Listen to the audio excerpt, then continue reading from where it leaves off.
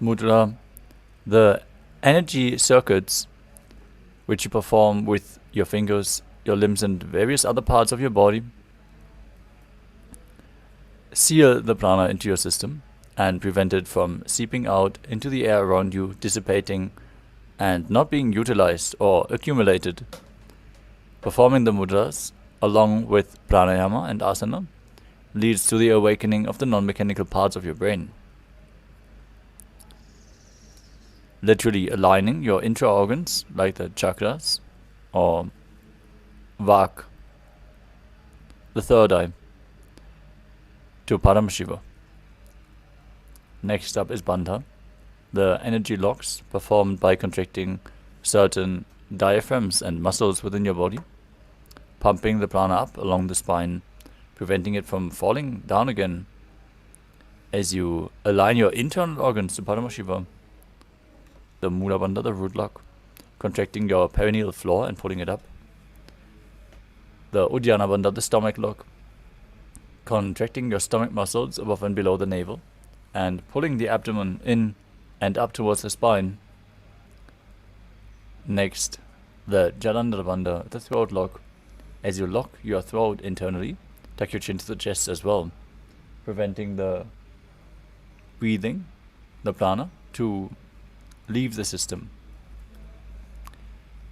Together performed, they make Mahamudra Bandha, which is intensely activating the Kundalini Shakti, pumping it up along the spine and holding it in the higher chakras, accumulating it in the higher energy centers. If performed correctly, this alone is a technique for enlightenment. Performed together with the previous components and the following, it is a sure shot for achieving enlightenment and manifesting the powers of Paramashiva. Next up is the Karana, the sacred dance postures as preserved, frozen in stone in various of the temples in India.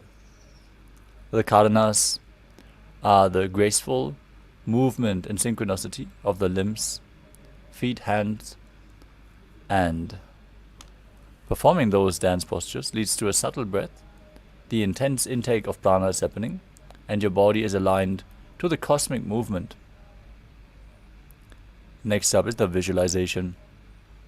Visualizing devatas, animals, and other living beings while performing the relevant asanas makes you experience the asana which you're performing in a much deeper level. Actually, performing the essence which is supposed to be achieved by performing the asana. Aligning your thought to Paramashiva, not getting distracted from the spiritual practice of yoga, and manifesting Mano Shakti, the power of thought. Japa, the internal repetition of mantras in your throat center, as you visualize them rotating around your throat, intensely purifies the Vishuddhi chakra and activates Vak Shakti, the power of speech, where you can make any declaration and the universe will turn it into reality for you without any effort from your side. Those possibilities are awakened through the japa as you align your speech to Paramashiva. Throughout the yoga practice, we are going to inform you about the japa, which is supposed to be repeated internally, constantly during the yoga practice. The next component is the external chanting of the sacred mantras and the scriptural references of the specific asanas. Our Acharya is going to chant the scriptural references of the asanas, the words of Mahadeva himself, providing the Vatavarana, the ambience, with the highest possible energy. During yoga, you're receptible to all the external energies around you, so make sure you're keeping a clean space and a sacred mood as you enter into the ritual of yoga. Anyways, we are holding the highest space as we are providing the chanting of the mantras, leading you to experience the highest energies. The next component is weightlifting. As you are holding weights during the yoga practice, the Kundalini Shakti is awakened intensely. Building your body is a spiritual practice as per the Supreme Pontiff of Hinduism. So try to include the weights to the yoga practice as much as possible. Next up is the mandala, the visual representation of the gods and goddesses.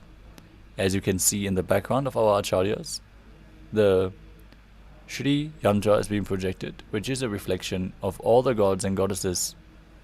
If you focus on yantras, they are being mirrored into your inner space and literally ingrained in your brain grooves, making you manifest the macrocosmos in your microcosmos.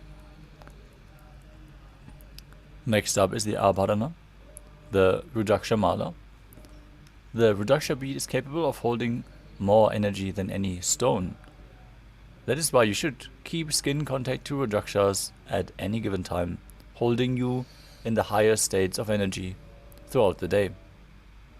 All the initiated disciples of the Supreme Pontiff of Hinduism will be wearing the energized Rudraksha bead in the throat center, again intensely awakening Vak Shakti, aligning the speech to Paramashiva, and holding us in the highest energy space throughout the whole day.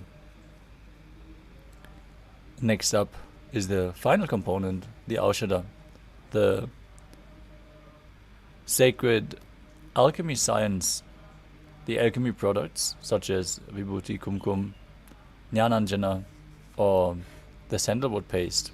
Simply mixing sandalwood powder with some water can be applied externally to infuse prana into the system, again accumulating the highest possible energies, taking every means into consideration to awaken your Kundalini Shakti and make you manifest the ultimate.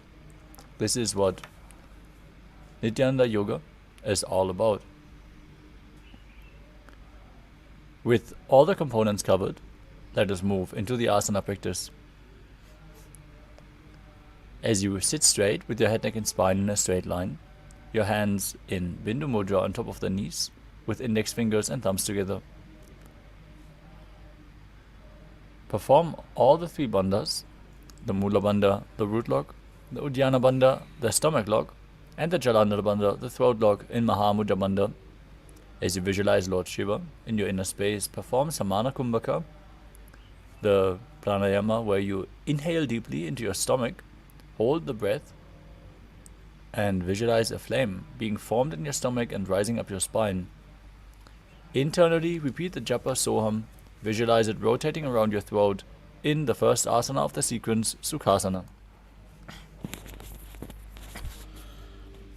तत्सुखासनमित्युक्तम् अशक्तस्तत्समाचरेत् आसनं विजितं येन जितं तेन जगत्त्रयम्. Next up is Parvatasana.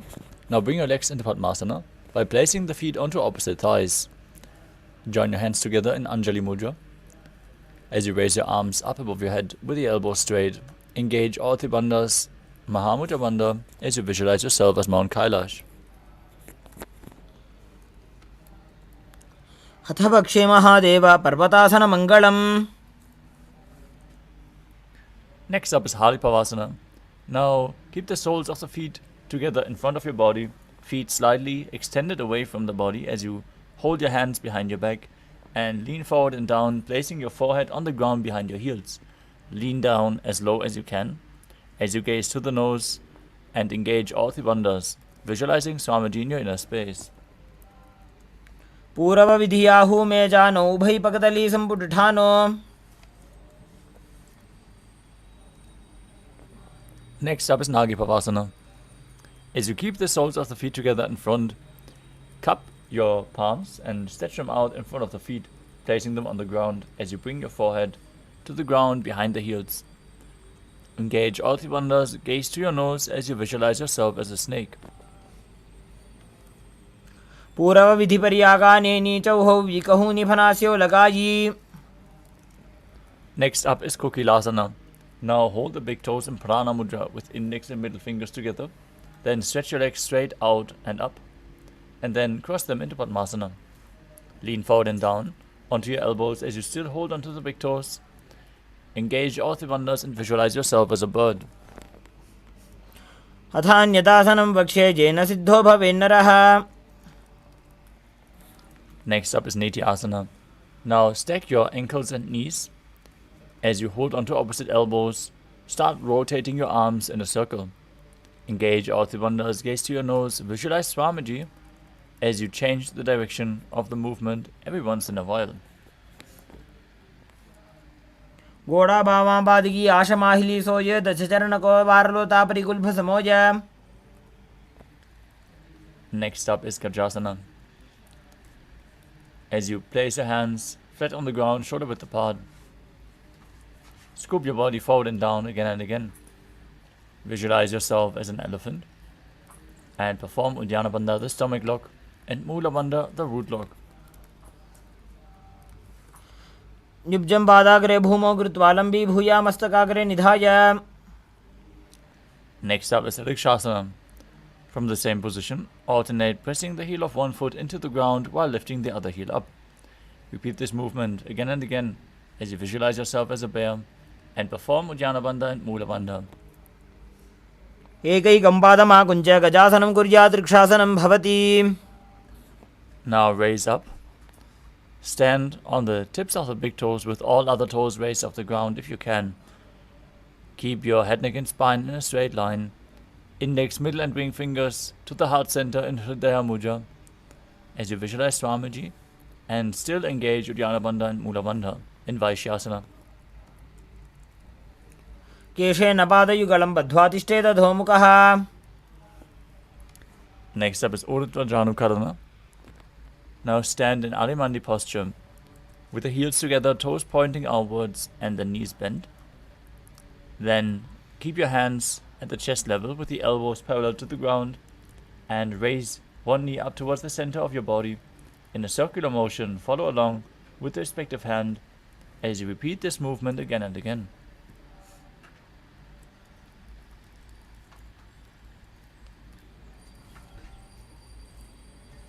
The next asana is Balalingasana. As you interlace your fingers from the outside in Sarva Shankari Mudra, hold onto one knee and pull it up towards your chest. Engage all three bandhas, Mahamudra Bandha, as you visualize yourself holding a baby. एकं जानोरसि आलिङ्ग्य स्थातव्यं बाललिङ्गनं भवति. Next up is Padapidanasana. As you hold one foot and pull it behind towards your buttocks with both hands. Keep your head, neck and spine in a straight line. Visualize Swamiji in your inner space and engage all the bandhas. स्थित्वैकस्मिन् पादतले कराभ्यां वेष्टयेत्तनुम्. Next up is Natarajasana. Now hold the sole of one foot from the inside with the respective hand as you lean forward and down. Kick the leg back and up while leaning forward, extending the arm with the hand in Bindu Mudra. Visualize yourself as Lord Nataraja as you perform the Mula Bandha in Natarajasana. उत्तानपादं क्रौञ्चं च मरीचिं वीरभद्रकम्. Now repeat Balalingasana on the other side. As you pull the knee to the chest, visualize yourself holding a baby. एकं जानोरसि आलिङ्ग्य स्थातव्यं बाललिङ्गनं भवति. Next up is Parapidanasana. Now pull the other foot towards the buttocks, holding it with both hands as you visualize Swamiji engaging all three bandhas. स्थित्वैकस्मिन् पादतले कराभ्यां वेष्टयेत्तनुम्. Now repeat Natarajasana on the other side, visualizing yourself as Lord Nataraja as you hold the foot and lean forward with the front hand in Bindu Mudra. उत्तानपादं क्रौञ्चं च मरीचिं वीरभद्रकम्. Next up is the Ardharechitakarana. From Arimandi position, heels together, toes pointing outwards and the knees bent. Bring the right foot behind the left, toes down, heel up. Bring the left hand to the chest and swing the right arm back and forth like a pendulum. Move the fingers gracefully one by one. Place your hand over the nose, uncross your ankles and repeat the movement on the other side.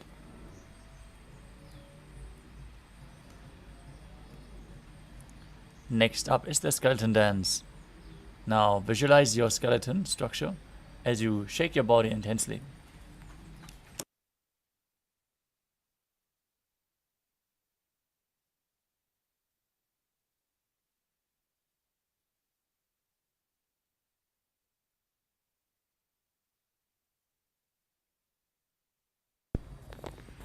Next up is Katichinna Karana from Arimandi. Bring your hands above the head with the arms crossed and the palms facing backwards. Now turn your hips to one side and open up your hands above your head. Return to the center and repeat the movement on the other side.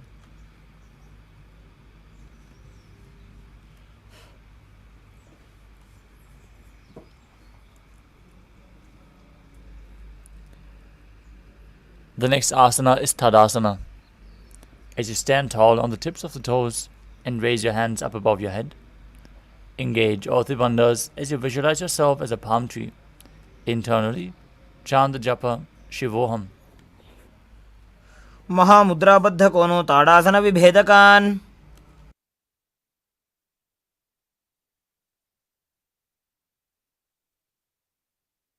Next up is Uttanasana. From a standing position, lean forward and down. Bring your hands flat on the ground. Engage all three bandhas as you bring your forehead close to the knees. Visualize Swamiji in your inner space and internally keep chanting Shivoham. महामुद्राबद्ध कोनो ताड़ासन विभेदकान्. Next up is Tadakshvasana. As you keep the hands flat on the ground, shoulder width apart, and step your feet back, keeping the toes on the ground in a plank position. Tuck your chin to the chest, contract the perineal region, and start rotating your head from side to side. Visualize Swamiji in your inner space. Perform Jalandhara Bandha and Mula Bandha. गजासनवस्थित्वा मस्तकं वारं वारं दक्षिणकोक्षिं सव्यकोक्षिं नजेत् तरक्ष्वासनं भवति. Now lower your body onto your stomach. Keep your toes pointing back and the hands flat on the mat next to your chest. As you raise your head using the strength of your lower back, open your mouth wide and inhale through the hollow of your throat in Bhujangani Mudra. Visualize yourself as a cobra as you perform the Mula Bandha. अंगुष्ठनाभिपर्यन्तम् अधोभूमो विनिन्यसेत्. The next asana is Shashasana. Now push your body up into a plank position and alternate bringing one knee in towards your chest back and forth. Visualize Swamiji in your inner space as you perform the Mula Bandha and calmly breathe through your nose in Sahajra Kumbhaka. Lead the prana along your spine and hold the breath on and off in the energy centers. You're controlling the flow of your breath in Sahajra Kumbhaka.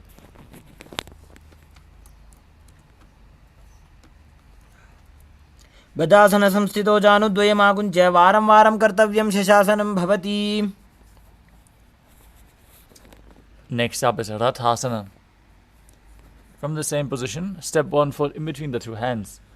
Now jump the front foot back and keep the other one in between the hands. Exchanging the position of your feet again and again as you visualize yourself as a chariot. गजासन संस्थितो एकैकं पादं पुरोमार्गेण भ्रामयित्वा कर्तव्यं रथासनं भवति. Now raise up into Virabhadrasana as you keep one foot flat on the ground in front with a knee bent at a 90-degree angle, toes pointing forward. Stretch the other leg back, toes pointing sideways with the knee straight. Gaze to your third eye and raise your arms up above your head, parallel, as you visualize yourself as Lord Virabhadra and perform Uddiyana Bandha and Mula Bandha. उत्तानपादं क्रौञ्चं च मरीचिं वीरभद्रकम्. Now exchange the position of your feet. Repeat Virabhadrasana on the other side. उत्तानपादं क्रौञ्चं च मरीचिं वीरभद्रकम्. Next up is Vrikshasana. Now stand tall and bring the sole of one foot towards the inner thigh. Bring your palms together in Anjali Mudra and raise them up above your head. Elbows straight. Engage Uddiyana Bandha and Mula Bandha as you visualize yourself as a tree. वामोरुमूलदेशे च याम्यं पादं निधायतु.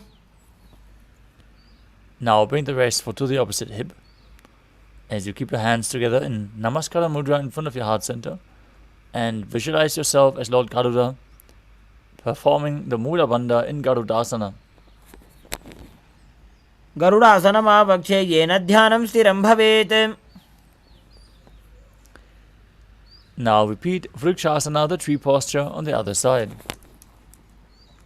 वामोरुमूलदेशे च याम्यं पादं निधायतु. Now repeat Garudasana on the other side. गरुडासनमावक्षे येन ध्यानं स्थिरं भवेत्. Next up is Trigunasana. As you stand and step one leg far back, keep the front toes pointing forwards and the back toes facing sideways. Extend your arms out. Keep them parallel to the ground as you lean forward and down towards your foot. Raise the other hand towards the sky and gaze up, visualizing yourself as a triangle. उत्तानपादं क्रौञ्चं च मरीचिं वीरभद्रकम्. Now exchange the position of your feet. Keep your arms parallel to the ground. Lean forward. Repeat Trikonasana on the other side. उत्तानपादं क्रौञ्चं च मरीचिं वीरभद्रकम्. Next up is the Nikuttaka Karana. Standing in Adimandi, heels together, toes pointing outwards and the knees bent. Raise one heel off the ground. Bring your hands to the heart center with the palms facing each other. As you stomp the raised heel to the ground, raise the other heel up and exchange the position of your hands again and again.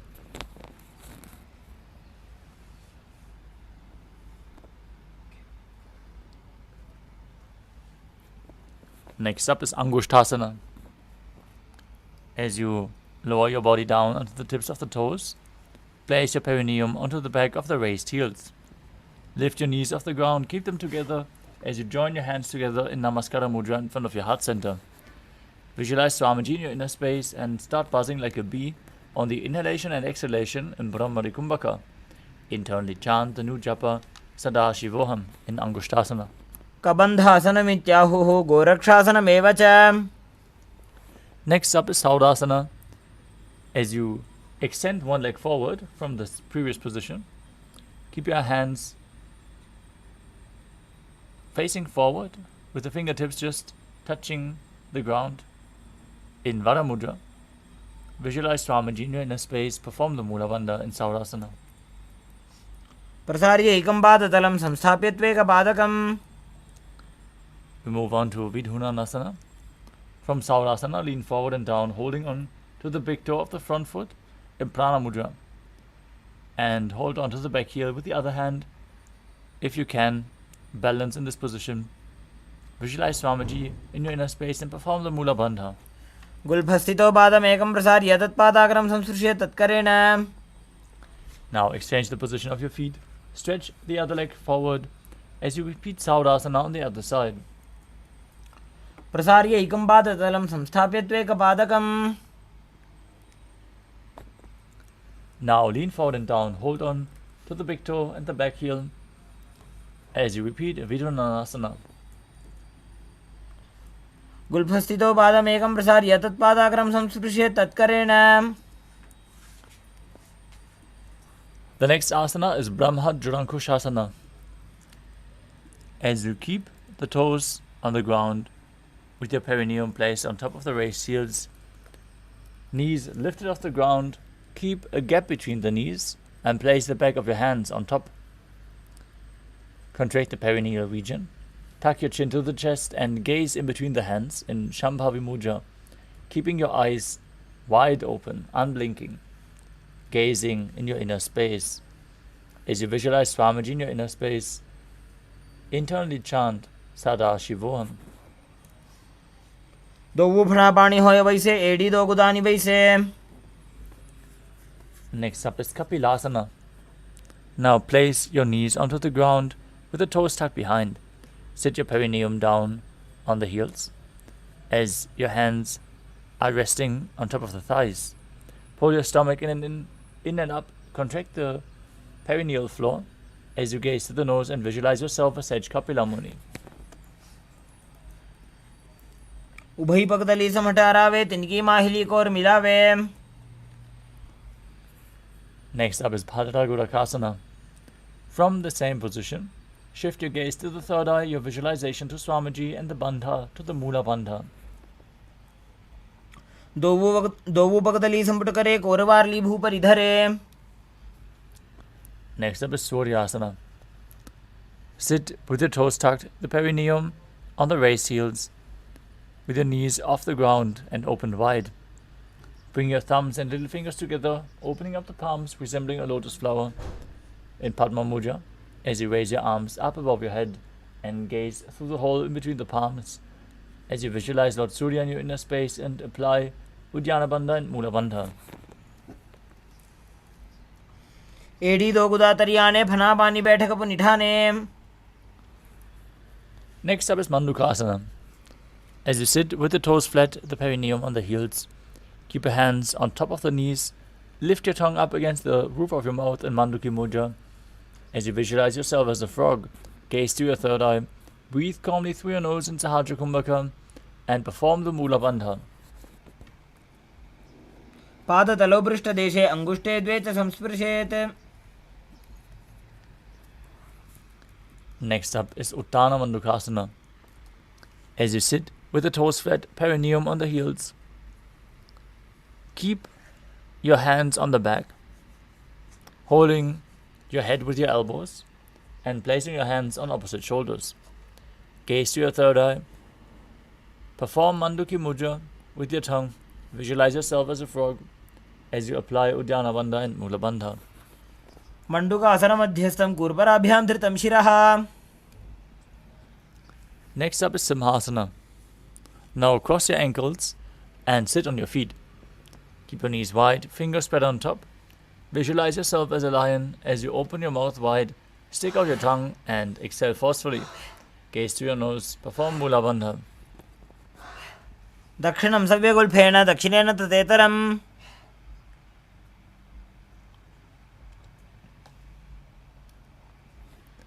Next up is Padarasana. As you sit with your heels together, perineum and knees, with your heels under the perineum and the knees open wide, cross your hands behind your back and hold on to the big toes in Prana Mudra. Apply Jalandhara Bandha and Mula Bandha as you gaze to your nose and visualize Swamiji in your inner space, returning to buzzing like a bee in Brahmari Kumbhaka. गुल्भौ च वृषणस्याधो व्युत्क्रमेण समाहितः.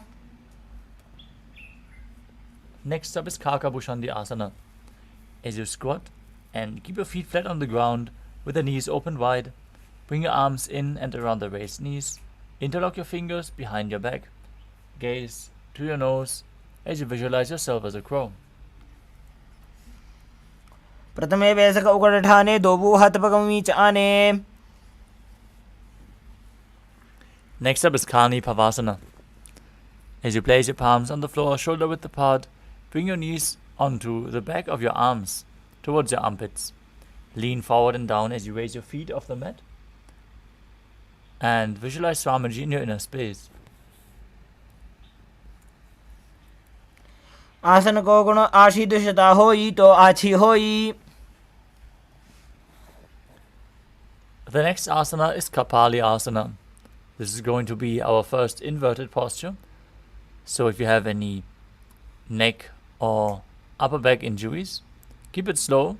Take it slow with the asanas, which are inverted postures. If you need the support of a wall, set yourself up. If you have a partner at your side, they can aid you in performing the inverted postures. Now place your hands on the ground, shoulder width apart. Bring the top of your head onto the ground, forming a triangle between your hands and your head. As you keep your knees on top of the elbows, align your hips with the shoulders and then straighten your legs up. Gaze to your nose as you visualize Swamiji in your inner space and perform the Mula Bandha. शीशी शीशा धरती टेकी पगदो वो मिलिवा ऊंचा गुकरे. Next up is Parshva Mayurasana. As you squat on the toes with the legs together, twist your body and place both hands to one side. Align your elbows with the knees and the hip. Lean onto your arms and balance, extending your legs to the side. Gaze to your third eye. Visualize yourself as a peacock. Breathe in Rechaka Kumbhaka. As you exhale fully and hold your breath in the exhaled state in Parshva Mayurasana. मयूरं दण्डवत् कुर्यान् मायूरं दण्डनामकम्. Now twist your body to the other side and repeat Parshva Mayurasana on the other side. मयूरं दण्डवत् कुर्यान् मायूरं दण्डनामकम्.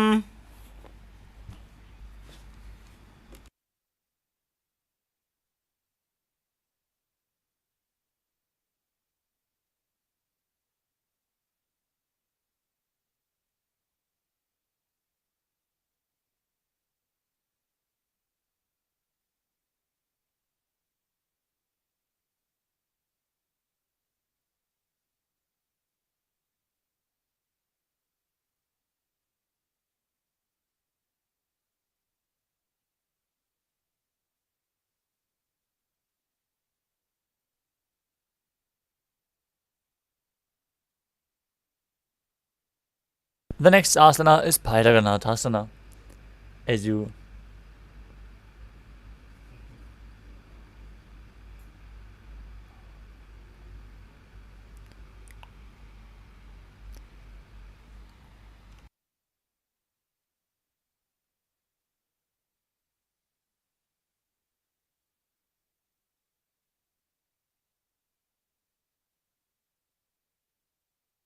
place your hands on the ground, shoulder width apart in front of you. Keep your legs back, toes on the ground. Step 1 foot forward outside of the respective shoulder, in between the two hands. Gaze to your third eye. Visualize yourself as Lord Kala Bhairava as you perform the Mula Bandha. आसन को गुण पीती जाई.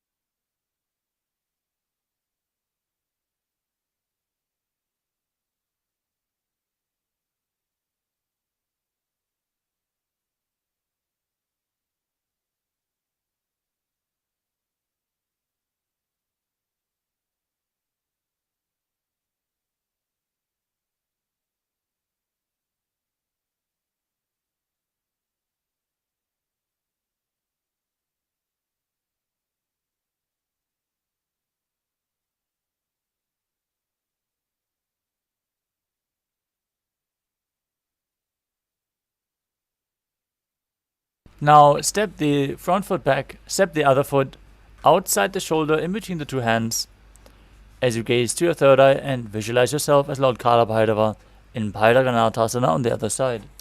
आसन को गुण पीती जाई. The next asana is Unmukha Pitasana. As you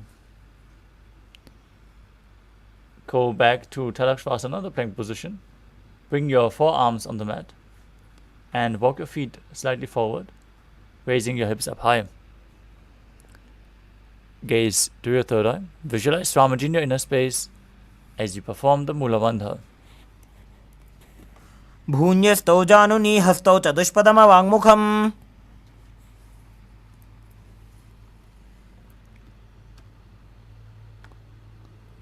Next up is Vashishthasana. From Tadakshvasana, the plank position, rotate your body onto one arm, extend the opposite arm up straight as you gaze upwards and visualize yourself as Sage Vashishta. ऊर्ध्वकुक्कुटवासिष्ठमरीचिहलमध्यकम्.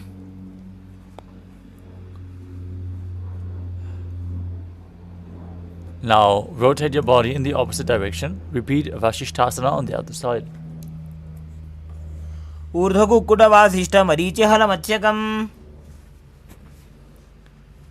Next up is Anjani Asana. As you sit with the legs stretched in front, toes pointing up, bring your hands under the buttocks, palms facing up. Keep your spine straight, elbows close to your body. Tuck your chin to the chest as you gaze to your nose. Visualize yourself as Lord Hanuman and perform Jalandhara Bandha and Mula Bandha as you internally chant Mahasadashivoham. दोबूकर की उभय हथेली कोरवार लिमैले भेली.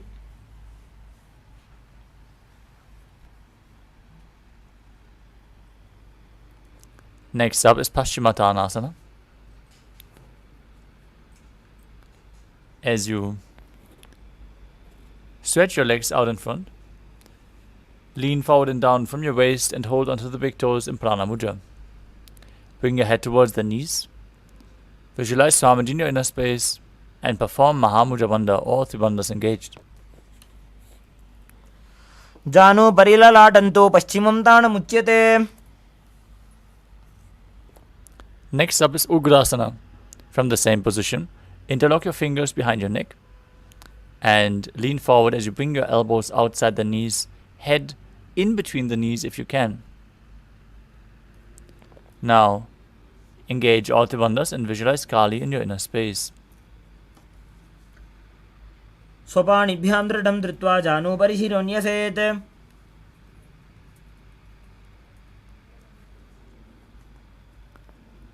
Next up is Marichyasana. With your legs extended, bring one heel to the groin with the knee raised. Bring your arms in and around the raised knee. Interlock your fingers behind your back as you visualize yourself as Sage Marichi. Bring your head towards the knee. Uttanabadam krauncham cha maricim veerabhadrakam. The next asana is Mahamudrasana. As you drop the knee to the ground, which was raised by the side, keep your heel against the perineum, lean forward and down, hold the front foot with both hands, gaze to your nose, exhale fully in Rechaka Kumbhaka and hold your breath as you visualize Swamiji in your inner space in Mahamudrasana. Mahamudram pravakshami tantresmin mama vallabhe.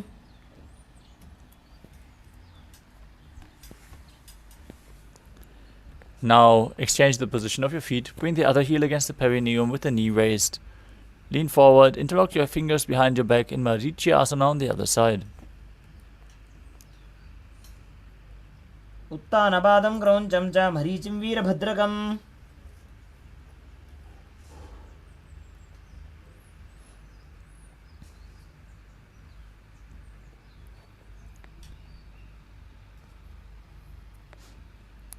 Now drop the knee to the ground, keep the heel against the perineum, perform Mahamudra Bandha as you lean forward and down in Mahamudrasana on the other side.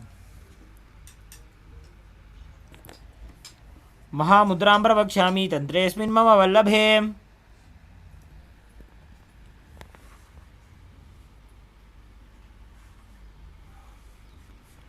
The next asana is Bhadrasana too. As you sit and bring the soles of the feet together, with your heels close to the perineum, keep your knees wide, hold your feet firmly as you maintain a straight spine, gaze to your third eye and visualize Swamiji in your inner space. Gulbhau tu vrishanasyadaha sivantyah parshvayoho kshipet.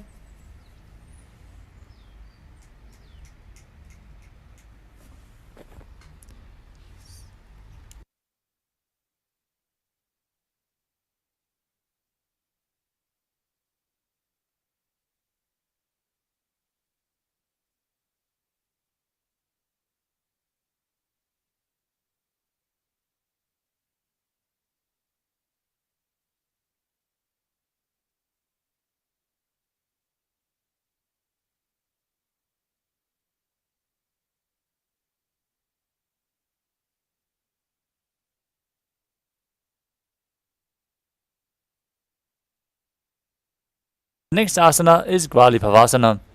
From Bhadrasana, extend your feet away from the body. Keep your toes together, heels apart, knees open. Place your hands on the respective knees. Tuck your chin to the chest as you gaze to the nose and visualize Swamiji in your inner space. Perform Jalandhara Bandha and Mula Bandha. Purva Therapad Choka Kakyo Soji Vahi Bidi Jogi Je Soji.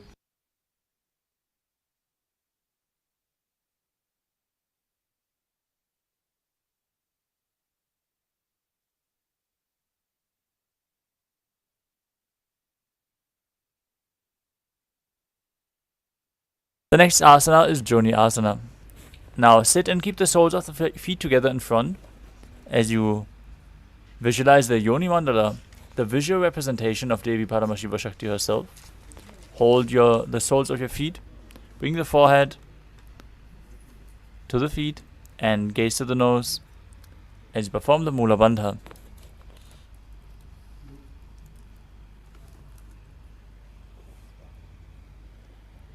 ದೋವು ಪಕ್ಕದಲ್ಲಿ ಸಂಪುಟಕರೆ ಏಡಿ ಮೇಡಿಕೆ ಢಿಂಗದರೆ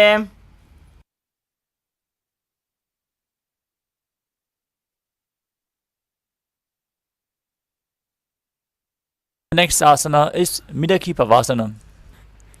As you sit with the heels together, toes apart and the knees wide, feet extended away from the body, lean forward and down, place your forehead on the ground, keep your hands at the side, palms on the ground, gaze to your nose as you visualize Swamiji in your inner space.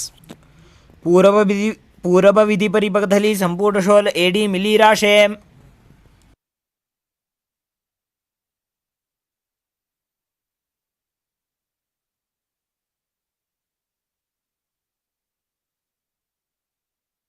Next up is Siddha Samadhi Asana.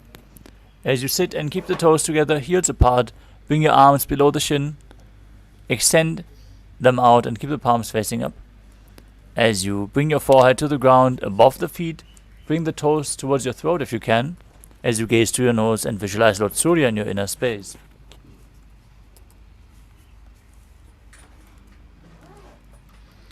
ದೋವು ಪಕ್ಕದಲ್ಲಿ ಸಂಪುಟಕರೆ ಸೋಲೆ ಮೇಡ ಆಗ ಮೇಧರೆ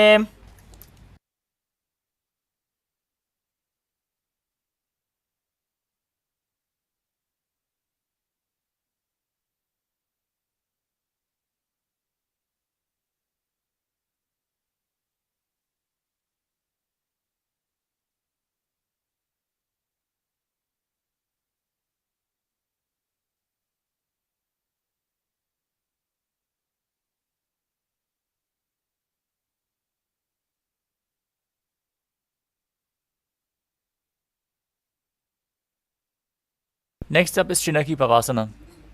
As you sit and keep the toes together, heels apart, bring your arms below the shins, extend them out and keep the palms up. Bring your forehead to the ground above the feet as you bring your toes to your throat if you can.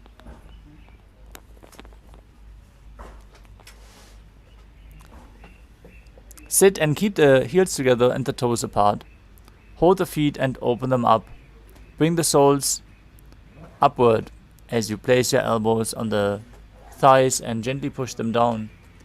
Gaze towards your nose as you visualize Swamiji in your inner space and perform the Mula Bandha. ದೋವು ಪಕ್ಕಾಗಿ ಏಡಿ Dharti ಮಗಿವಾ ಮೇಢ ಲಗಾವೆ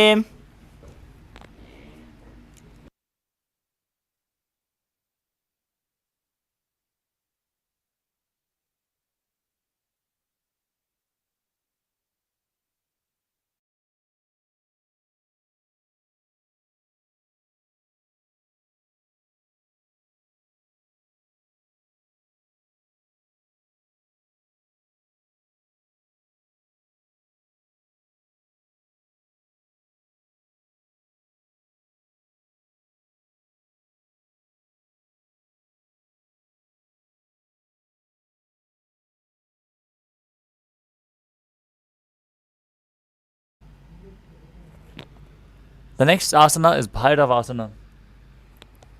As you sit and bring the soles of the feet together with the knees wide, lift your heels up and bring the toes down. You can use your hands for support to bring the feet into that position, then place them on the knees and Bindu Mudra. Gaze to your third eye, visualize yourself as Lord Kala Bhairava as you perform Uddiyana Bandha and Mula Bandha. गुल्फौ संपीड्य चान्योन्यं व्युत्क्रमेणोत्थितं शनैः Next up is Samanasana. As you sit with one heel at the perineum, lift and hold the other foot, pull the sole of the foot towards your chest. Gaze to your third eye, hold your breath in the Muladhara Chakra as you exhale fully and engage the Mula Bandha. Gaze to your third eye and visualize Swamiji in your inner space. समानासनमा पक्षे सिद्धमन्त्रादि साधनात् Next up is Apanasana. Now bring one leg over top of the respective shoulder as you extend the other leg up. Place your hands on the ground to the sides as you gaze up to your third eye. Perform the Mula Bandha and visualize Swamiji in your inner space.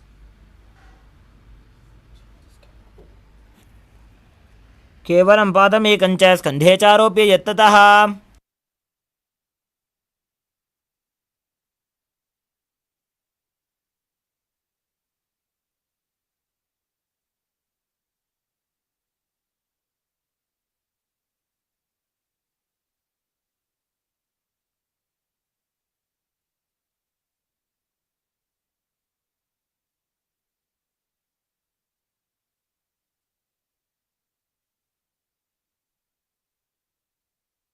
The next asana is Samanasana on the other side.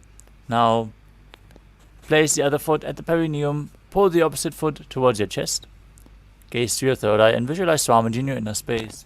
Samanasanamavakshe siddhamantradi sadhanat. Now place the other foot over top of the respective shoulder, extending the opposite leg up in Apanasana on the other side. Kevalam badam ekancha skandhe charopye yatnatah.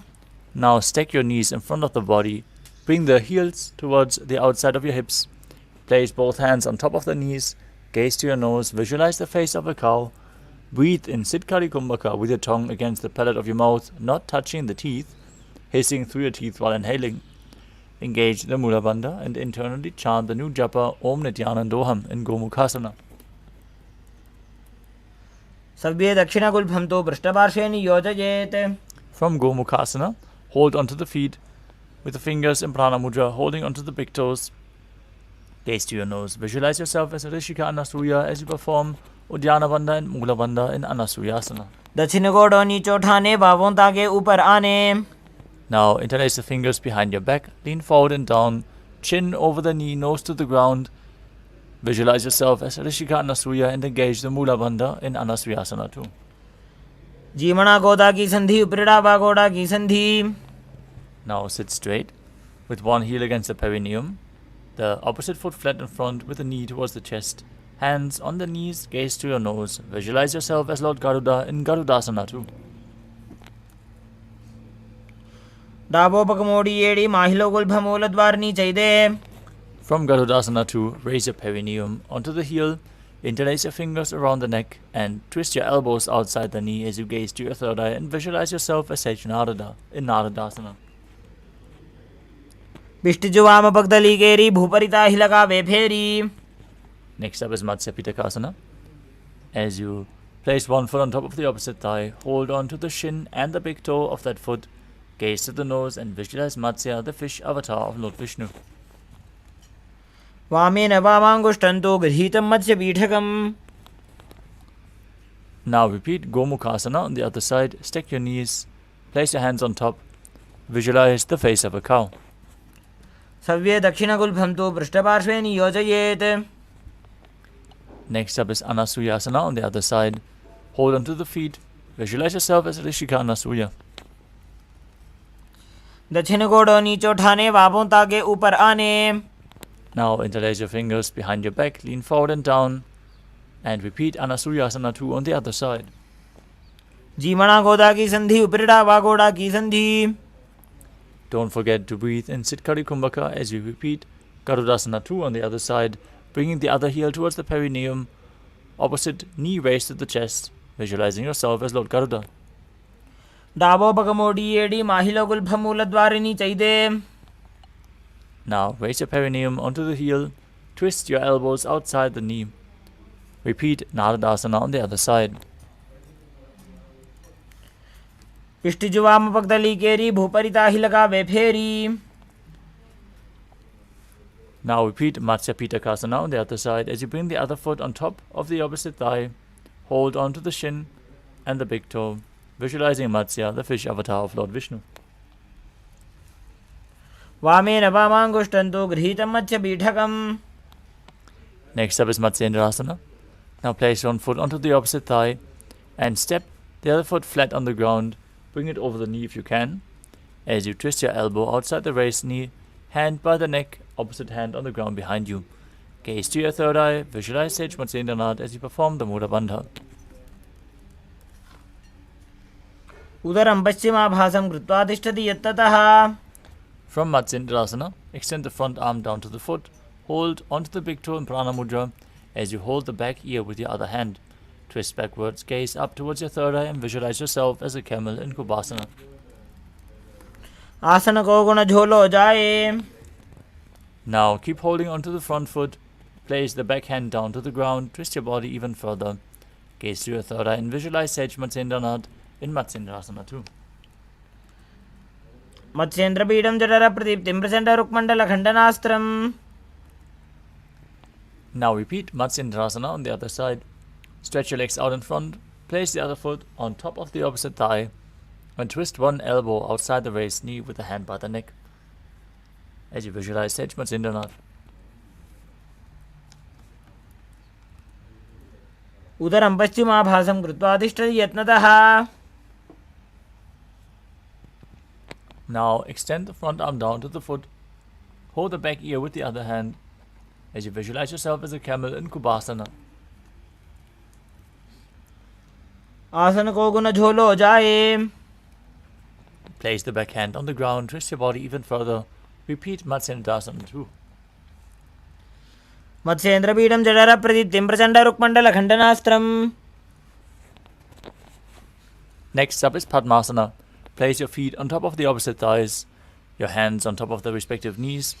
Gaze to your nose. Visualize yourself as Lord Shiva as you breathe in Siddhali Kumbhaka, pressing your tongue against the back of your teeth, hissing through your teeth while inhaling, engaging all three bandhas in Mahamudra Bandha, and internally chanting the new japa Om Nithyananda Paramashivam. आसनं द्विविधं प्रोक्तं पद्मं वज्रासनं तथा. From Padmasana, cross your arms in front of the body and hold onto the big toes in Prana Mudra. Gaze to your nose. Visualize yourself as Goddess Parvati as you perform the Mula Bandha. उत्तानौ चरणौ कृत्वा ऊरू संस्थोपर यत्नतः. Next up is Kukkutasana. From Padmasana, place your hands in between the thighs and calves, hands flat on the ground. Visualize yourself as a rooster. Breathe calmly through your nose and perform the Mula Bandha. पद्मासनं सुसंस्थाप्य नान्वोरौरन्तरे करौ. Next up is Bandha Keki Asana. As you rise up onto your knees with your legs in Padmasana, place your hands flat on the mat with the fingers pointing towards you. Lean onto your elbows with your navel as you lift the knees off the ground and balance, visualizing yourself. Visualize Swamiji in your inner space. धरामोष्टभ्यकरद्वयेन तत्कोर्परि स्थापितानाभिपार्श्वः. Next up is Mayurasana. While on your knees, place your palms on the ground, fingers pointing towards your body. Lean onto your elbows until you find balance. Lift your legs off the ground. Visualize yourself as a peacock as you perform the Mula Bandha. अथ वक्षे Mahadev मयूरासनमुत्तमम्. Next up is Makarasana. As you lay down on your stomach with the feet pointing outwards, forehead on the mat, interlock your fingers behind your neck. Visualize yourself as a crocodile as you perform the Mula Bandha. अध्यासशेते हृदयं निदाय भूमौ च पादौ च प्रसार्यमानो. Next up is Shalabhasana. As you lay down on your stomach, place your hands on the ground beside your chest. Raise your legs up. Bring your thighs off the ground as you visualize yourself as a locust. अध्यासशेते करयुग्मवक्षो भूमिमष्टभ्यकरयोस्तलाभ्याम्. Next up is Ushtrasana. As you lay on your stomach, hold onto the feet, pull them outside and down towards the ground, outside the hips. Visualize yourself as a camel as you perform the Mula Bandha. अध्यासशेते पदयुग्मव्यस्तं पृष्ठे निधायापि धृतं कराभ्याम्. Next up is Dhanurasana. From Ushtrasana, tighten the grip on your feet, kick your legs back and up as you lift your upper back and head off the mat. Gaze to your third eye and visualize yourself as Pinaka, Lord Shiva's bow. प्रसार्य पादौ भुविदण्डरूपौ करौ च पृष्ठे धृतपादयुग्मम्. Next up is Bhagasana. As you sit in a kneeling posture, with your feet flat, heels outside the hips and the toes touching behind you, placing your perineum down on the ground. Keep your hands on the knees, gaze to your third eye, visualize Swamiji in your inner space, and internally chant the new japa Om Nithyananda Paramashivoham. उल्टा मोड़ी पाव दो वैसे बहुरो जुगति करे एक ऐसे. Next up is Gohi Asana. From your knees, place your forearms on the ground, fingers interlocked, elbows shoulder width apart. Place the top of your head onto the ground as you hold the back of your hand with your hands. Walk your feet forward until your hips align with the shoulders. Lift your legs off the ground and pull your knees in towards your chest. Try to touch your chin with your knees as you gaze to your nose and visualize Swamiji in your inner space. दो हाथ की कहनी जो जी पुनः कलाई जाने दोई. Now from Gohyasana, extend your legs up straight into Shirshasana as you gaze to your nose and visualize Swamiji in your inner space. विपरीतं मण्डलं च द्विधैव विदितं हिनः. Gently lower your legs down, come to a seated position with the legs in front. As you lift your legs up with your hands behind the calves, stretch your legs out as you bring your forehead towards the knees. Come to a vertical position with your legs. Visualize Swamiji perform Bastika Kumbhaka, rapidly exhaling from the abdomen without inhaling. Just push the air out and let it naturally flow back into your lungs. We're going to perform this Kumbhaka throughout the next few asanas. दो हाथ पग बाहर आने घोड़ा तरे काकसी ठाने. From Podiasana, we move on to Parikasana. As you sit and extend the legs out and up at a 45-degree angle, bring your hands behind, hold the opposite shoulders, keep your chest upright, legs straight, toes pointed, gaze to your third eye as you visualize yourself as a mace. उत्तानं शयनं कृत्वा पादौ मिलित्वा प्रसार्य. Next up is Naukasana. As you keep your legs straight and up, stretch your arms out in front, parallel to the ground. If you can't hold this position, bring your elbows to the mat for balance. Gaze to your third eye, visualize yourself as a boat in Naukasana. उत्तानशयनं कूर्पराभ्यां भूम्योष्टभ्य. Now bring your feet together in front of you and scoop your hands below, pulling the feet close to your chest. Gaze to your nose, balance as you visualize yourself as Lord Rudra, performing Bastrika Kumbhaka in Rudrasana. पकतली संपुट करी हाथस्य पक उचाजी. Next up is Unmukha Pitasana 2, as you lay down on your back. With the feet flat, the palms down on the ground, with the fingers towards the back of your heels, raise your hips up, gaze to the nose, visualize Swamiji as you perform the Mudra Kumbhaka, keeping the Jalandhara Bandha engaged while you exhale, forcing the air out through the throat lock, creating a state of swooning as you keep Mula Bandha engaged. ऊर्ध्वे च जानुनी कृत्वा शवित्वोर्ध्वमुखं तथा. Now lay flat on the ground, hands by the side of your hips, palms facing up in Shivasana. Perform the Shakti Chalan Mudra. Pull the Kundalini Shakti up along the spine forcefully as you completely unclutch from any external or internal movements. Be completely still as you visualize that your body is dead and Swamiji, the Supreme Pontiff of Hinduism, is liberating you. Internally, chant Om Nithyananda Paramashivoham. उत्तानं शववद्भूमौ शयनं तोषवासनं. शवासनं श्रान्तिहरं चित्तविश्रान्तिकारकम्.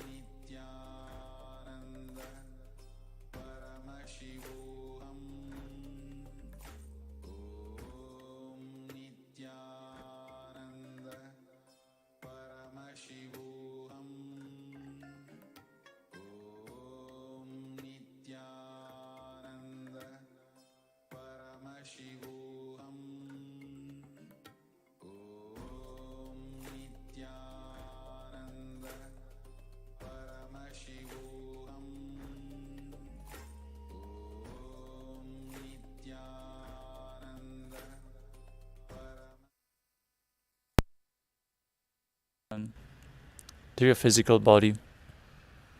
Start to wiggle your fingers and toes, your wrists and your ankles, your elbows and your knees. Pull your knees in towards your chest. Walk your body from side to side as you slowly return to a comfortable seated position. Congratulations, you completed the first 108 asanas of the sequence, the Pratama Vinyasa Krama. We are now going to continue the Dvitiya Vinyasa Krama with the next asana of the sequence, which is Yadhasana Ishthasana. Now sit in a posture that brings ease to your physical and mental space.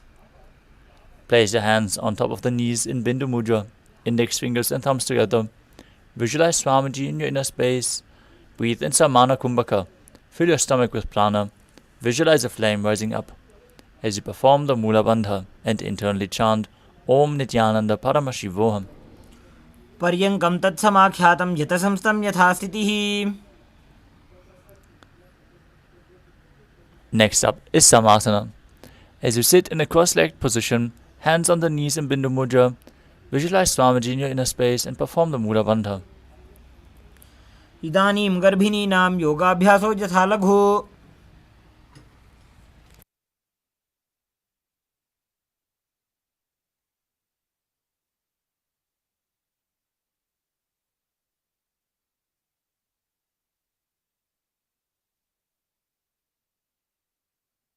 Next up is Muktasana.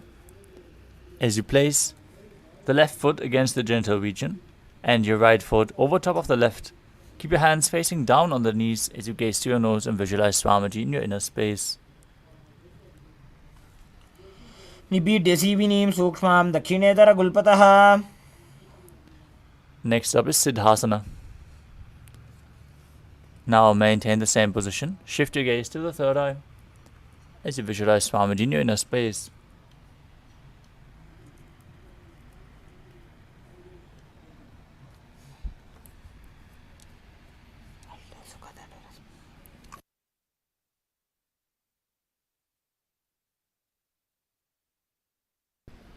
स्थानोत्सम्यमितेन्द्रियो चलदृशा पश्यन् भ्रुवोरन्तरं चैतन्मोक्षकपातभेदजनकं सिद्धासनं प्रोच्यते. Next up is Siddhyasana. Now maintain the same position. Switch your gaze to the ground in front of you as you engage all the bandhas, Mahamudra Bandha, and visualize Swamiji in your inner space.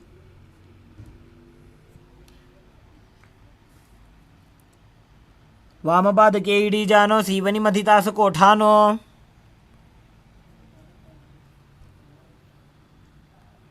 Next up is Rudrasana 2. As you keep your legs in the same position, rotate your hands on top of the knees back into Bindu Mudra. Gaze to your third eye as you visualize yourself as Lord Rudra. वामचरण परिदक्षिणराखे एकजुगदिये सेवि दिदाखे. Next up is Santadunasana. As you maintain the same position as in Rudrasana 2, switch your gaze to the nose, embody tranquility and an unshakable nature. आसन की गुण मन की चंचलता मीटे. Next up is Siddhasana 2. Now maintain one heel on top of the other as you bring your hands on top of each other, cupping the hands resembling a lotus flower. Visualize Swamiji in your inner space and perform the Mula Bandha. ऋजुकाय समासीना सिद्धासनमुदीरितम्. Next up is Bandha Yoni Asana. Maintain the same sitting position as you set the sankalpa to manifest through the womb of creation. Let's all get ready to enter Shanmukha Mudra as you close all the five senses with your fingers. The mouth with little and ring finger, the nostrils with the middle fingers, the eyes with the index fingers, and the ears with the thumbs. यत्र मध्ये महादेव बन्धयोन्यासने शृणु. Next up is Virasana. Now place one foot on top of the opposite thigh and the other foot below the opposite thigh as you place your hands on top of the knees in Bindu Mudra. Visualize yourself embodying the state and space of bravery, Veera. एकं पादमथैकस्मिन् विन्यस्योरुणि संस्थितः. Next up is Valmikasana. As you keep the left heel on the right side of the regenerative organ, with the toes underneath the thigh, place the right foot on the left leg with the toes by the knee. Keep your hands on the knees in Bindu Mudra, gaze to your third eye and visualize Sage Valmiki, the great poet and author of Ramayana. डावा पगगी पगदली पुनि एड़ी है जोज. Next up is Joni Mudrasana. Now rotate your hands on top of the knees, place them flat. As you gaze to your nose, visualize the Yoni Mandala, the visual representation of Devi Paramashiva Shakti, projected in the top right corner of your screen. वामपादगी पगदली जाहि माहिली core. Next up is Yoni Asana. As you keep the feet and hands in the same position, switch your gaze to the third eye, visualize Yoni Mandala as you perform the Mula Bandha. योन्यासनं पर्वतेन योगं योगफले नीलम्. Next up is Padasana 3. As you sit and bring the soles of the feet together, hold your feet with both hands and push your knees down towards the ground. As you gaze to your nose, visualize yourself as Lord Veeravata. Perform Udyana Bandha and Mula Bandha. गुल्फौ च वृषणस्यादः सीवन्त्याः पार्श्वयोः क्षिपेत्. Next up is Agahorasana. As you keep the soles of the feet together at front with the heels at the perineum, press your tongue up against the roof of your mouth, gaze to your third eye, and cover your mouth with the right hand. As you close the left nostril with the index finger, inhale through the right nostril. Close both nostrils. Hold your breath. Then exhale through the left nostril and repeat on the other side. Keep your tongue in Kechari Mudra, gaze to your third eye and visualize yourself as a Naghori. पूर्व कहो भिश्रिका जोजी वाही विधि जो की जैसोजी. Next up is Kanadi Pavasana. As you bring the feet together in front, the toes together and the heels apart, place your elbows on the heels and rest your chin on the palms. As you gaze to your nose, engage Udyana Bandha and Mula Bandha. Perform Rechaka Kumbhaka. As you exhale fully and hold your breath, visualize yourself as a female elephant drinking water. ग्वाली बाबा आसन का क्यों है जैसे Yahoo में जाने विधि तैसे. Next up is Padasana. As you sit with your knees raised, arms between the thighs and calves, interlace your fingers in front and lift your feet off the mat.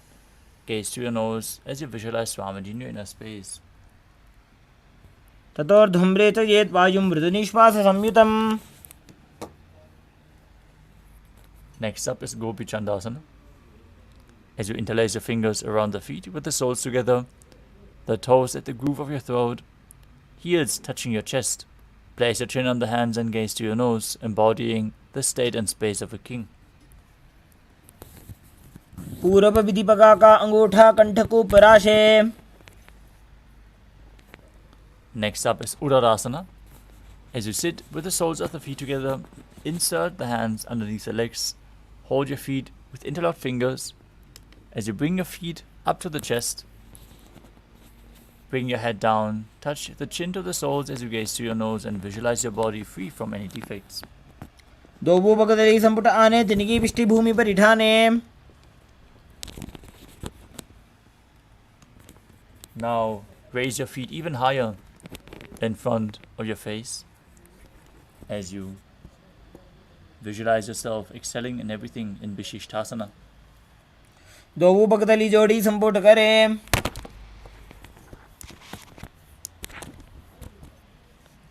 The next asana is Bhujasana. From a seated position, lift both legs over top of the respective shoulders. Bring your arms underneath the legs and up. Interlace your fingers around the back of your neck as you visualize yourself as a cobra. शिरासनं तो विज्ञेयं कक्षासनम् अतः परम्.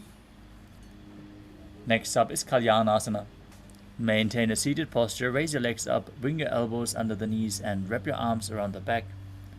Clasp your palms behind as you gaze to your nose and visualize yourself as a beautiful, auspicious goddess. 2 हाथ पगों बीच आने, तिनको गोड़ा नीचे ठाने. Next up is Sankatasana. As you place the left foot flat, sit on the heel of the foot.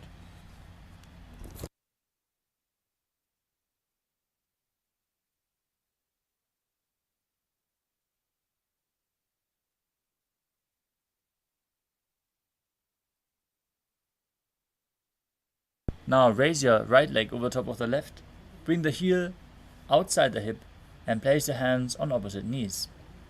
Visualize yourself as a beautiful swan as you perform the Vaishnavi Mudra, gazing outward but not focusing any external objects, only focusing on the object within. As you perform Ujjayi Pranayama, making an ocean-like sound with your mouth, engage the Mula Bandha. वामपादं चितेर्मूलं संन्यस्य धरणीतले. Next up is Dhenukasana. From Sankatasana, slide the left heel outside the hip. Place both hands on the top knee. As you visualize the cow in your inner space, perform Uddiyana Bandha and Mula Bandha. अनुषागी Nagar पंचडं वृषीलिन्दगल्यम्नि. Next up is Machandrasana. As you place the right foot on the left thigh and the left foot on the right knee, bring your left hand behind your back and twist your body as you place your hands on opposite thighs. Twist your body even further as you hold grip. Gaze to your third eye and visualize Swamiji in your inner space. वामजङ्गभरदक्षिणटाने वामहस्तपिष्टी दिशा आने. Now untwist your body. Keep the feet in the same position. Hold onto the feet and lean forward and down, placing your forehead on the mat in front of your body. Visualize Swamiji in your inner space in Machandrasana too. प्रथमजी मनो चरणजोजी वामजङ्गपरिराखे सोयी. Rise up. Now, maintaining the same sitting posture, engage all three bandhas and interlace your fingers, placing them on the top knee. Visualize Swamiji, your Guru, in your inner space in Guru Asana. ऊर्मूलैत्रपादस्य कनिष्ठिका प्रदेशगुल्फं संस्थाप्य. Now, free your legs. Place the top of the right foot on the mat as you sit on the right heel, with the left leg stacked over top. Place your hands on opposite knees. Visualize yourself as an elegant swan as you repeat Sankatasana on the other side. वामपादं चितेर्मूलं संन्यस्य धरणीतले. Now repeat Dhenukasana on the other side as you slide the right heel outside of the hip. Sit down on the ground, hands on top of the top knee, engaging Uddiyana Bandha and Mula Bandha and visualizing a cow in your inner space. अनुषागी Nagar पंचडं वृषीलिन्दगल्यम्नि. Now place the left foot on the right thigh and the right foot on the left knee. Bring the right hand behind your back. Try to catch the opposite thigh as you place the other hand on top of the opposite thigh as well, twisting your body. Pull and push as you gaze to your third eye and visualize Swamiji in your inner space in Machandrasana on the other side. वामजङ्गभरदक्षिणटाने वामहस्तपिष्टी दिशा आने. Untwist your body, hold onto the feet and lean forward and down. Place your forehead on the ground in Machandrasana too.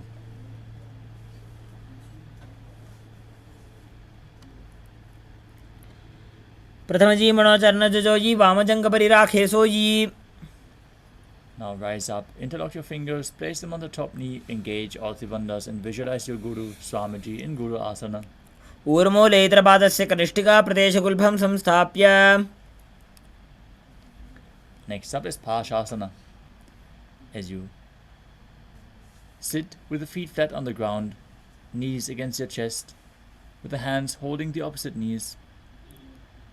Keep your thighs together, spine straight, tongue pressed against the roof of your mouth. As you gaze through your third eye, visualize Swamiji in your inner space and perform the Mula Bandha. पादतले भूमो निधाय जानुनिवृति निधाय. Next up is Bodha Shokasana. As you keep the feet flat on the mat, wrap your arms around the legs and hold on to opposite wrists. Place your chin on the knees, gaze to your nose, keep your tongue up in Kechari Mudra as you visualize being in an abode of bliss. दोवो बगदली भूपरि धरे कोरमा हिलिए से करे.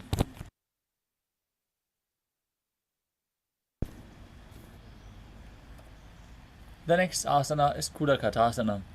From the same position, place your arms under the knees and hold on to opposite elbows as you gaze to the nose and visualize Swamiji in your inner space. दो हाथ पग बाहर लियावे गोड़ा नीचे ले टहरावे.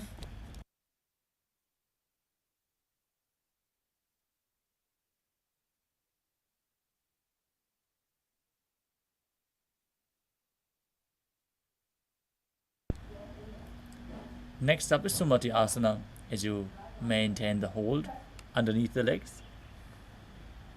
Stick the right foot over the left so your heels cross with the toes pointing up. Gaze to your nose. Visualize the great sage of Maharishi Sumati as you perform the Mula Bandha. Make an ocean-like sound with your mouth in Ujjayi Pranayama.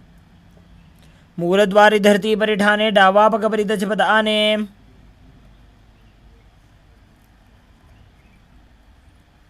Next up is Dandasana. As you extend your feet out straight, raise your arms straight above the head. Interlace your fingers with the wrists pointing outwards.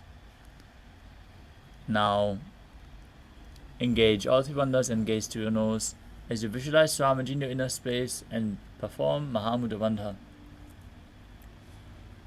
इदानीं गर्भिणीनां योगाभ्यासो यथा लघु.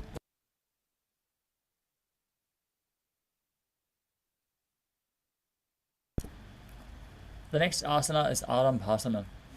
As you sit with your legs straight, hold the big toes with index and middle fingers. Lean your chest forward and down. As you inhale through the left nostril, exhale through the right, and then exchange the direction in Nadi Shodhana. Visualize Swamiji in your inner space, perform the Mula Bandha. दो पग मिलिवा पसारी पगा का अंगूठा पकड़ी लीला टकोड़ा लगावे.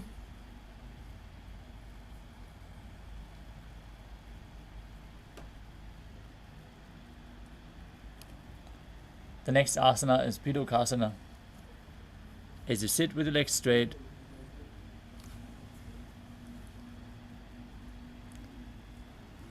extend your knees slightly up, bring one hand distance between the heels. As you bring your shoulders down, wrap your hands in and around the legs and hold the soles of your feet. Gaze to your third eye and visualize Swamiji in your inner space as you perform the Mula Bandha. प्रथम बैसी दो पाव पसारी कछुक उर्द को कुरडोड़ा रे.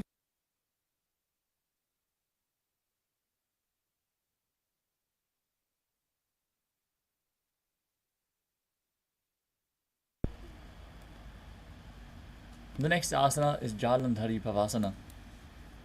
As you extend both legs out with the heels together, place your chin on the heels, insert your hands below the legs. Keep your elbows together on the ground along with the fingers. As you keep the palms facing upwards, gaze to your nose and visualize Swamiji in your inner space. दो वेड़ी में लिखे दीजिए हाथ पसारी.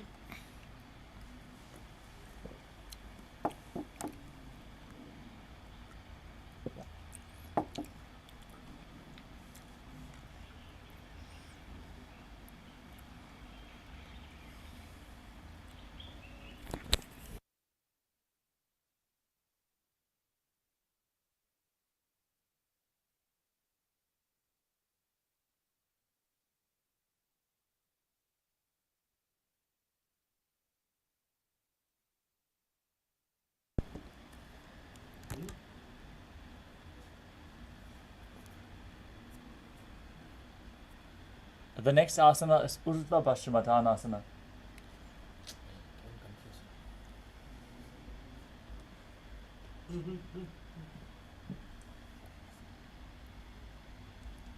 Now sit and extend both legs out as you lift one foot behind your neck. If you can't lift it behind your neck, you can bring it over your shoulder or pull it towards your chest.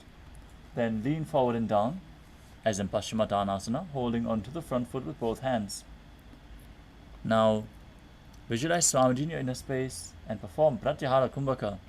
Focus on the prana flowing up along the spine through the 9 points as revealed by Mahadeva, which are the soles of the feet, the regenerative organs, the navel, the heart, the throat, the palate of your mouth, the third eye, the top of your forehead, and the crown of your head. पश्चिमतानवत् संस्थितिं कृत्वा एकं पादं ग्रीवायां धृत्वा तिष्ठेत्. Now, with the leg behind your neck, lean back onto your back and hold on to the foot with the opposite hand.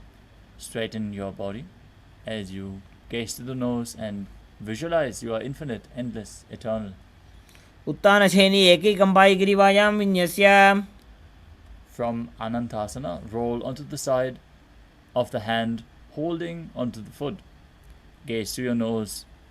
Concentrate on the prana moving upwards as you feel in complete control in Ankushasana. उत्तानशयित एकैकं पादं ग्रीवायां कुर्वन्. The next asana is Drushasana. As you lay down on your back, bring the knees to the chest and circle the thighs and calves with your arms as you roll to the left and right, relaxing your spine after this intense stretch. Visualize Swamiji in your inner space and perform the Mula Bandha. उत्तानशयनं जानुनी हृदयेवष्टम्भ. Next up is Ultra Paschimottanasana on the other side. Now sit and extend both legs out, lift one foot behind your neck. Again, you can also bring it over your shoulder. As you lean forward and down as in Paschimottanasana, visualize Swamiji in your inner space and perform the Mula Bandha. पश्चिमतानवत् संस्थितिं कृत्वा एकं पादं ग्रीवायां धृत्वा तिष्ठेत्. Now lean back, hold onto the foot, straighten your body, gaze to your nose, and visualize yourself as being infinite. उत्तानशयनी एकैकम्पायि ग्रीवायां विन्यस्य. Now roll onto the side, gaze to the nose, feel in complete control. उत्तानशयित एकैकं पादं ग्रीवायां कुर्वन्. The next asana is Yoga Nidrasana.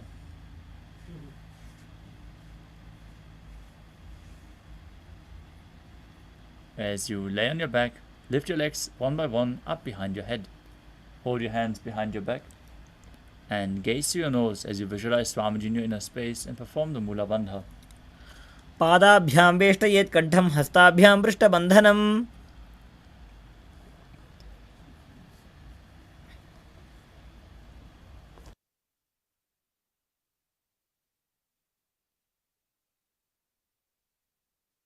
Next up is Atmaramasana.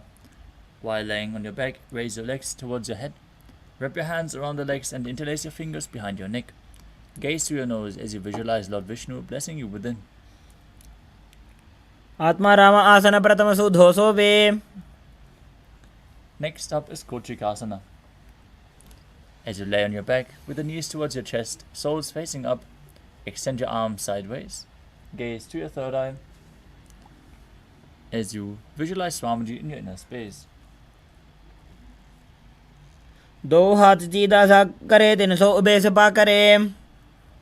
Next up is the Jathara Parivriti. This asana consists of 3 steps. Now perform the 3 steps on the first side, and then we will repeat them on the other side as well. First, hold the visualization of Swamiji. Perform the Pratyahara Kumbhaka, focusing on the upward flowing prana. Engage the Mula Bandha as we enter the neutral position, laying on your back with the knees towards your chest, arms extended out to the side at shoulder level. Then we perform the first step, where you bring one knee towards the side with the opposite leg extended down. Then bring both knees bent to one side. That's the second step. And then extend both legs to the side, hold onto the feet and gaze in the opposite direction of the feet. Then return to the neutral position,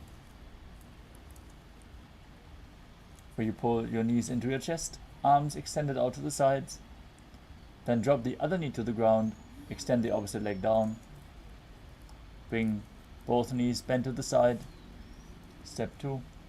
Extend both legs to the side. gazing away from the feet. Step 3. In Jatara Parivritti. परिवृत्ते कोक्षे भागे त्रिधा हि परिकीर्तितः.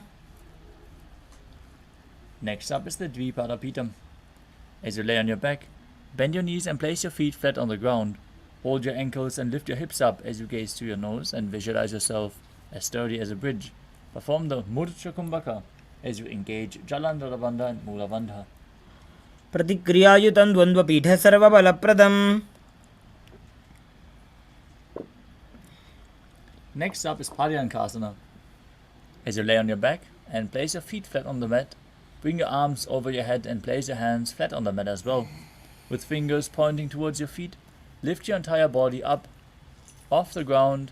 Visualize yourself as sturdy as stone furniture as you breathe calmly through your nose in Sahajra Kumbhaka. उत्तानशयनं हस्ततलाभ्यां भूमिमष्टभ्य. Next up is Shavottanasana. As you lay on your back, bring your knees towards your chest with your hands holding onto the shoulders. Move your hips in a circular motion and visualize yourself as a dog playfully rolling around on its back. शवच्छरीरं संस्थाप्य जानुनी सम्मील्य नाभो वा नीच.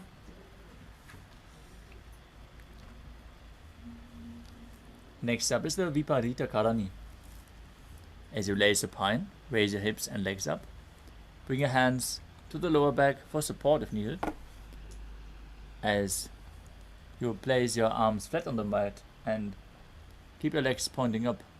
Move your legs in a circular motion and visualize Swamiji in your inner space. Engage Uddiyana Bandha, Jalandhara Bandha and Mula Bandha. भूतले सशिरो दत्त्वा खेनये चरणद्वयम्. Next up is the Viparita Karani 2. Now stop the movement of your legs. Be straight with your legs as you visualize Swamiji in your inner space. Karni विपरीताख्या सर्वाधिव्याधिनाशिनी. Next up is Langalasana.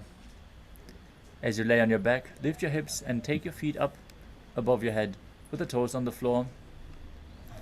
Stretch your hands on the ground behind your back. Clasp your palms in Parasha Mudra as you rest on your neck and shoulders. Visualize yourself as a plow as you perform Jalandhara Bandha and Mula Bandha. ग्रीवाकण्ठेन भूमिं विष्टम्भ पादाग्रद्वयमूर्धमुन्नयेत्.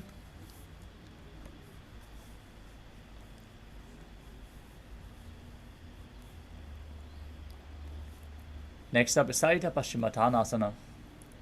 As you lay on your back with your legs over your head, toes pointed on the ground, keep your thighs to the chest, hold onto the toes, keep your arms and legs straight. This is one of the 84 different asanas revealed directly by Lord Paramashivam himself. तानं शयित्वात् कुर्वीत शयितपश्चिमतानकम्.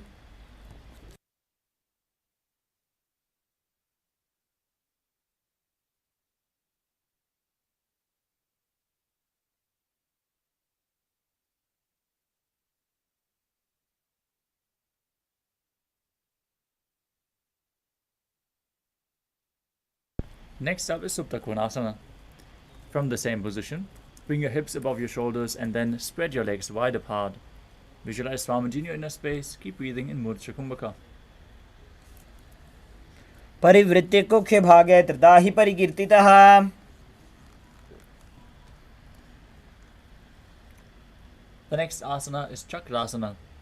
Bring your feet back together, hold onto your ankles and then roll onto your back as you keep your arms and legs straight. Visualize yourself as a chakra, a wheel, as you perform Jalandhara Bandha and Mula Bandha. शवासनस्थद्वौ पादौ कुर्यान्मस्तकतः परौ. Next up is Supta Prasarita Paramushtasana. As you lay on your back with your legs vertical, hold onto the big toes in Pranama Mudra and then open your legs wide to the side.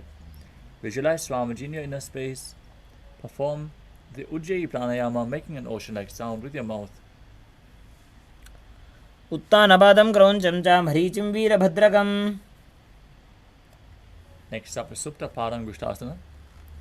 As you Lie on your back with your legs extended straight up. Hold the big toes in Pranana Mudra. Visualize Swamiji in your inner space. Perform the Mula Bandha. उत्तानपादं क्रौञ्चं च भरीचिं वीरभद्रकम्. Next up is Matsyasana. From Supta Padangushtasana, cross your legs into Padmasana and lay flat on your mat with your hands over your head, holding on to opposite elbows.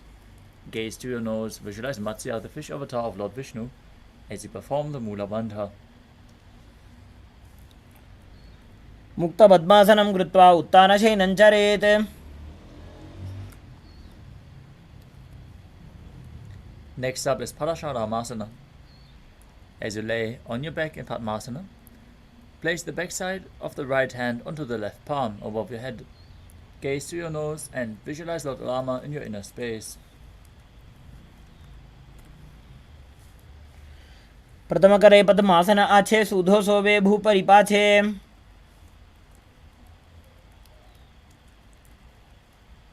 Next up is Sarvangasana.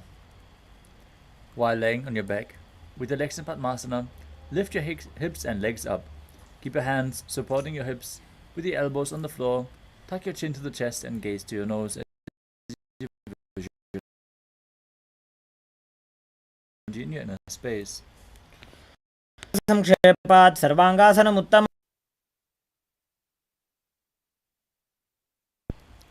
The next asana is Vrishchikasana.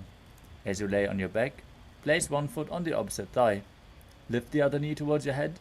Extend both arms up above your head and hook your fingers forward as you gaze to your third eye and visualize yourself as a scorpion.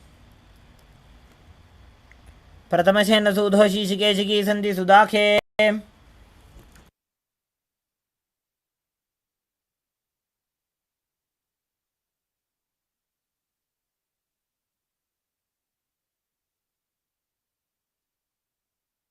Now exchange the position of your feet. Place the other foot on top of the opposite thigh as you repeat Vrishchikasana on the other side.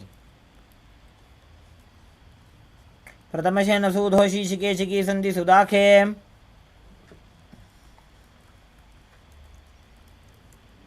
Next up is Vrishapadakshipasana. As you lay on your back, one foot on the opposite thigh, lift the other knee towards your head, extend both arms straight.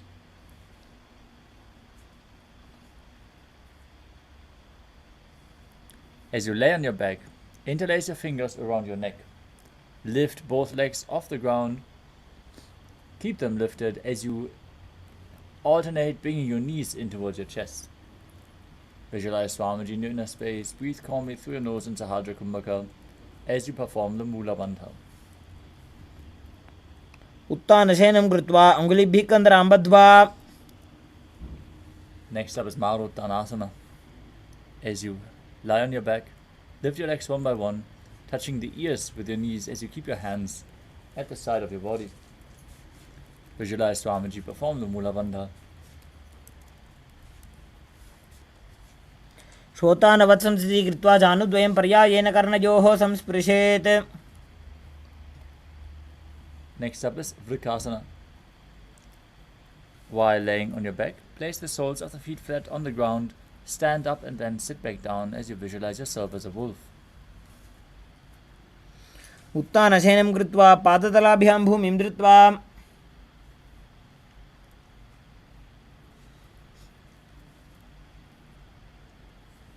Next up is Luthasana. As you lay on your back, quickly throw your legs up above your head. Completely roll over as you finish in a prone position.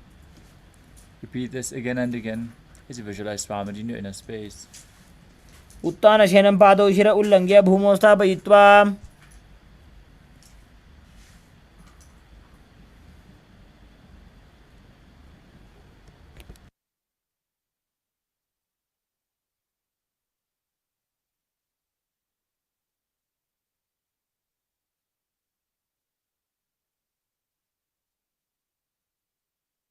As you lay on your belly, with the toes extended back, hands next to your shoulders, visualize yourself as a chariot, carrying warriors into a battle for Dharma on your chariot back, as you contract your lips and make the sound of a flute whistling while inhaling, contracting the perineum and Mula Bandha, and internally chanting Om Nithyananda Paramashivoham in Saradhasana.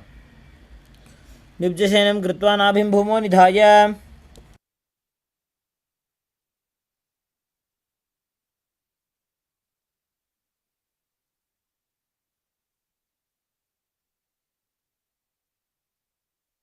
Next up is Dehal Ulanganasana. Now push your body up into a plank position and jump your feet back and forth. Feel yourself transcend body and mind as you perform the Mula Bandha. हस्तद्वयं बद्ध्वा तन्मध्यचरणद्वयम् उड्डानैव बहिरानीय. Next up is Jatyasana. From a standing position, bend forward and place your hands on the mat.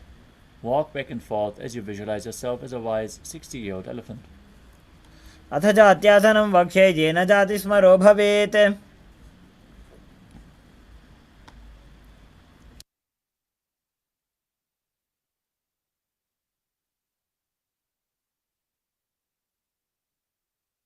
Next up is Lolitika Karana. As you stand with your knees bent, your feet pointing outwards, bend your elbows, keep your hands at the chest level and rotate your arms around your body as you lean back and move your head in all directions.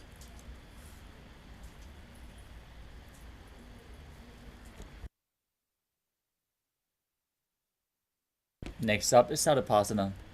Now tie your feet with a rope, stand erect like a rod, keep your arms at the side, hands touching your thighs. Visualize your Kundalini, Devi, raising and curling upwards around your body as you breathe calmly through your nose in Sahajra Kumbhaka and perform the Mula Bandha.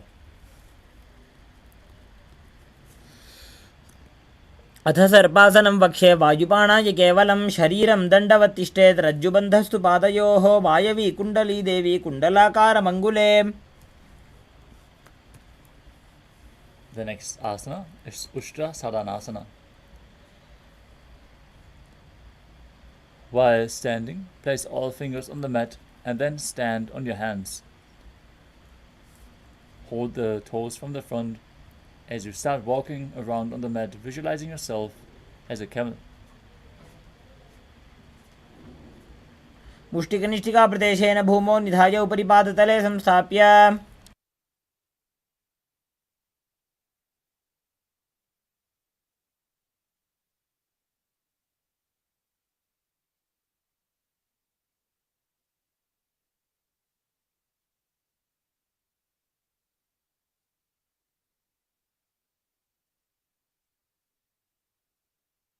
Next up is Ashvasana. From the same position, hold the feet from the outside and walk around on the mat, visualizing yourself as a horse, engaging the Mula Bandha. मुष्टिकनिष्ठिकाप्रदेशेन भूमौ निधाय उपरि पादतले संस्थाप्य.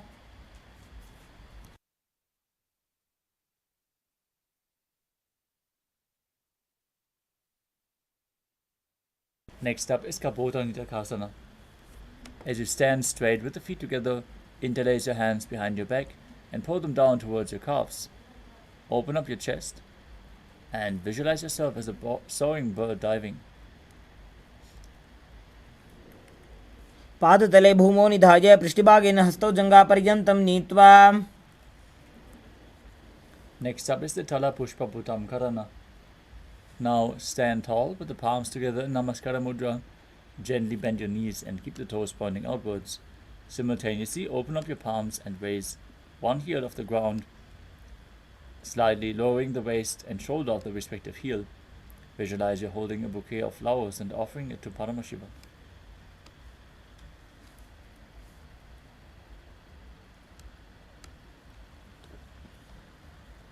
Next up is Khadgasana. As you visualize yourself as a rhinoceros and gaze towards your nose, contract the perineum, lay down on your stomach, and jump your feet back up towards your hands.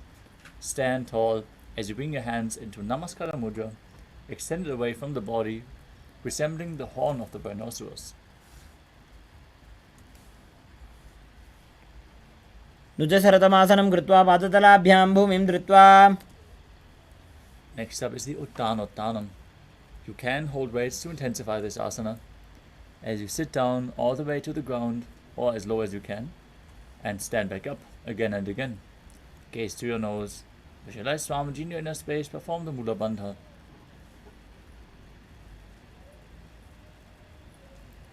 पुनः पुनः उत्थातव्यमसितव्यमिति उत्थानोत्थानं भवति. Next up is Musalasana. As you stand up straight, raise your arms over your head and jump repeatedly, visualizing yourself as a mace. सरलं स्थित्वा ऊर्ध्वं बाहु नयेत्. Next up is Uchchiya Shakasana. From a standing position, pull the sole of one foot towards your belly. With the other leg, sit down and stand back up, alternating on both sides. Gaze to your nose and visualize Swamiji in your inner space as you do so. एकैकं पादतलं कुक्षौ निधाय तिष्ठेत् उच्छीर्षकं भवति. Next up is Parashva Janukarana. As you stand and keep one leg slightly bent with the toes pointing to the body, to the side, outside. Keep the leg bent and lift the opposite knee towards your chest, holding it in your armpit as you hold the hand in a fist. Place the other hand flat on the thigh with the fingers pointing inward.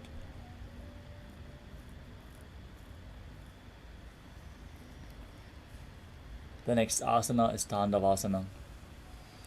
Now visualize yourself fiercely dancing as Lord Shiva. As you hold weights, if you want to intensify this asana, extend your arms and one leg out forward, lower your body down to the mat and stand back up on one leg. एकेन पादेन स्थातव्यं ताण्डवासनं भवति. The next asana is Brahmanasana. As you place the left foot on the opposite thigh and stand erect on the mat like a rod, keep your hands by the sides and visualize yourself being blessed by Lord Brahma. ब्राह्मणासनमावक्षे यत्कृत्वा ब्राह्मणो भवेत्. Next up is Garudasana 3. Now stand tall and wrap the left leg over and around the right knee. Tuck the left toes on the other side of the right calf as you simultaneously cross the left arm below the right and bring your palms together in Namaskara Mudra, visualizing yourself as Lord Garuda. उत्थानकूर्मपीठं च संहस्गारुणमेव च. Next up is Ekapadasana. Now stand straight on the right leg as you place the left foot on the opposite hip. Now keep your hands relaxed by the knees as you visualize Swamiji in your inner space and breathe calmly in Sahaja Kumbhaka as you do so. दक्षाङ्घ्रिं वामपादस्य जङ्घोपरि निधाय च. Next up is Dhruvasana, the pole star posture.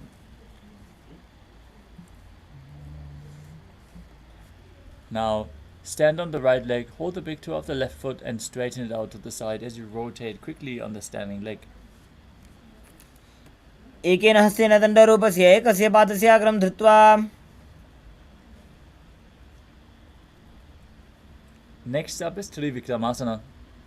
As you stand on the right leg and lift the left foot behind your neck, stand tall and sit back down. Sit down and stand back up as you perform the 3 steps of Lord Vishnu. ग्रीवायां पादं संस्थाप्य स्थातव्यम् उत्थातव्यं त्रिविक्रमासनं भवति.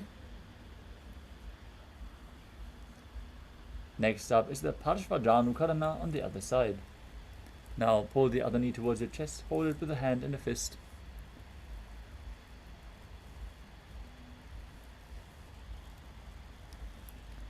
Now repeat Tandavasana on the other side.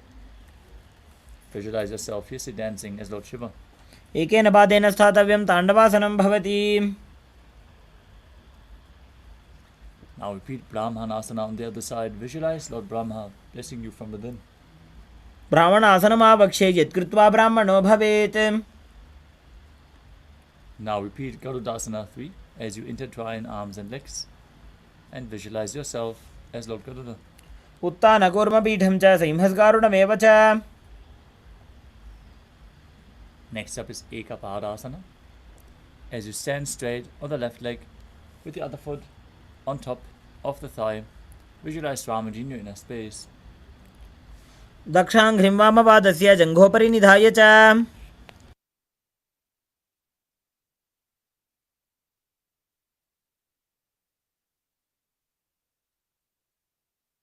Now repeat Dhruvasana, the pose posture on the other side. Rotate quickly on the standing leg as you visualize yourself as the North Pole star. एकेन हस्तेन दण्डरूपस्य एकस्य पादस्याग्रं धृत्वा Now repeat Trivikramasana on the other side. If you can't bring your leg behind your neck, try to bring it over your shoulder or pull it towards your chest, and then sit down and stand back up on the standing leg. ग्रीवायां पादं संस्थाप्य स्थातव्यम् उत्थातव्यं त्रिविक्रमासनं भवति. Next up is the Samanakakarana.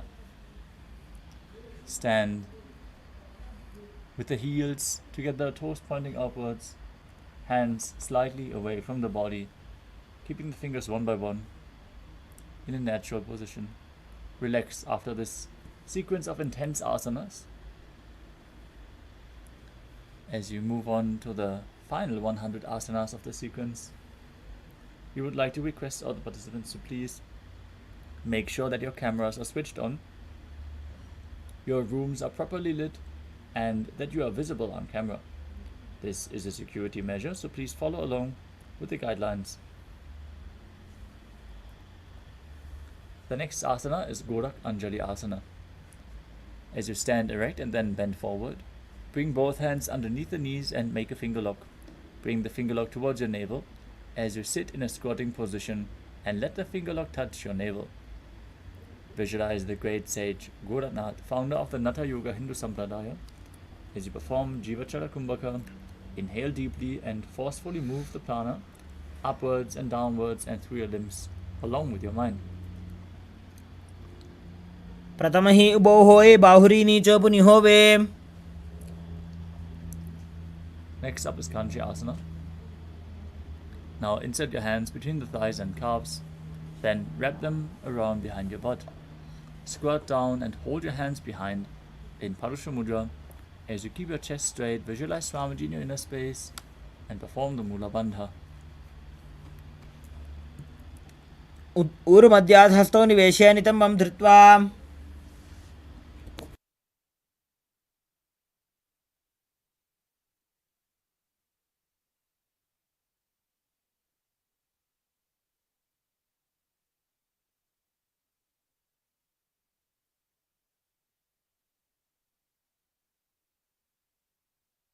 Next up is Bhairava Asana. As you bring the feet together, sit in a squatting position with the heels touching perineum. With the heels touching your perineum, hold the hands at the back and sit upright. Gaze to your navel and visualize Bhagavan Kalabhairava, the Lord of Time. दो book की थलिया की माहिली core मिलाई. Next up is Varahasana. As you visualize yourself as Varaha, the boar avatar of Lord Vishnu, squat all the way down to the ground. Keep your feet together, toes apart. Bring your elbows up close to your head as you join your palms behind your back in Anjali Mudra with the fingers pointing downwards. Gaze to your nose and perform the Mula Bandha.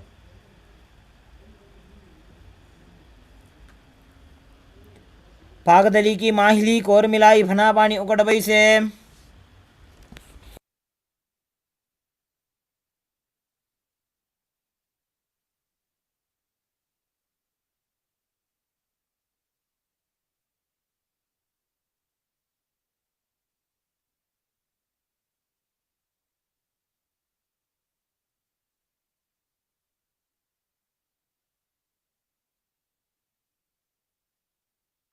Next up is Pipitasana.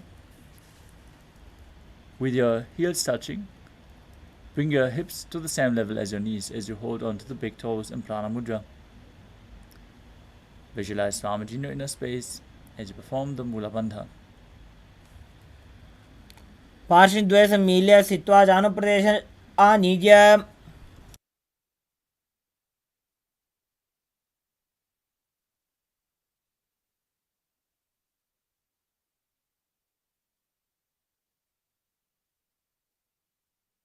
The next asana is Bakasana. As you place your hands on the mat with the fingers wide, place your knees onto the back of your arms with the eyes forward. Lean forward, raise your feet off the ground as you perform the Jivatrala Kumbhaka, moving the prana up and down within your body. हस्ताभ्याम अवनिमवष्टभ्याम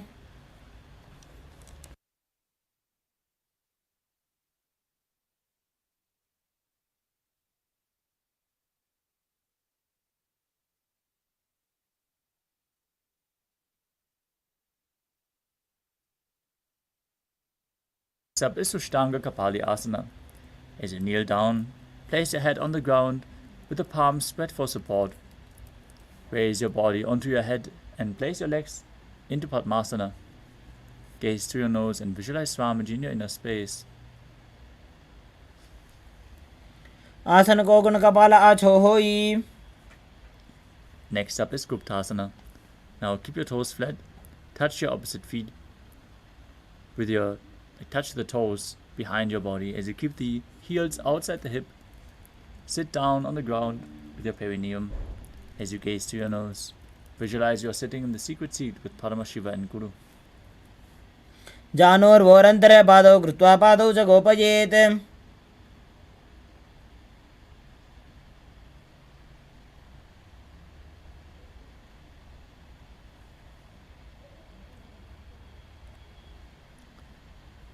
Next up is Vrikshasana 2.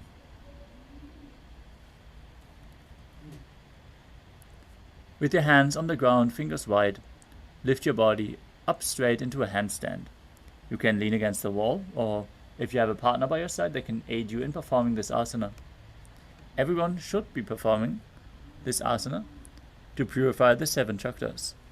Visualize you are a tree with deep roots growing into the ground as you perform the Mula Bandha. सप्तचक्रक्षालनाय vrikshasana विशेषकान्.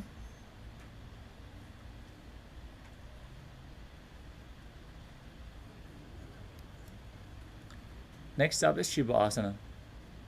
In the handstand position, gaze to your third eye and bring your hands closer together as you visualize Tejas energy flowing to your third eye.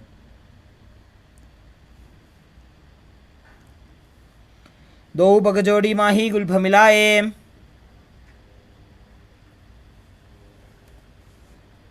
Next up is Matsyasana 2. Now place your hands flat on the mat. Step your feet back into a plank position, then lower your body down to the mat and push your body back up. Visualize yourself as a fish as you perform the Mula Bandha. निव्जं शयनं गोर्पर पार्श्वभागाय मूर्धकृत्या.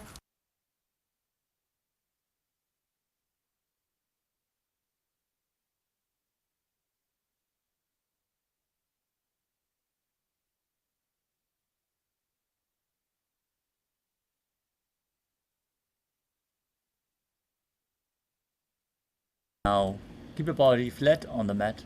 Place your hands on the hips as you lift your chest up and move it from left to right, visualizing yourself as a snake in Sadapasana 2. निव्जं शयनं कृत्वा हस्तौ नितम्बं संस्थाप्य. Next up is Niralambanasana. As you lie prone on your belly, with the hands in Padma Mudra, holding onto the shin, keep your legs straight, toes pointed together. Feel self-supported and completely independent as you breathe calmly in Sahadra Kumbhaka and perform the Mula Bandha. कराभ्यां पंकजं कृत्वा तिष्ठेत् कुर्परया सुधीः. Next up is Chaturasana. As you lay on your stomach, place your hands flat on the mat in front. Straighten your arms and bend your knees. Bring your feet towards your upper back as you lift up your head and chest. Visualize yourself as an umbrella, protecting your Guru from the sun rays. अर्ध्यासनं स्थित्वा हस्ततलाभ्यां भूमिं वष्टभ्याम्.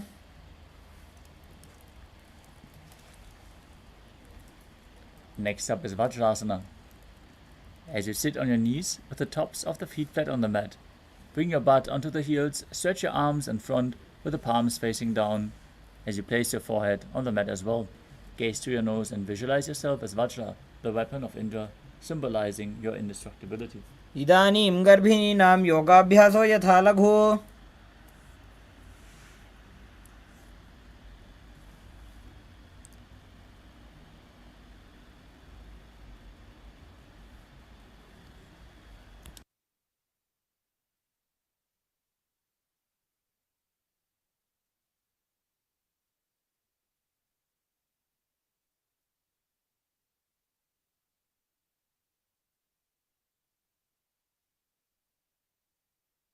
The next asana is Meshasana.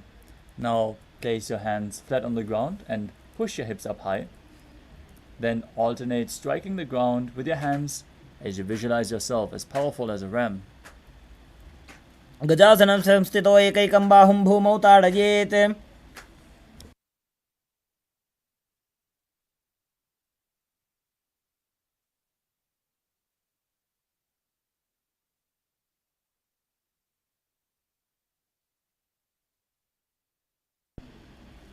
The next asana is Ajasana. From Gajasana, lift your legs into the air and slowly bring the forehead down to the ground. Now, visualize yourself as unborn, existing for all eternity. गजासनं संस्थितो पादद्वयमन्तराळे कृत्य.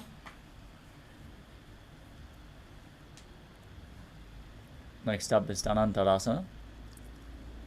As you sit on the heels with the legs together, interlace your fingers around the toes, pull your feet towards your perineum, and then place your hands on the respective knees.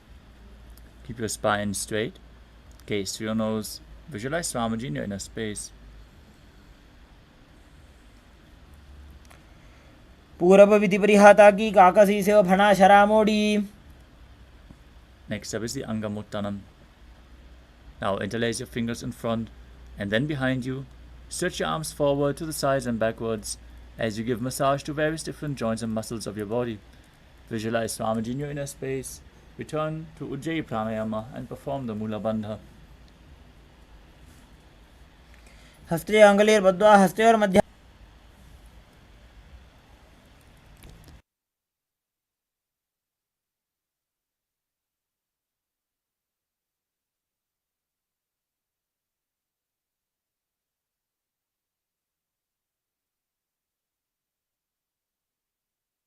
Next up is Garudasana form. Now sit on your heels in Vajrasana as you turn your feet out to the sides and keep the thighs and knees resting on the ground. Your spine straight, hands on the knees. Visualize yourself as Lord Garuda flying Lord Vishnu and Lakshmi on his back.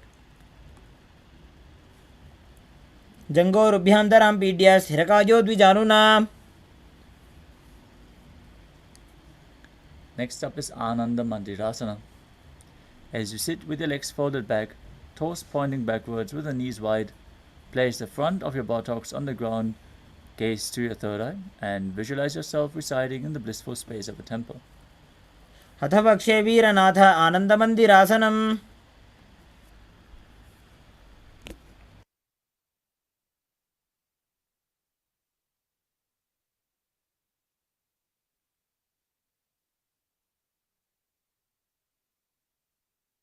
Next up is Mandukasana 2. As you sit with the knees wide, feet overlapping on your ankles, with your hands under the knees, gaze to your nose, visualize yourself as a frog as you perform Uddiyana Bandha and Mula Bandha. पृष्ठं सम्पीड्य गुल्फाभ्यां जान्वङ्गे सवलयाकृतिः.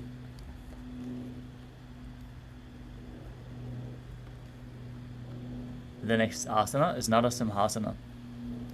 As you keep your toes on the mat, heels up and together, place your perineum on the heels, place your palms on the ground with the fingers spread, thumbs touching, base of the hand touching the toes. Gaze through your nose, stick out your tongue and exhale forcefully as you visualize Narasimha, one of the 10 avatars of Lord Vishnu.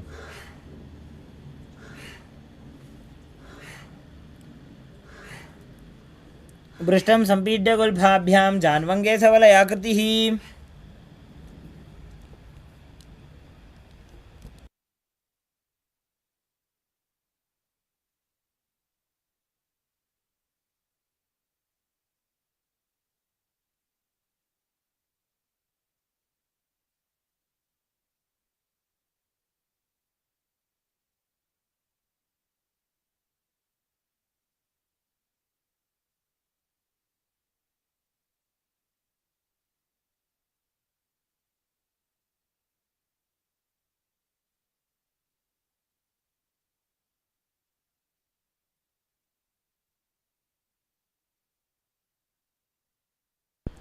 The next asana is Vishrakasana.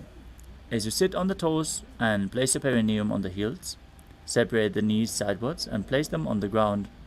Make a hollow of your palms and place them over your mouth as you keep the thumbs under the teeth and close your mouth.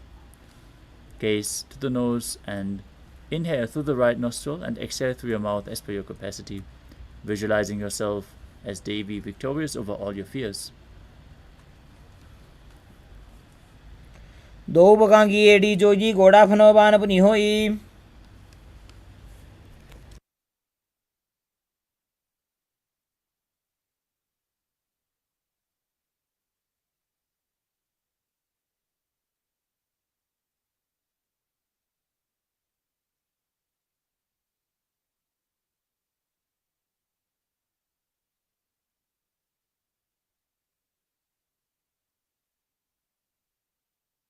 The next asana is Makadasana.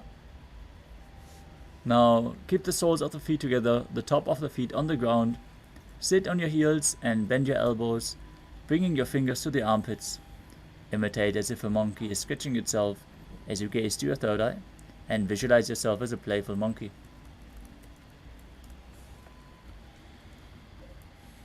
दो बगदली संपुट आने तिनकी पिष्टी भूमि पर इठाने.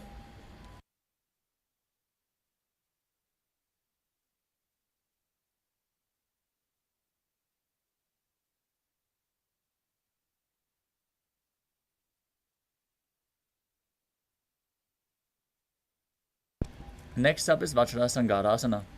Stand on the toes with the soles of the feet together. Sit on your heels with the knees widened off the floor. Hold your elbows behind your back.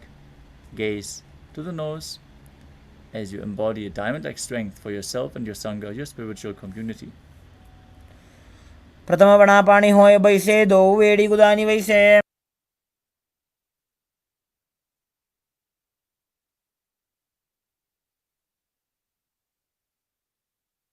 The next asana is Kanjanasana.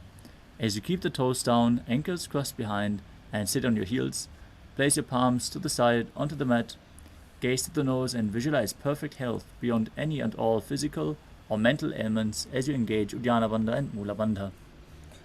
खञ्जनासनमा वक्षे यत्कृत्वा सुस्थिरो भवेत्.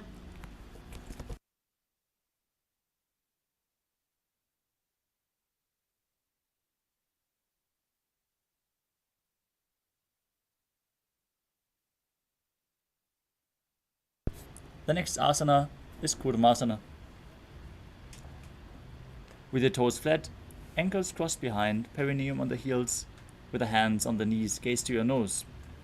Make your upper body stiff like the shell of a turtle as you visualize a turtle with a stable body and mind to live for hundreds of years.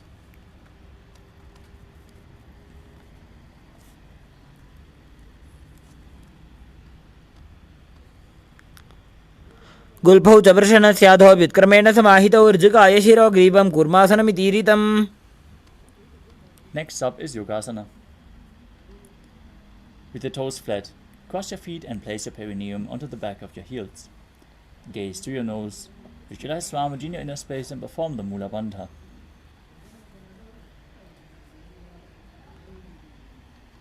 गुदं नियम्य गुल्भाभ्यां व्युत्क्रमेण समाहितः योगासनं भवेदेतदिति योगविदो विदुः. Next up is Vijyogasana. As you stand on the knees, cross your ankles behind with the feet near the opposite knee. Hold your calves with your fingers inside and the thumbs outside as you gaze to your third eye and visualize a space of eternal oneness Advaita with your Guru.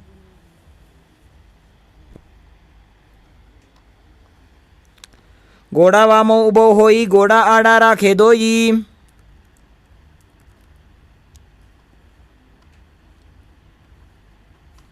Next up is Ushtrasana 2. In a kneeling position, bend backwards, hold your ankles with your hands, keep your arms straight, push your hips forward and tilt your head back. Visualize yourself as a camel and perform the Mula Bandha.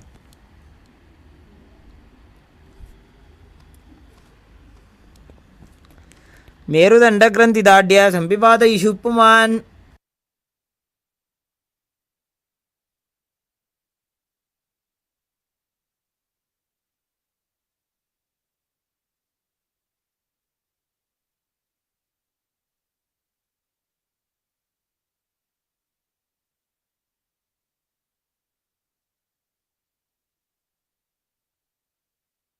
The next asana is Jati asana, with the heels together and the hands on the sole of the feet. Slowly lean back and bring your elbows to the mat. Then place the back of your head onto the mat as well. Gaze through your nose and experience yourself as a lotus blooming.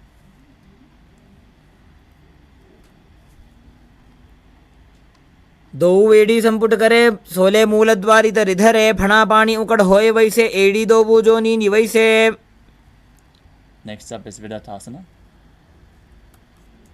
Now sit on your knees with the thighs and calves together.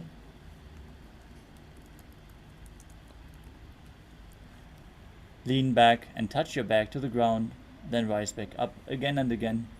You can use the support of your hands if needed. Gaze to your nose. Visualize the healing and liberation of all causal, subtle forms of your body. जंगा पृष्ठभूमो निधाय जंगोदरयोः ऊरुनी संस्थाप्य.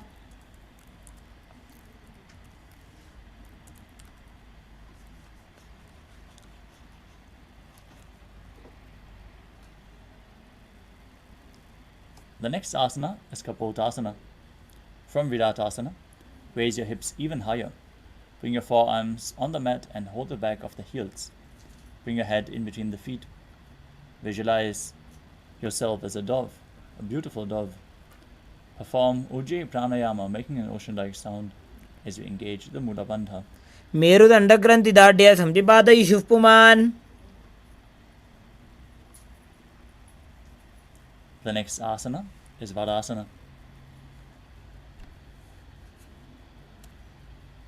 As you stand upright on your knees with the toes tucked, hold your arms with opposite hands.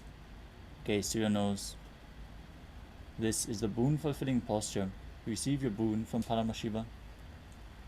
Visualize Paramashiva as you internally chant the Mahavakya, Om Nithyananda Paramashivoham, embodying Sohamasmi, that even when you worship, you are Him. जानुनी भूमौ संस्थाप्य हस्ताभ्यां बाहु परस्परं धृत्वा सरलं तिष्ठेत वारासनं भवति.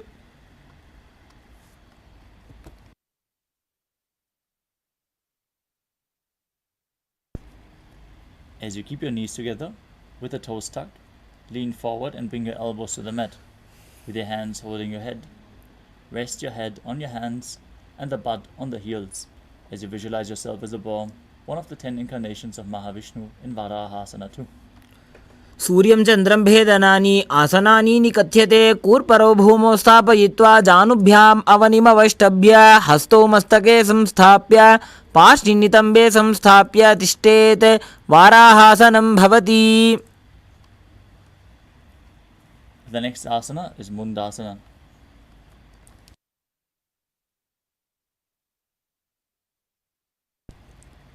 As you sit in a kneeling position, place your elbows on the ground, shoulder width apart. Interlace your fingers and place the top of your head onto the mat, holding your head, supporting it with your hands. Now raise your hips. Walk your feet forward until your hips align with the shoulders. Then raise the legs up straight. Gaze through your nose and visualize yourself as a lopped tree in Mundasana. अधो मुण्डासनं वक्ष्ये सर्वेषां प्राणिनां सुखम् ऊर्ध्वमार्गे पदे दत्त्वा खेनजे चरणद्वयम्.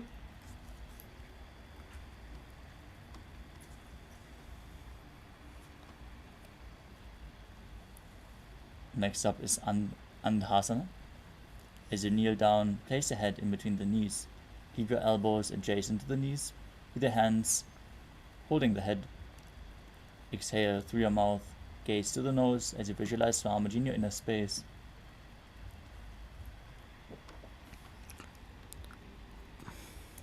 प्रथम पगदली समटहरावे कोरमा हिली उभे मिलावे फना पानी उकड़ कर बैसे दोवू एड़ी गुदानी वैसे.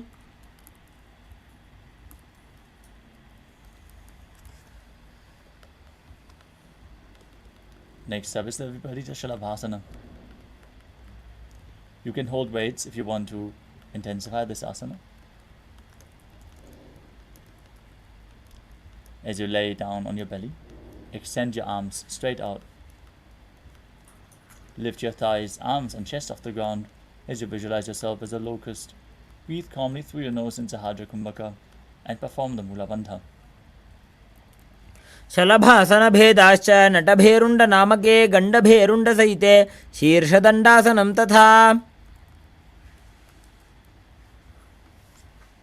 The next asana is Kapalasana. As you lay on your belly with the arms at the side, palms facing down, keep your forehead on the ground, keep your chest on the mat, and lift your legs up together. Visualize yourself as a skull representing the purified mind with a strong will to attain enlightenment. कपालं भूमौ निधाय ऊर्ध्वं पादो नजेत कपालासनं भवति.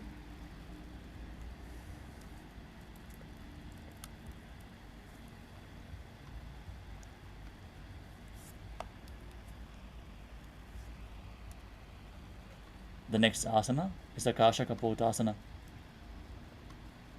As you lay on your stomach, keep your hands by the sides, lift your legs up over your head and slowly bring your feet onto the mat in front of your head. Keep your palms flat on the mat behind as you visualize yourself as a free and open dove. Breathe calmly through your nose in Sahajra Kumbhaka and perform the Mula Bandha. उष्ट्रासने स्थित्वा चरणौ भूमेरुत्थाप्य मस्तकोपरि नीत्वा. The next asana is Chatakasana. As you sit on your knees, bring your chest down so your navel touches the knees. Keep your hands flat on the mat, forearms on the ground. Be sturdy as you visualize yourself as a sparrow. कूर्परपर्यन्तौ हस्तौ धरामवष्टभ्य जानुनी नाभौ संकुञ्च्य तिष्ठेत चटकासनं भवति.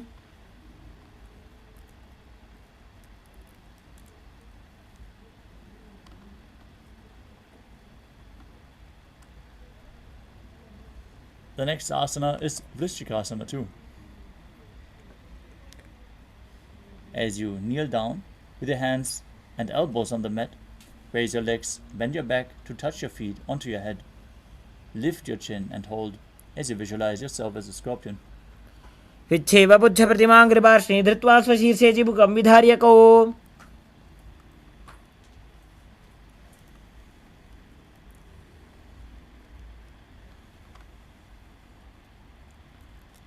The next asana is Vrishasana. As you place your perineum down on the right heel, keep the left foot outside of the hip with the toes pointing outwards. Keep your hands flat in front of your body as you visualize yourself as a bull. Perform the Antarangaka Kumbhaka, forcefully inhaling through your nose and slowly exhaling after holding the breath for a while. Perform the Mula Bandha, internally chant the Mahavakya.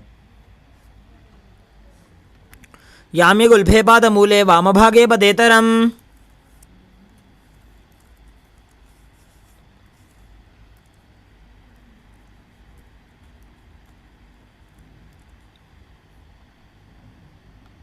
The next asana is Dolasana. From a kneeling position, place your hands flat on the mat in front, lift your knees off the ground and cross your toes of the left foot over top of the right. Balance above the mat, visualize Swamiji as you perform the Mula Bandha. लोलासनं सदा कुर्यात् वायुलोलापघातनात्.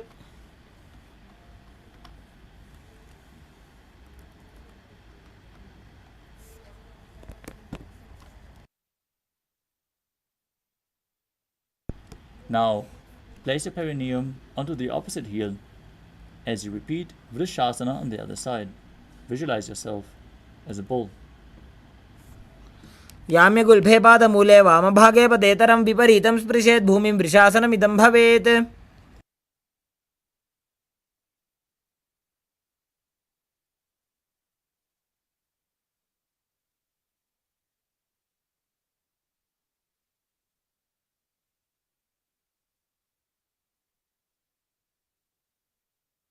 The next asana is Balagunasana.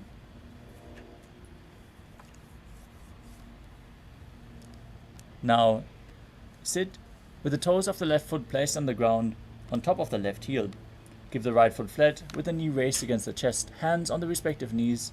Visualize Balaguna High, one of the 84 siddhas in your inner space. आसन को गुण जल विकार जाई.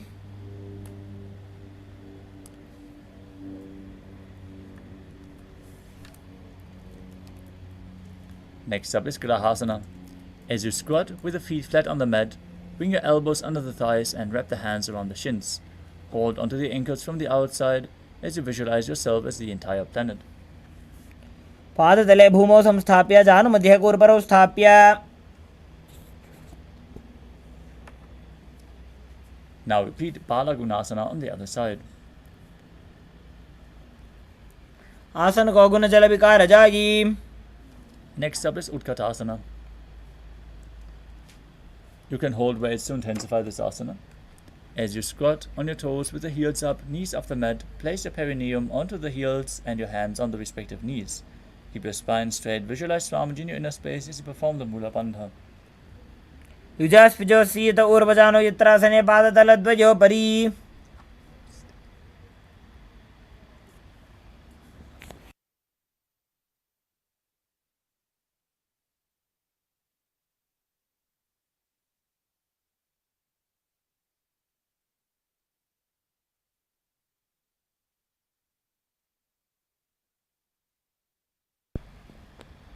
Next up is Vajrasangarasana 2.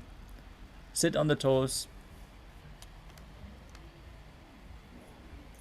with the perineum on the heels, soles together. Keep your knees widened off the ground.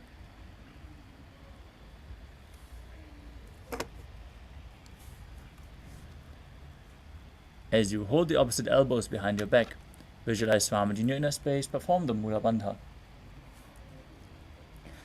प्रथम पणापाणी होए जैसे दो एड़ी गुदानी वैसे. Next up is Padukasana. As you squat or sit with your feet hip width apart, place your hands flat on the mat in front and step your heels onto your hands.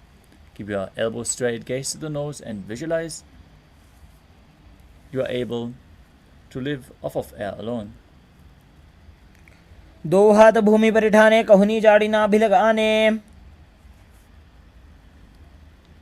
Next up is Padukasana. As you place the back of your hands onto the mat with the fingers facing towards your body, step your feet on your hands, wrap your hands around the feet like a shoe, and walk around. Visualize yourself wearing padukas walking across India.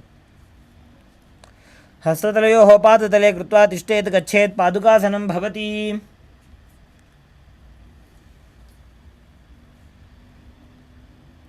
Next up is Kukutoranasana. As you place your palms on the mat, raise both feet upwards into the air and let them fall back down. Do this again and again. Visualize yourself as a rooster as you perform the Mula Bandha. हस्ततले भूमौ कृत्वा पादतले च ऊर्ध्वमुड्डानं कृत्वा. Next up is Viparita Nrityasana.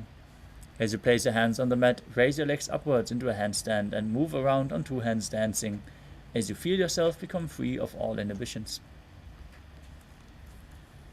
हस्ततलाभ्यां भूमिं वष्टभ्य ऊर्ध्वपादाग्रे कुर्वन्.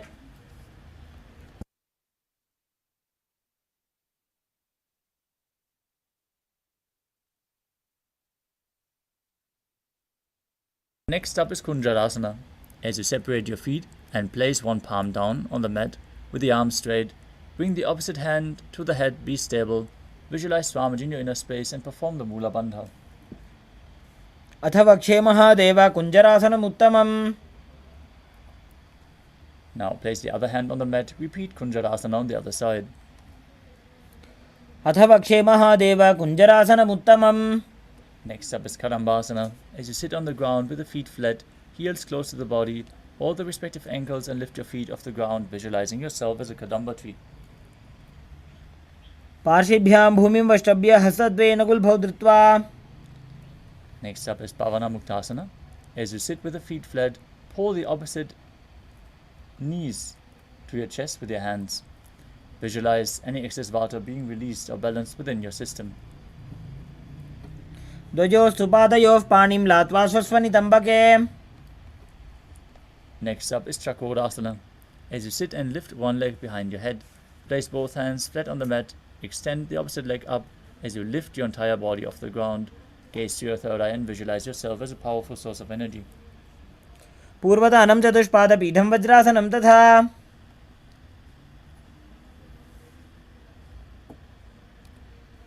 Next up is Dhanurasana 2. Now sit on the ground, hold the left toes with the left hand index and middle fingers. As you pull it towards your ear, hold the opposite big toe with prana mudra as well. Visualize yourself as a bow.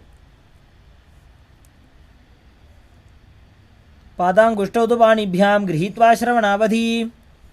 Next up is Ashtavakrasana. As you lift the left leg over top the left shoulder, hook the right foot over top and extend the legs to the side as you balance on your arms and visualize yourself as a flying crane. वासिष्ठमथ कौण्डिन्यम् ऊर्ध्वकुक्कुटमेव च. Next up is Pranasana. As you place the right foot on the left thigh and bring the left foot flat on the ground, have the left shoulder underneath the raised left leg and place your hands flat on the ground. Gaze to your third eye and visualize you are immortal, able to exist solely from prana. एतत् प्रभेदं वक्ष्यामि करोति यस्य चामरः. Next up is Paramashivoham. Now place the right foot at the root of the left thigh and the left leg over top of the knee. Hold your hands behind your back underneath the raised knee as you gaze to your third eye and visualize SPH Nithyananda. पार्श्वाभ्यां धृत्यते यास्तु पार्श्वमत्स्येन्द्रमुत्तमम्. Next up is Chakrasana. On the other side, lift the other leg behind your neck, lift your body up with the leg extended forward, gazing to your third eye and visualizing yourself as a powerful source of energy. पूर्वतानं चतुष्पादपीठं वज्रासनं तथा. Now repeat Dhanurasana 2 on the other side. Hold both big toes in prana mudra and pull the other foot towards your ear as you visualize yourself as a bow. पादाङ्गुष्ठौ तु पाणिभ्यां गृहीत्वा श्रवणावधि. Now repeat Ashtavakrasana on the other side. Lift the right leg over the shoulder, hook the left foot over top, extend the legs to the side, and balance on your arms as you extend the legs and visualize yourself as a flying crane. वासिष्ठमथ कौण्डिन्यम् ऊर्ध्वकुक्कुटमेव च. Next up is Pranasana on the other side. Bring the other foot on the opposite thigh, opposite foot flat on the ground. Bring your shoulder underneath the raised knee. Visualize you're immortal and able to exist solely from prana. एतत् प्रभेदं वक्ष्यामि करोति यस्य चामरः. Next up is Paramashivoham on the other side. Interlock your fingers behind your back as you bring the arm underneath the raised leg. Twist your body. Visualize SPH Nithyananda. पार्श्वाभ्यां धृत्यते यास्तु पार्श्वमत्स्येन्द्रमुत्तमम्.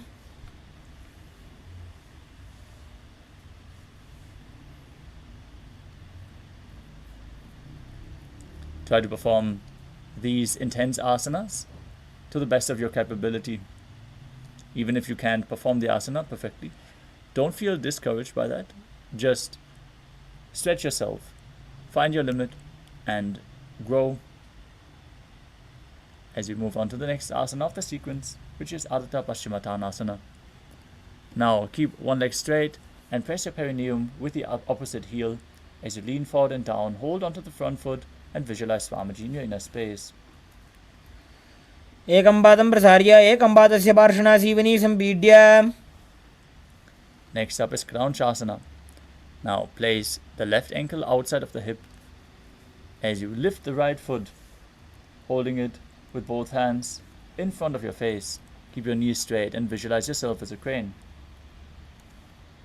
उत्तानपादं क्रौञ्चं च मरीचिं वीरभद्रकम्. Now bring the other heel against the perineum and lean forward and down as you repeat Adata Paschimottanasana on the other side. एकं पादं प्रसार्य एकं पादस्य पार्श्वनासीवनी सम्पीड्य. Now repeat Kranchasana on the other side. Bring the other foot outside the hip with the opposite foot pulled in front of your face. वासिष्ठमथ कौण्डिन्यम् ऊर्ध्वकुक्कुटमेव च. The next asana is Swastikasana. As you sit with the soles between thighs and calves, keep your spine straight. Rest your palms on the knees, gaze to your nose, and visualize a swastika. जानुर्वोरन्तरे सम्यक् कृत्वा पादतले उभे. Next up is Godakshasana. As you keep your feet in the same position, Cover your heels with the respective hands. Perform Jalandhara Bandha and Mula Bandha as you gaze through the nose and visualize the sage Goraknath, founder of the Natha Yoga Hindu Sampradaya. जानोर्भोरन्तरे पादौ उत्तानो व्यक्तसंस्थितौ. Next up is Bhagasana 2.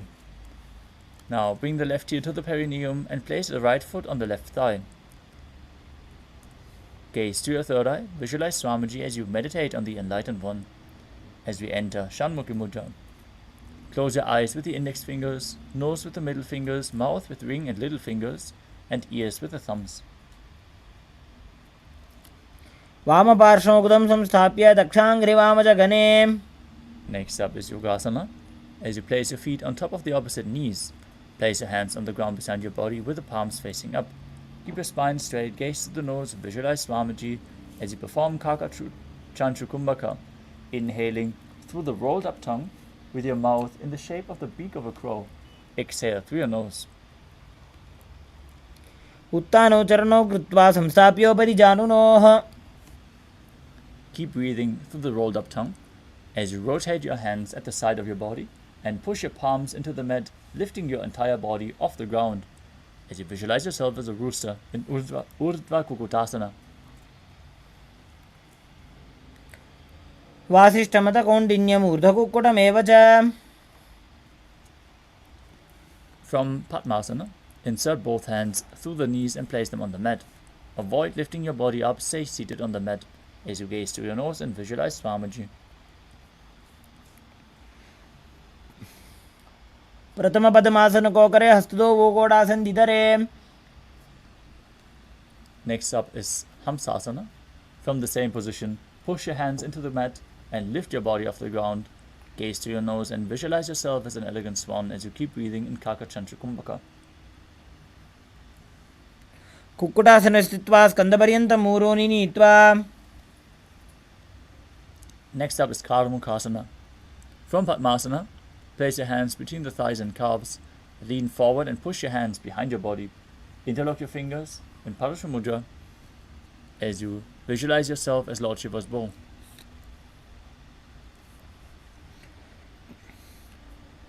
प्रथमपद्मासन कोकरे गोडासन्धिमाहिकरिधरे.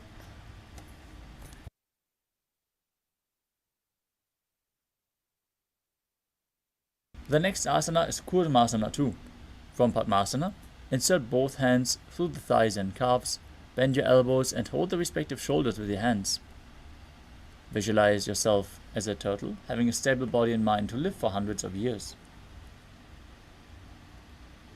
By जंग पर दक्षिण पावा दाई जंग पर by लियावा. From the same position, tuck your chin to the chest in Jalandhara Bandha and rejoice knowing you're sitting in Shiva's secret knot posture. Gaze to your nose in Granthi Bhedasana. अथ वक्षे नीलकण्ठ ग्रन्थिभेदासनं शुभम्. Next up is Uttana Kurmasana. From the same position, roll onto your back. Bring the arms in between the thighs and calves and hold onto your shoulders as you lay on your back. Gaze to your nose and embody a turtle laying on its back. कुक्कुटासनबन्धस्थं कराभ्यां धृतकन्धरम्. Next up is Pango Kukutasana. From Padmasana, place both hands through the gap of the thighs and calves. Place one hand on the ground, hold its wrist and lift your body up as you visualize yourself as a rooster. कुक्कुटासनो स्थित्वा एकेन हस्तेन अन्यस्य परिबन्धं धृत्वा. Now exchange the position of your hands. Repeat Pango Kukutasana on the other side. कुक्कुटासनो स्थित्वा एकेन हस्तेन अन्यस्य परिबन्धं धृत्वा. Next up is Gridrasana. From Padmasana, place your elbows on the toes and interlace your fingers in Parashu Mudra. As you rest your chin on the knuckles, press your thumbs to the throat and visualize you have gone beyond all greed and covetous. जानोर्भोरन्तरे पादौ उत्तानौ व्यक्तसंस्थितौ. Next up is Padmasana 3. From Padmasana, hold one hand over the other with the palms facing upwards. Keep your spine straight, gaze to your nose, visualize Swamiji and perform all three bandhas. उत्तानौ चरणौ विधाय विधिवत् शक्तिस्थितौ योगिरात्. Next up is Padmasana 4. Maintain Padmasana. Gaze to the nose, and rotate your hands on top of the knees. Place them flat. Visualize Paramashiva in your inner space as you perform the Mula Bandha. एतत् पद्मासनं कुर्यात् प्राणवायुप्रसिद्धये. Next up is Karmukasana 2. Keep one hand flat on the knee as you hook the other hand around the big toe in Prana Mudra, moving the big toe round and round as you visualize yourself as Paramashiva's bow. Repeat the movement on the other side as well. अथान्यासनमावक्षे योगपूरकरक्षणात्. Next up is Karmukasana 3. From Padmasana, cross your arms behind your back and hold the big toes in Prana Mudra. Engage all the bandhas as you gaze through your nose and visualize yourself as Pinaka, Lord Shiva's bow. कार्मुकासनमाक्षित्य उदरे पूरयेत् सुखम्. Next up is Triruddhasana. As you maintain Karmukasana 3, lift your chest up, gaze to your third eye. Visualize yourself as the action of Paramashiva's third eye, destroying anything you come across as you perform the Mula Bandha. ऊरुभ्यामुपरि स्थाप्य पादयुग्मं प्रयत्नतः. Next up is Nagarasana. From the same position, lay down on your back. Keep your arms behind your back. Try to hold on to the big toes in Prana Mudra with your legs in Padmasana. Gaze to the nose and visualize yourself as a snake.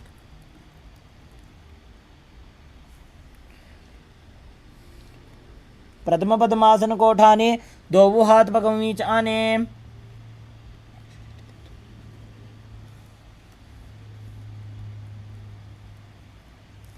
Next up is Kandukasana. As you lay on your back, bend your knees and keep the feet off the ground. Embrace your knees to the chest with the head touching the knees. Squeeze your body into a ball. Relax your spine after these intense asanas. Breathe calmly through your nose in Sahadra Kumbhaka.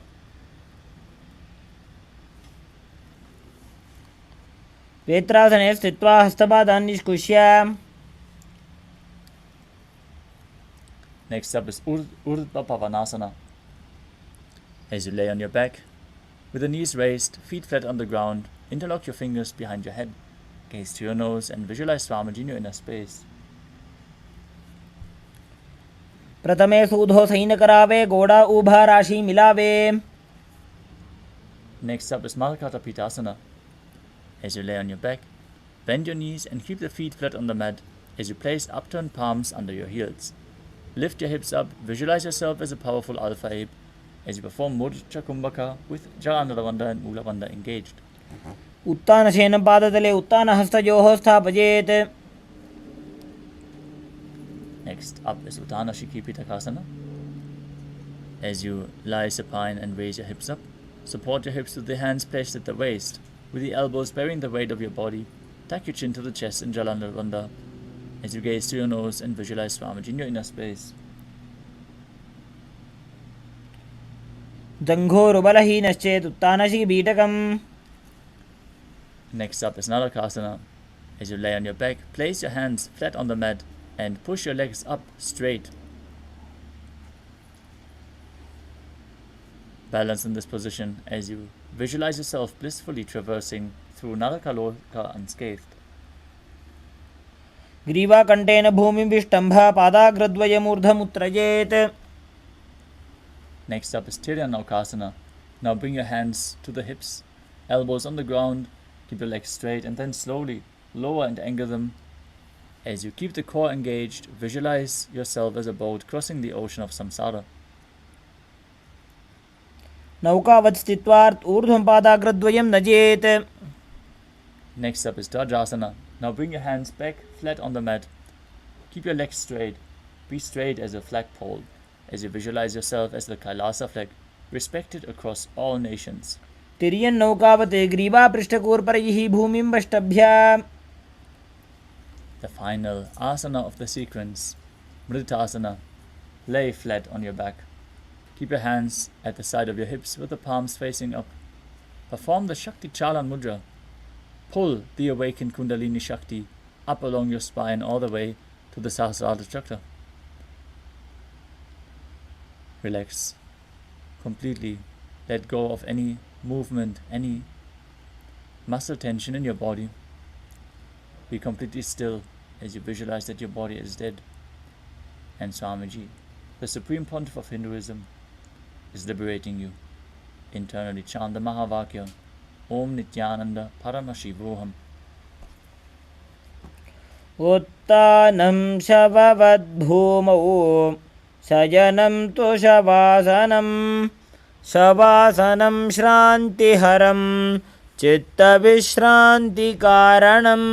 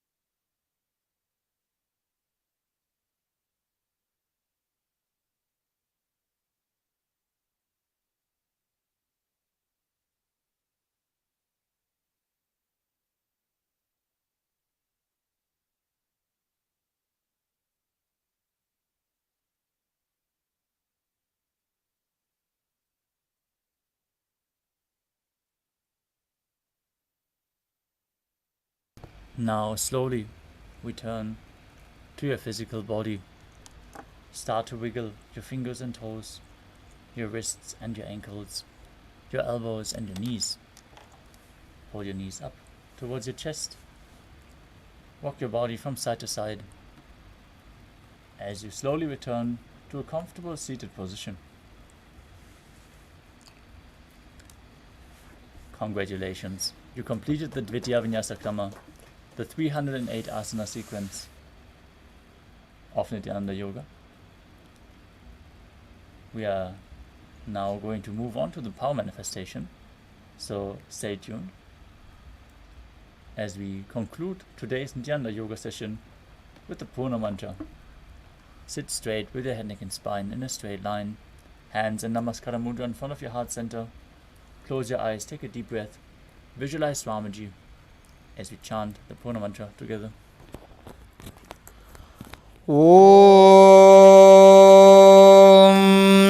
पूर्णमदः पूर्णमिदं पूर्णात् पूर्णमुदच्यते पूर्णस्य पूर्णमादाय पूर्णमेवावशिष्यते ॐ शान्तिः शान्तिः शान्तिः हरिः ॐ तत्सत् सर्वं भगवत् श्रीनित्यानन्द परमशिव पादुकार्पणमस्तु ॐ नित्यानन्दम्. Thank you all, Nithyanandam.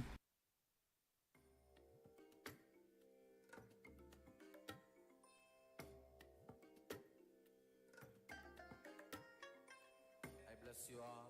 Let you all open all your three eyes and manifest the powers of Mahasadashiva. Om Nithyananda Paramashivoham. Om Nithyananda Paramashivoham.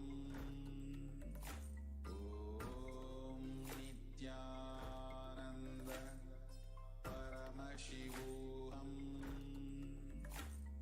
Om Nithyananda Paramashivoham. Om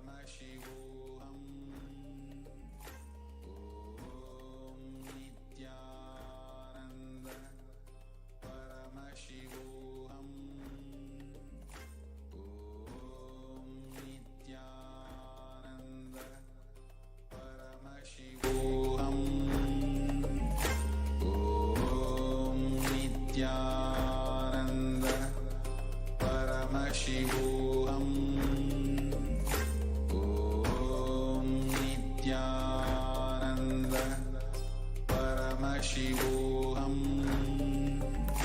Om Nithyananda Paramashivoham. Om Nithyananda Paramashivoham. Mic check. Nithyananda Cut. Paramashivoham. Om Nithyananda Paramashivoham.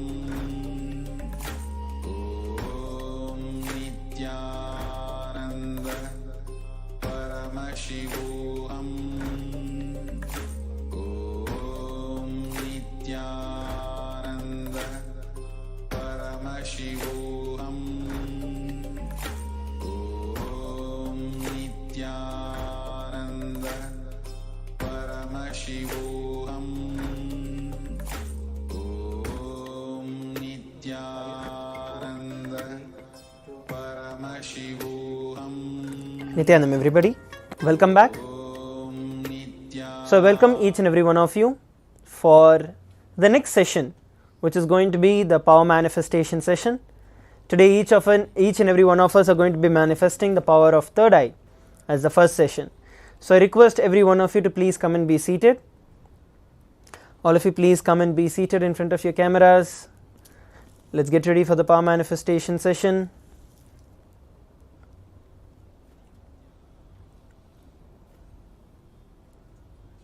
Please come and be seated. Just sip a cup of water and settle down.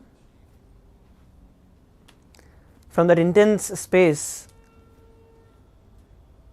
and intense energy that we have after doing the Nithyananda Yoga, from that very energy and very space, let's get ready to manifest the powers.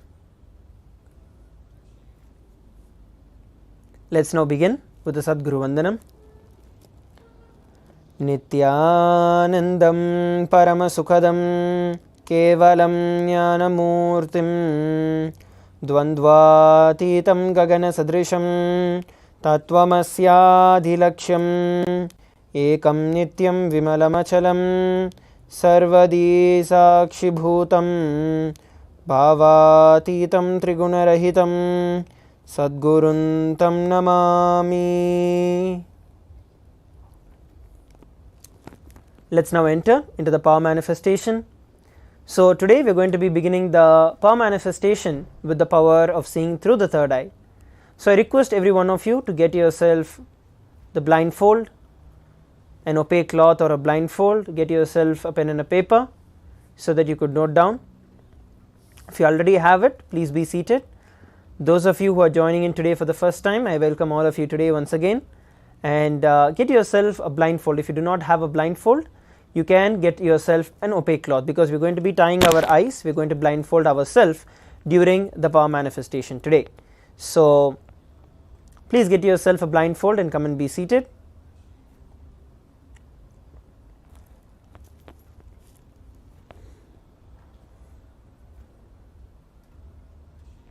We will be having a couple of rounds of power manifestation, especially after we do the Nithyananda Yoga. That is the space, that is the time when our entire body is in an elevated state of consciousness. So the mind does not come into play. There is no mind that happens because of the high intense energy that our body will be radiating after the Nithyananda Yoga.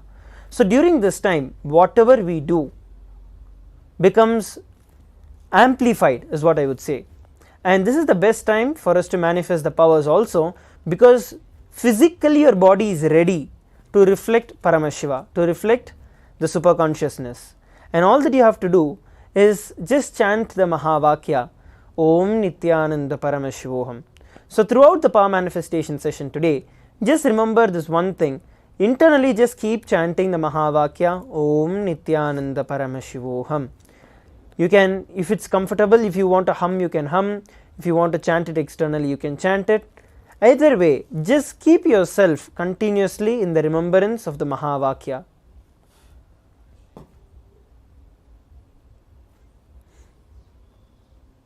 So let us now enter into the power manifestation. We are first going to be looking at the Shastra Pramana, which is the scriptural reference for this science of power manifestation. Every power manifestation that we will be experiencing today during the entire day has its own Shastra Pramana, Apta Pramana, Atma Pramana and Sakshi Pramana. So what are these Pramanas? For those of you who are joining us new, Pramanas are those precedences that are there from our ancient history, and this shows how each science, each of these powers is a science. So this power of third eye reading is given directly by Paramashiva in the Vedas and the Agamas. The revelations of Paramashiva in the Vedas and Agamas are called as Shastra Pramana.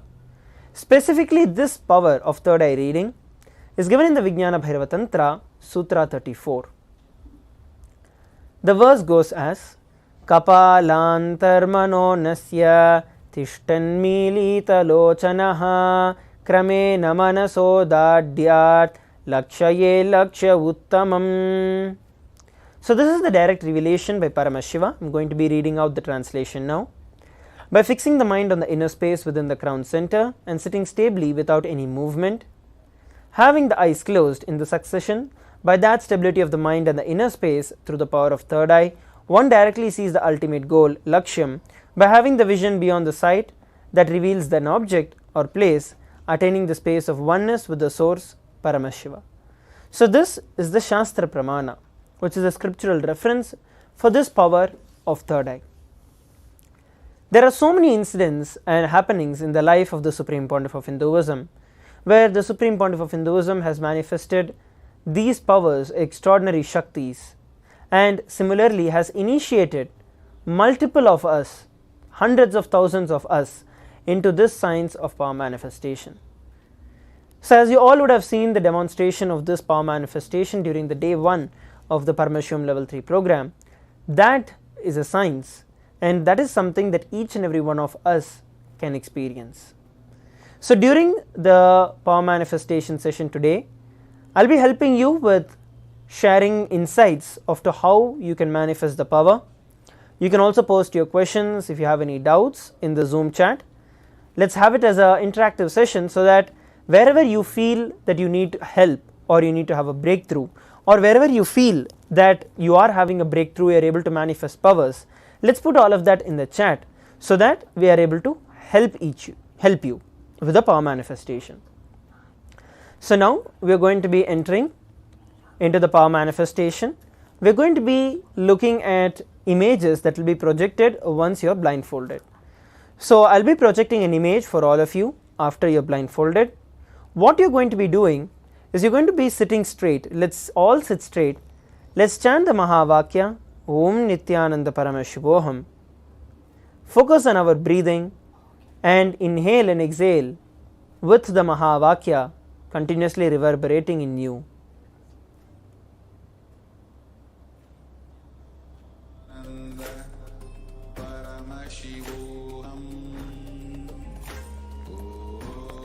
Just chant the Mahavakya internally, focusing on your breathing. Please put on your eye bands. Please blindfold yourself. Even if you do not have an eye band, use a piece of cloth that is opaque and blindfold yourself. Don't just sit with your eyes closed without a blindfold. Get yourself a piece of cloth and blindfold. Let us now enter into the power manifestation. I am going to be projecting an image for all of you, and all of you are going to identify, you are going to ask Swamiji to show you whatever is projected on the screen. You can identify the colors, the image, the shapes, whatever Swamiji is showing you. Let's sit straight, chant the Mahavakya intensely, and ask Swamiji to show you in as much detail as possible. Go into as many details as possible. Let's begin.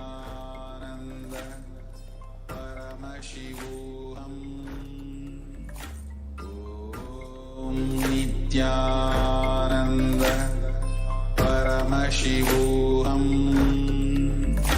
Om Nithyananda Paramashivoham. Om Nithyananda Paramashivoham. Om Nithyananda Paramashivoham. Om Nithyananda Paramashivoham. Om Nithyananda Paramashivoham. Om Nithyananda Paramashivoham. Om Nithyananda Paramashivoham. Om Nithyananda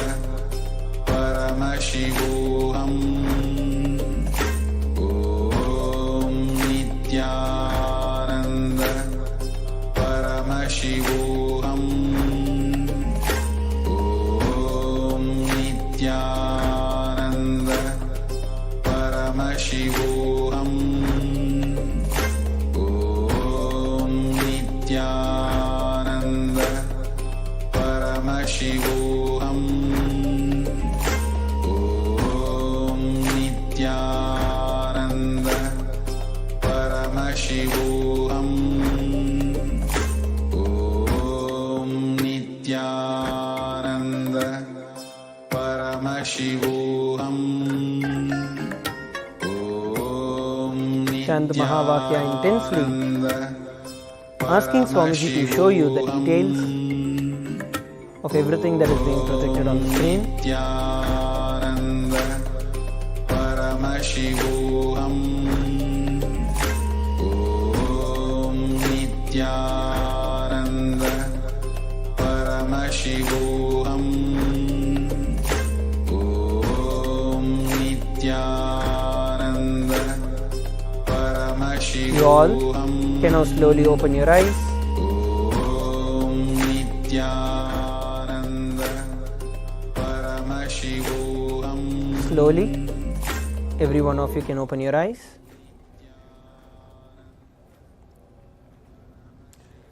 Now pen down in detail whatever Swamiji showed you.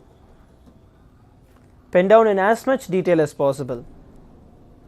You can note it down, you can pen it down, post it in the Zoom chat. Please type and post it in the Zoom chat what Swamiji showed you.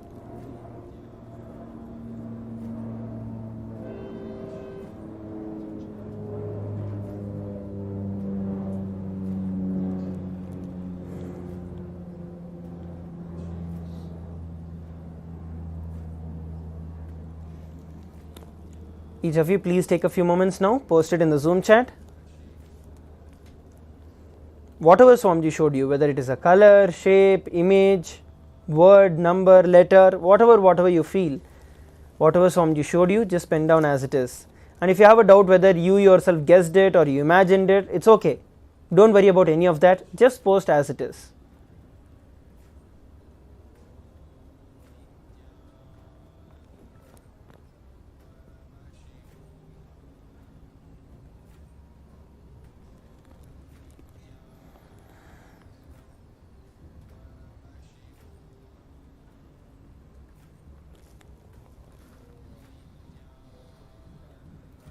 Please take a few moments and post it.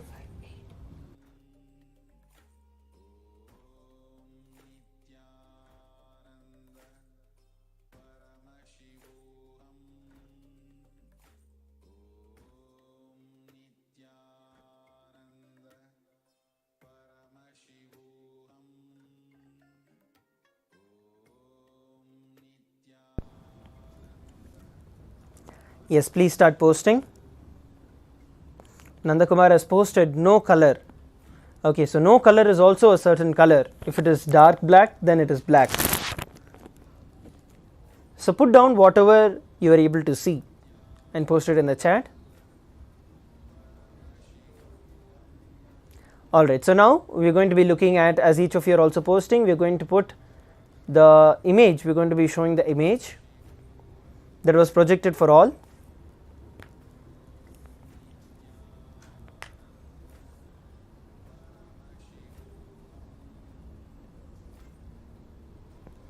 So as you can see, it is the face of Devi herself, of Devi Durga. You have the third eye, the two eyes, yellow color face, and of course a lot of detailing of the jewels in gold, white, gold, silver and black.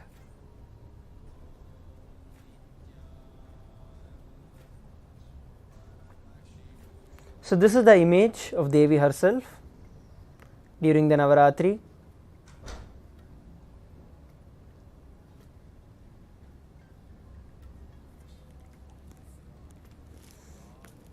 Yes, so now let's prepare to enter into the next round of power manifestation. So now what we are going to be doing is we are going to be projecting another image for all of you. For those of you who are feeling that you are not able to get the details this time, all that you have to do is to ask Swamiji to show you more and more details. That is what you have to do. Basically, when you start penning down more and more details, you will see that a lot more gets revealed to you. So actively sit and pen down and post as Swamiji is showing you. So let's put on our blindfold. Please put on your blindfold. Please close your eyes, put on your blindfold. Nithyananda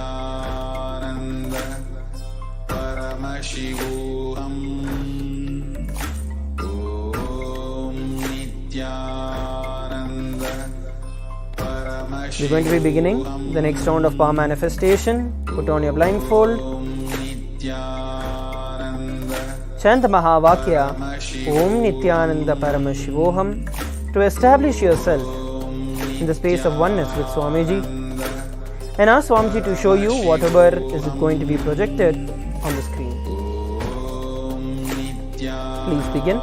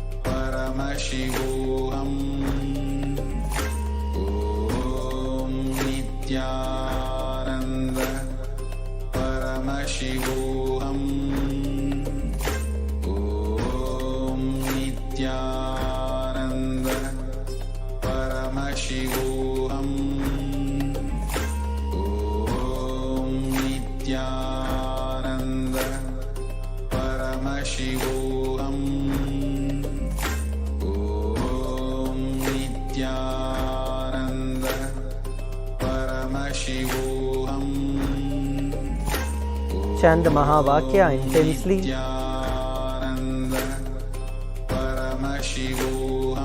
and ask Swamiji to show you the image that is being projected on the screen. It can be the color, it can be an object, it can be anything.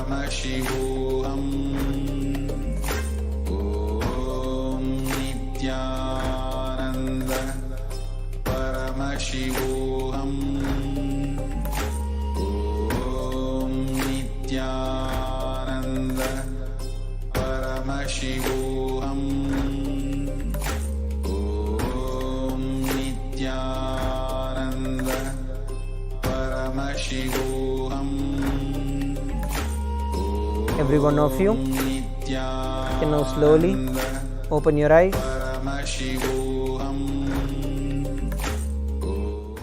Please open your eyes slowly.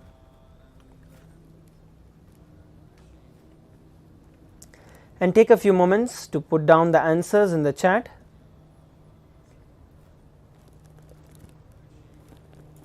Please take a few moments to put down the answers in the chat. Please type and post the answers in the chat.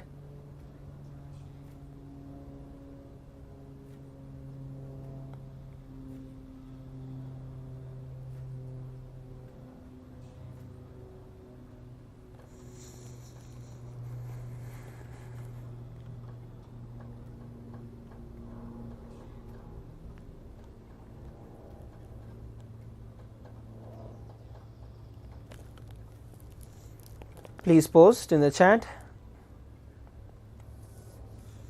Sri Digambara has posted peacock feather. Okay. Go ahead and post more in detail. See, you need to post in detail. That is the key.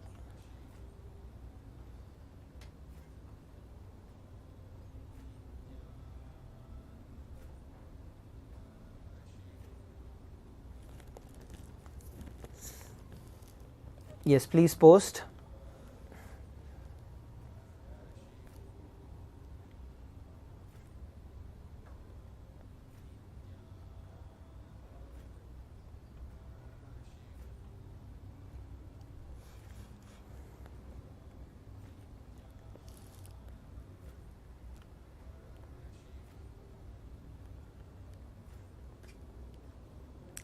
All right, let's now look at the image that was projected for all of us. So it is the image of a room, a minimalist effect, where you just have one sofa, one chair, and a small pot with a small plant, and you have a desk with a night lamp and a couple of accessories on the vase. So yes, so this is what was projected. Digambaraya, you were close to the peacock feathers.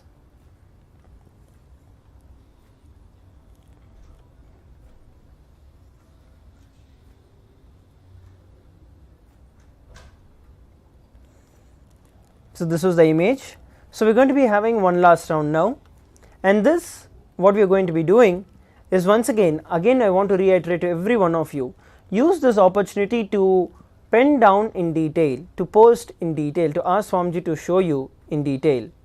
Okay, Shiva Talamaya is also posted, it's Kailash mountain. Okay, so I want you to see more in detail, Aya. The more and more details that you are entering into, the more and more you will be able to manifest the power. So don't restrict yourself to just one object or one item or one color. Don't do that. Go into as much as detail as possible and you will see that the power manifests. Let us all put on our blindfold.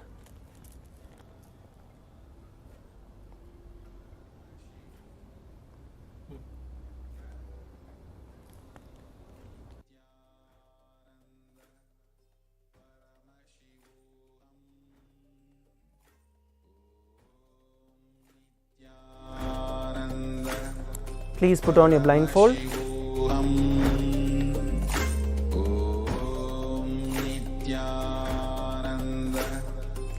Let us now enter into the power manifestation.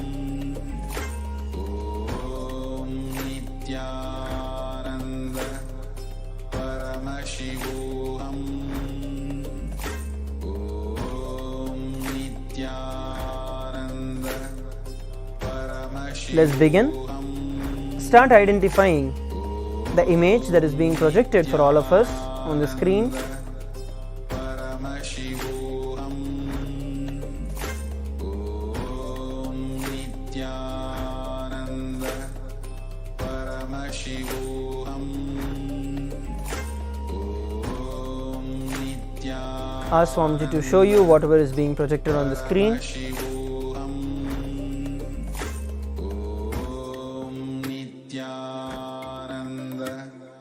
Paramashivoham. Om Nithyananda Paramashivoham. Om Nithyananda Chant the Mahavakya intensely Paramashivoham. and ask Swamiji to show you the image that is being projected on the screen. Paramashivoham. Om Nithyananda Paramashivoham. Om Nithyananda Paramashivoham. Yes, so now Om Nithyananda we are going to be taking a few minutes to start posting whatever Swamiji has shown us in the third eye. You all can open your eyes and quickly pen down and post in the chat whatever Swamiji showed you in your third eye.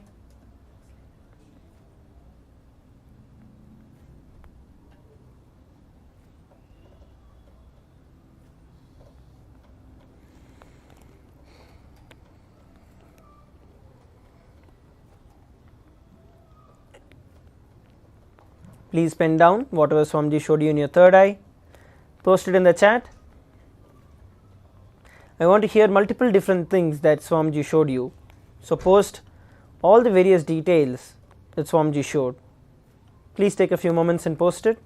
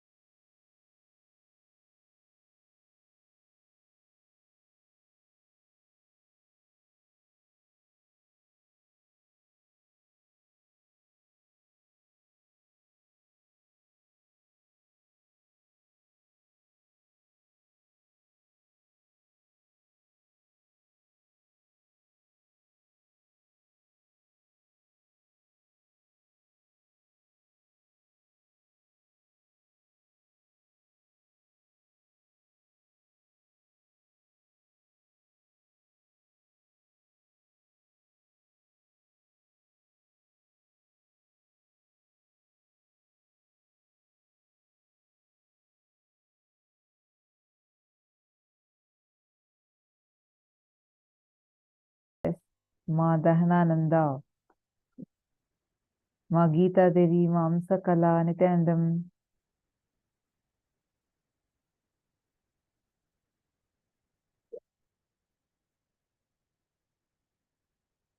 Liang Shuma Nityanandam, Ma Lucy.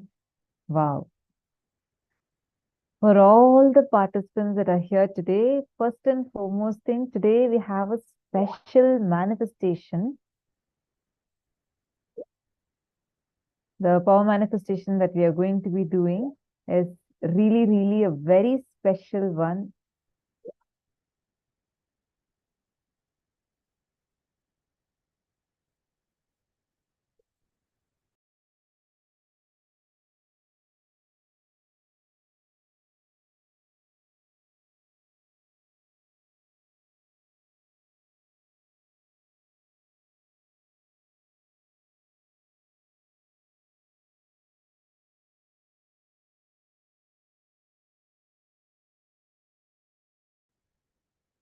And also a very special initiation from Swamiji. For this purpose, we request all of you to bring a tuning fork.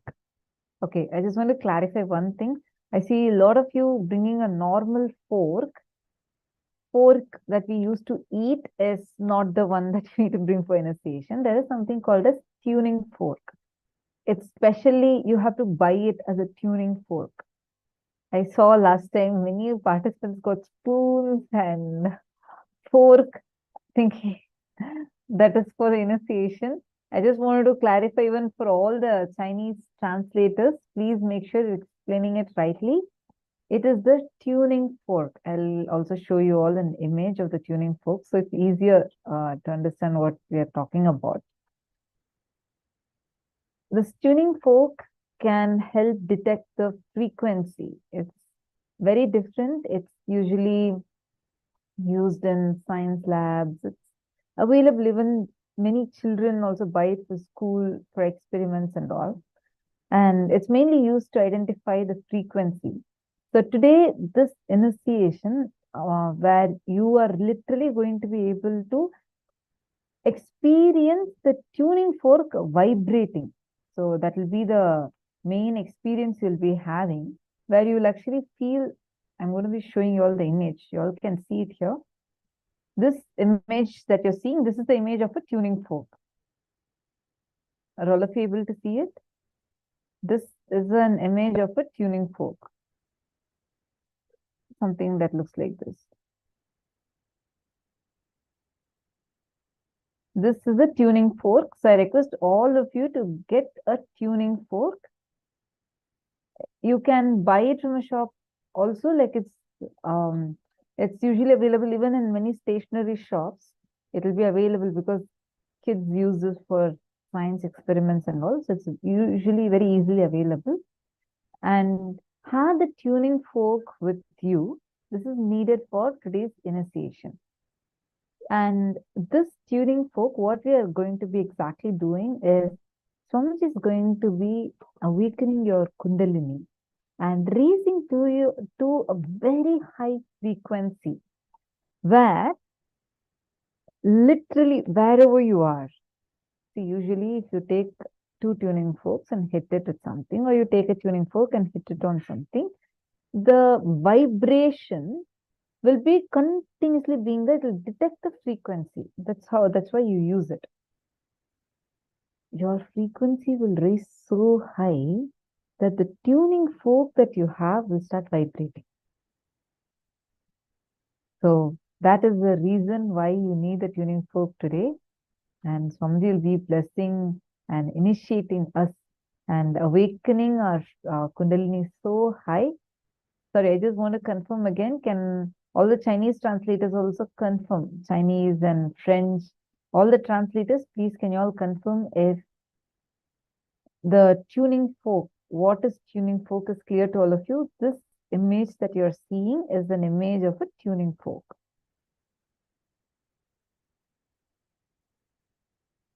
All of this clear?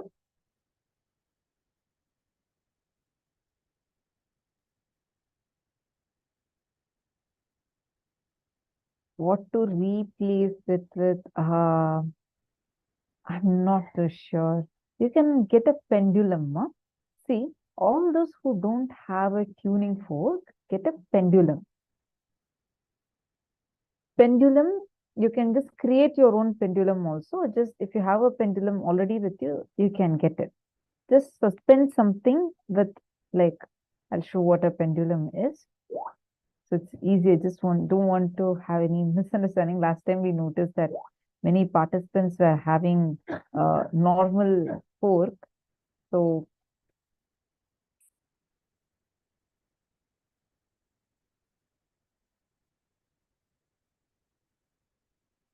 something like this. This is a pendulum. Let me show you. Yeah, this what all of us are seeing now is a pendulum, like a simple thing. Just one of it is enough. Just one pendulum is enough. You just need to have one simple pendulum. Like you can suspend anything. So this, like what you're seeing here in the clock, is a pendulum. You just need to suspend something like this and have the pendulum with you. And you can create your own simple pendulum and use it. The clock is not needed, just the hanging pendulum is needed, because that will also start rotating.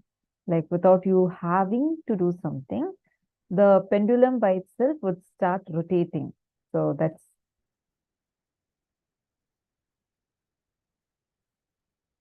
yes, Madhananda, that is okay. Get a circular base, that will be better. Yes, Ma Johanna, preferably metal would be better. Otherwise, see, because plastic, it might move because of air. You need to have like a small ball bearing or something like that. If you have of metal, and just even suspend it with a thread should be fine. If you have a metal chain, you could use that also, because that will help you. You'll see suddenly, normally you'll be holding it. Suddenly it'll just start rotating. So wildly it'll start rotating. So now let's all enter into our first session. And before we go into the first session, I see many of you who have been very sincerely attending the program. And out of that, like a lot of you are there. Ma Stephanie Dietiers or Ma Shukrendrananda, Ma Nitya Naresha, and Ma Jnana Pradata, Ma Dahanananda, and many of you who are attending very sincerely, meaning you'll be there in all the sessions. Same way, Ma Margarita. Now, I have a small request for all of you. See, even Ma Shamla, Ma Dona, Ma Priyesha, Ma Geeta Devi, there are a set of you who have been very, very, very sincerely attending the program every day. Now, I request all of you, take a few minutes. Understand there are people who are in real need of this.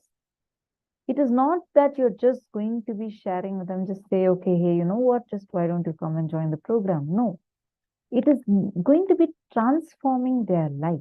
See, someone introduced Swamiji to you, or probably a YouTube video popped up, and Swamiji himself got you here. But how you feel inside you now? You feel grateful, right? Somehow Swamiji is manifested in your life, and you're experiencing all the best things. Take a few minutes. I really request all of you, take a few minutes, reach out to people. Swamiji had given a Guru Vak of every day 11 new people. I request all of you, reach out to any 11 new people. You can tell them that you're attending this program. Let them come, at least today, one day. Anyways, this is weekend. Let them come and join you, be in the session from morning onwards. Let them come and join, be in the session along with you, and let them also experience it. I request all of you, take a few minutes and reach out. And once they come in the sessions, you all should let me know who has joined, and you can introduce them in the session. So just put it in the chat. This is the free pass that you can share with your friends. Understand? All the inhibitions that you carry, that you feel like, oh no, I'm not sure what my friends are going to say. All these are the delusions that is actually stopping you from you manifesting Paramashiva in you. Because these are the same kind of patterns that are there even inside of you, which is stopping you from power manifestation, which is stopping you from experiencing things, which is stopping your spiritual experiences. So do not allow that, do not cherish that. Ma Sadashiva Mayi, how are you doing? Nithyanandam.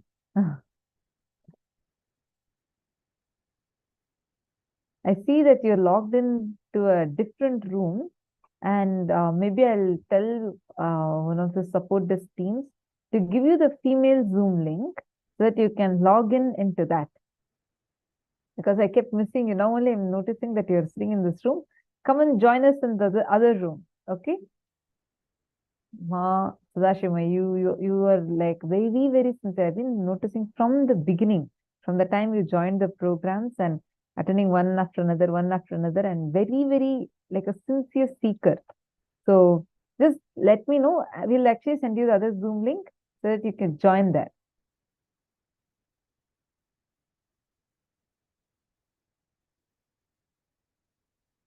All the male participants also. Nityanandam, Purna Sukhanandaya, and Sunitikanandaya, Nityanandam. I request all of you to be proactive. See, Purna Sukhanandaya, I have seen how sincerely you have been attending last so many seasons. See, take some time to reach out to people. Each of you do this. Just 11 new people. The transformation you will be bringing in their lives really will be phenomenal. Understand, only when you enrich, only when you cause someone's reality, it is not about saying, hey, you know what, can you just hop into the program? No, do not do that. Really understand what the other person is looking for. Break free from that shell that you are sitting in. This is for everyone. All of us are sitting in a small shell. We are happy with our transformations. We are experiencing many different things. But it's time that you come out of this shell. Share what you are experiencing to people. It'll really do so much good to you. Can I request all of you, just reach out to 11 new people. Just 11. Completely new. Don't even call the people that you already know from the Sangha. You can invite them. To them, you can just invite. But 11 new people. Talk to them. Speak to them and understand what exactly they are looking for in their life. Aslim and Tirtharupaya, Alexaya, Brian Birch. I request all of you to do it. Nityanandam Nandakumaraya, are you also there?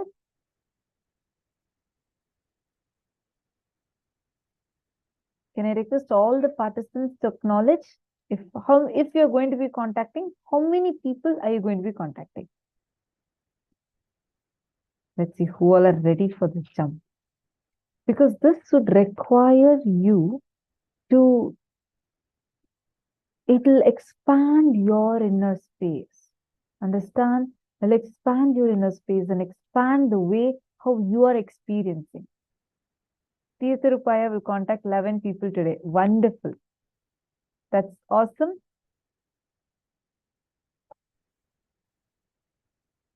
Ashokaminaya Nityanandam.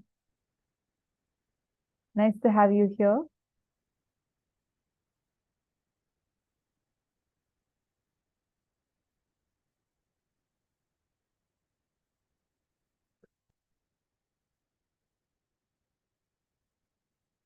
Okay.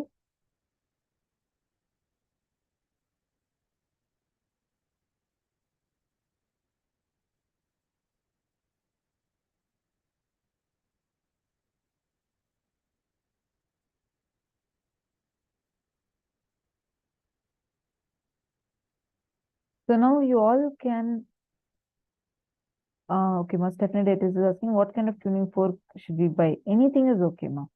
Any tuning fork is fine. So now, all the participants, see, come on. I see some of you, ma, Stephanie, ma, Sally, and ma, Priyesha have posted, ma, Geeta Devi has posted. Now I request all of you, see, Mamsa Kala, ma, Virupaksha, all of you that are sitting here, take some time to reach out, not telling them to just, okay, come to the program. No, you should ask them what are they looking for. Understand, so far, whatever you have learned, this step that you take is what is going to make all that into reality. Whatever you have been learning last so many days, each of us have been learning so many different things. Now, you sitting and sharing this with people.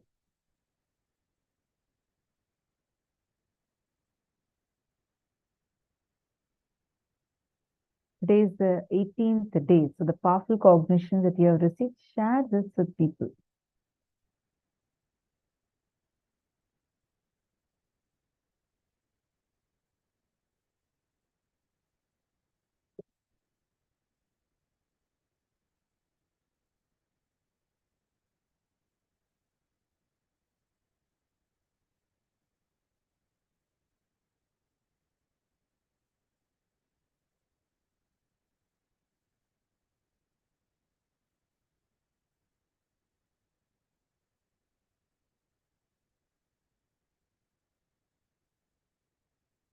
Where can we see the program of the day?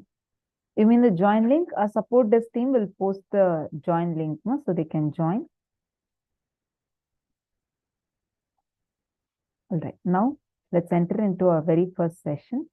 In this section, Swamiji is going to be explaining to us about how to experience Samadhi. So let's listen to the revelation now.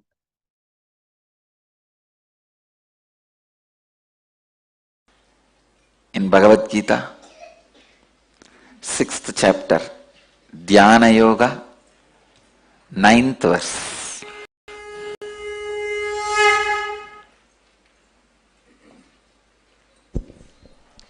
सुहृन्मित्रार्युदासीना मध्यस्तद्वेष्य बन्धुषु साधुष्वपि च पापेषु समबुद्धिर्विशिष्यते Shuhrunmitraryudasena madhyastadveshya bandhushu satushvapi cha papeshu samabuddhir visishyate. Wow.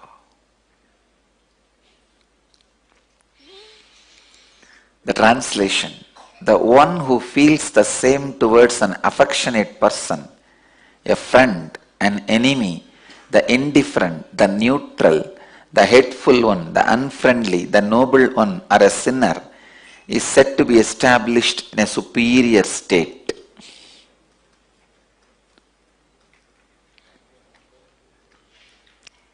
Understand these few basic sacred secrets. Meditation is not an action, it is a lifestyle. That is why in the chapter on meditation, Bhagavan is talking about all these things. You can never start meditating, you can only become meditative. Understand? There is a vast difference between starting the meditation or becoming meditative. Meditation is not a anacin, metacin, antidepressant. No. Meditation is not anacin, metacin, antidepressant.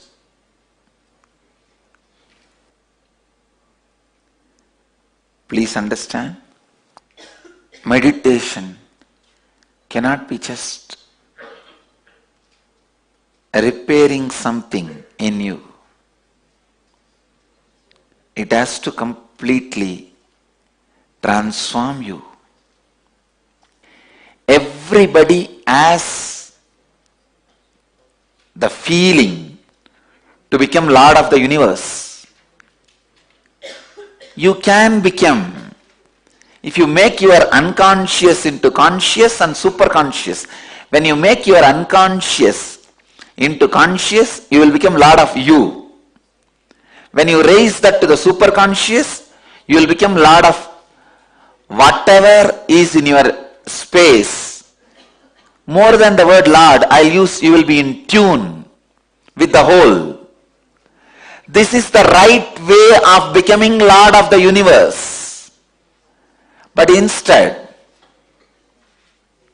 you try to become a power center through political power.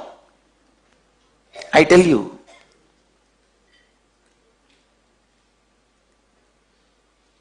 even in the school, the class leader, it is nothing but political power.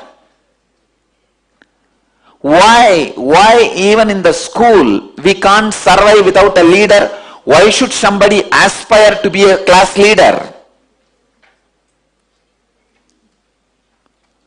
First time I resisted this political structure is when I was appointed as a class leader. When I was in the 7th standard, I still remember. The teacher, she was a Jain family teacher.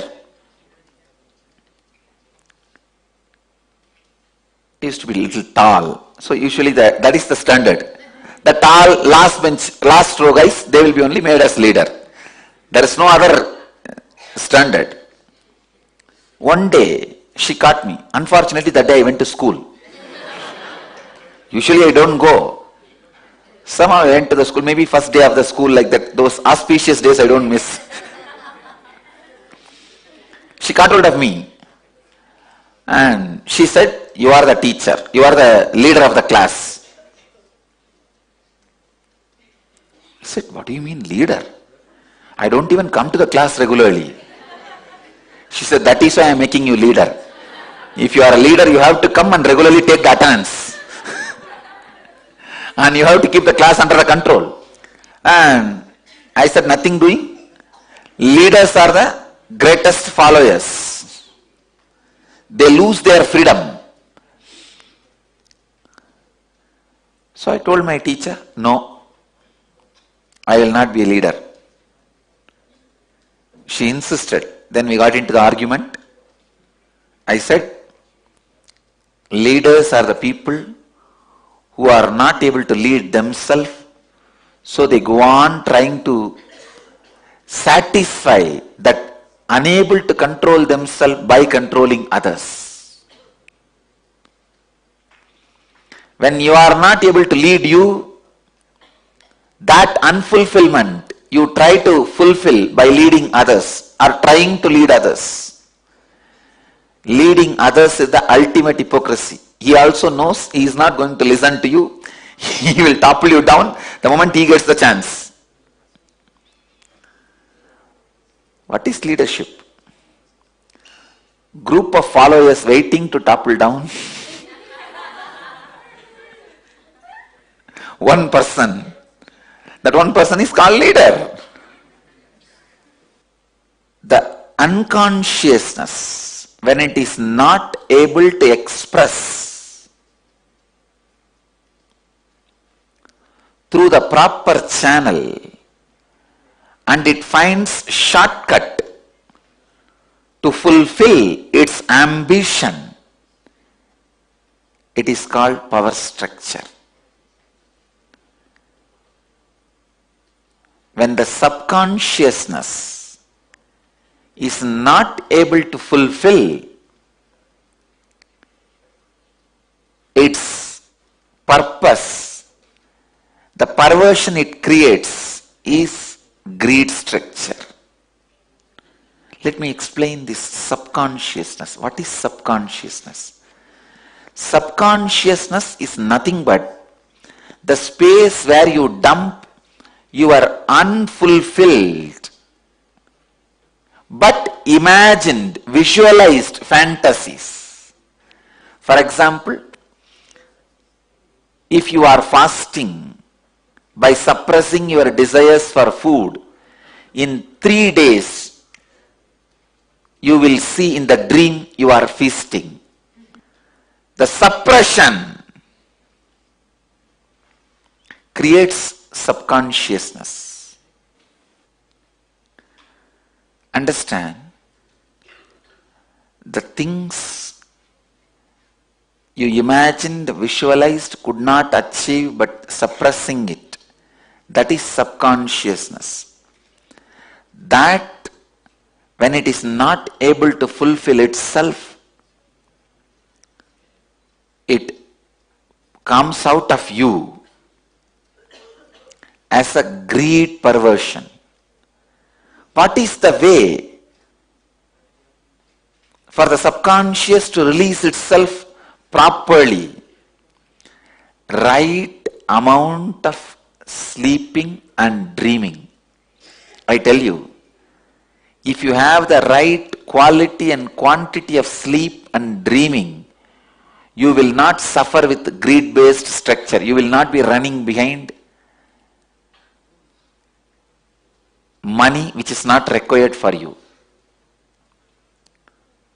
That is why all the civilizations which are suffering with greed suffers with sleeplessness. All the civilizations which suffers with the subconscious greed suffers with sleeplessness. I tell you, healthy sleep and dream, you will be free from greed-based structure. Understand? I am going to the roots of this human suffering. Greed-based system, the money-based lifestyle is rooted on your subconsciousness. A good sleep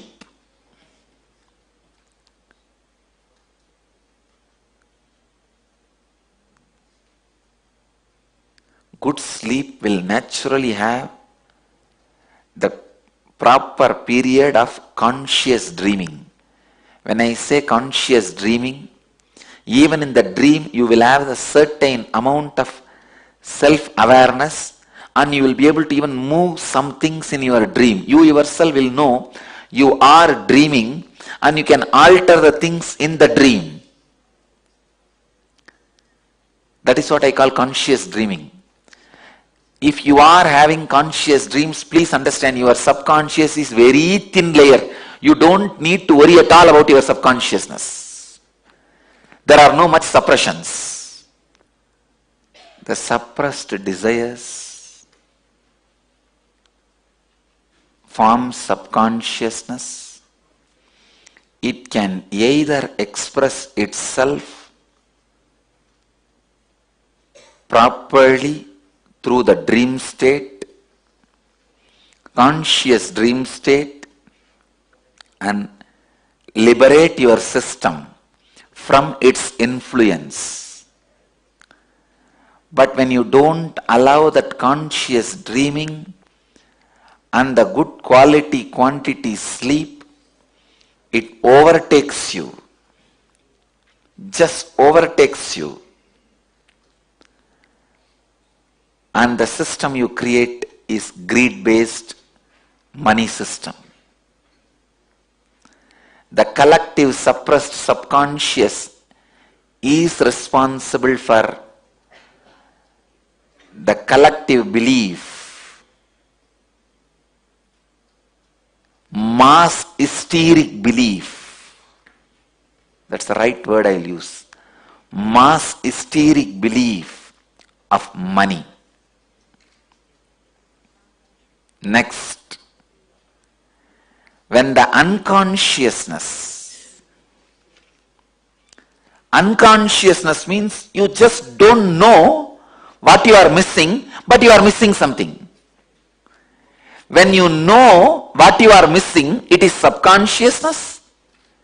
When you don't even know what you are missing, but you are feeling you are missing something, is unconsciousness.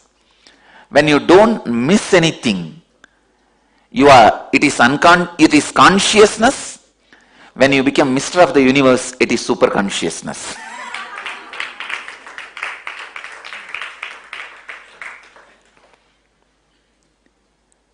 When you know you are missing something, and missing is subconsciousness, please understand. When you don't know you are missing something, but you feel you are missing something. You don't know what you are missing, but you feel the emptiness, you are missing something. That is unconsciousness. When you don't miss anything, complete with yourself, it is consciousness. When whole universe feels the fulfillment through you, it is super consciousness. Understand this unconsciousness.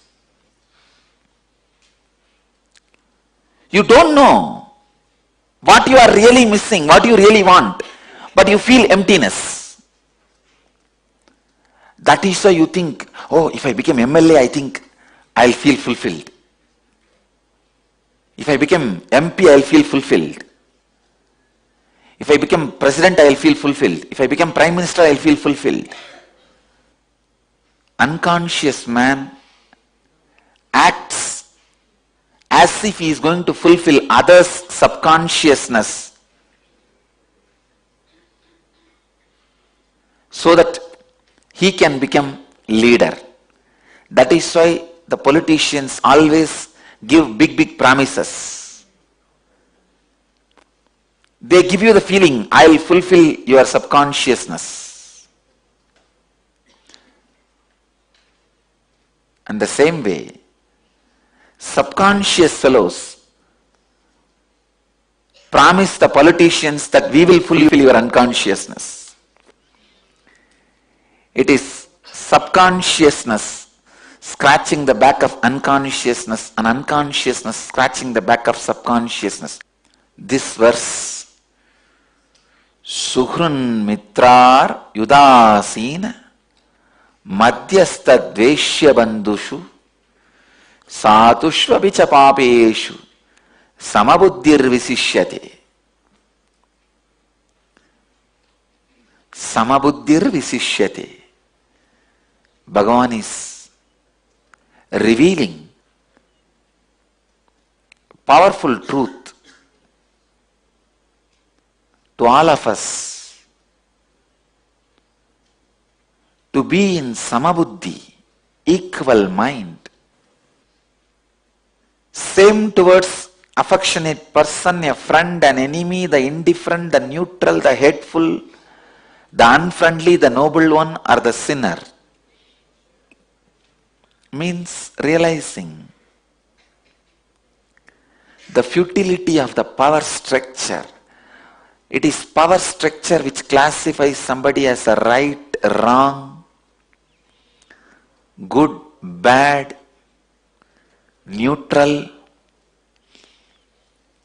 It is your ambition towards the power structure and the ambition damaging you. Please understand, when the political thought trend damages your consciousness and mind, that makes you believe that somebody is good to you, somebody is bad to you, somebody is neutral with you, somebody is good to everybody, somebody is bad to everybody. See, if somebody is good to you, he is your friend. If he is bad to you, he is your enemy. If he is neither good nor bad, he is neutral. If somebody you are made to believe by the political structure, he is bad to everybody, he is called sinner. If you are made to believe by the political structure he is good to everybody, he is sadhu. I tell you, it is all just PR exercise. Simply PR exercise. All the ideas you carry, somebody is a saint, somebody is a sinner,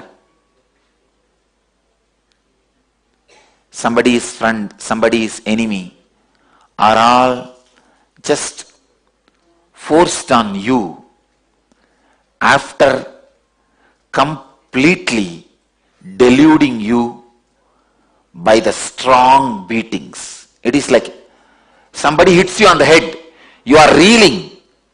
At the time he says, I am the big guy. Naturally, what will you do? You'll say yes and fall. First, the political system is used to hit you when you are reeling, when your head is reeling. Then they claim, see, I am in this post. He is the good, he is bad.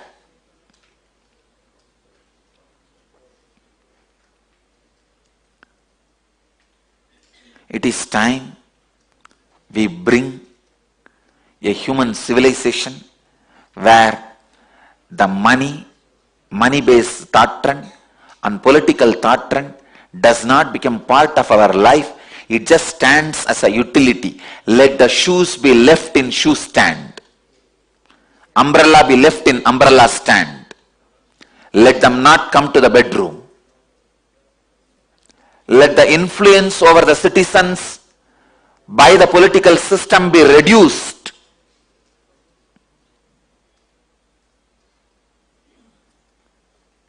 Let the influence of the money thought trend over the citizens, humanity, be reduced. Let them be just for only utility. Let it not become lifestyle. Unfortunately, politics became a regular business. Business became ambition to have power over politicians. When the business gets the ambition of power over politicians, and the politicians decide to make their lifestyle as a business, both corrupt each other and destroy humanity. So the idea of saint or sinner. What is saint or sinner? If you are made to believe one person is doing good to one person, that one person is called your friend. If you are made to believe that one person is doing good to everyone, he is made to be believed as a saint. Saint or sinner, good or bad, is all the ideas your consciousness perceived when you are beaten by the political power-based thought trends. As a child, you are beaten. In the young age, we all learnt who is MLA, who is MP, what is Rajya Sabha, what is Lok Sabha, what is Prime Minister, what is President. Young age, we learnt the economy. 1 plus 1 is 2, 2 plus 2 is 4. What is interest? What is compound interest? How the investment should be done?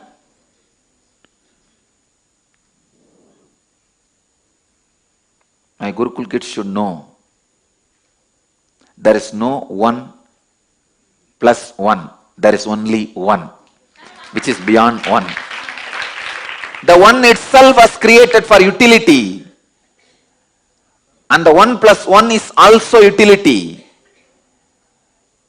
Things which you created for utility, when you became utility for them, it is like you create fire for you cooking and eating, but fire eats you. You create fire for your eating, but suddenly fire becomes big and eats you. people who are eating from the fire are conscious beings. People who are eaten by the fire are unconscious and subconscious beings. Here Krishna says, wake up, be a conscious being. That is what I call inner awakening. Waking up to the facts of power-based political thought trends and protecting yourself is yen leadership. Waking up to the facts of greed-based money thought trends and protecting yourself is yen wealth. Let the wealth be enlightening wealth. Let the leadership consciousness be enlightening leadership consciousness in you. It is so unfortunate. Even some of the most intelligent people are caught in this thought trend and unable to come out of it. Understand the roots of why you feel somebody is friend, somebody is enemy, somebody is neutral, somebody is good, somebody is bad. Then you will understand all your ideas are just ideas. When you realize that, everybody will be graceful. The moment you feel everything and everybody is graceful, that is when you achieve what Bhagavan calls samabuddhir visishyate. Let your thought trend be repaired, purified, cleansed. Let the political thought structure, which is unconsciousness based, and the economical thought trend, which is subconscious based,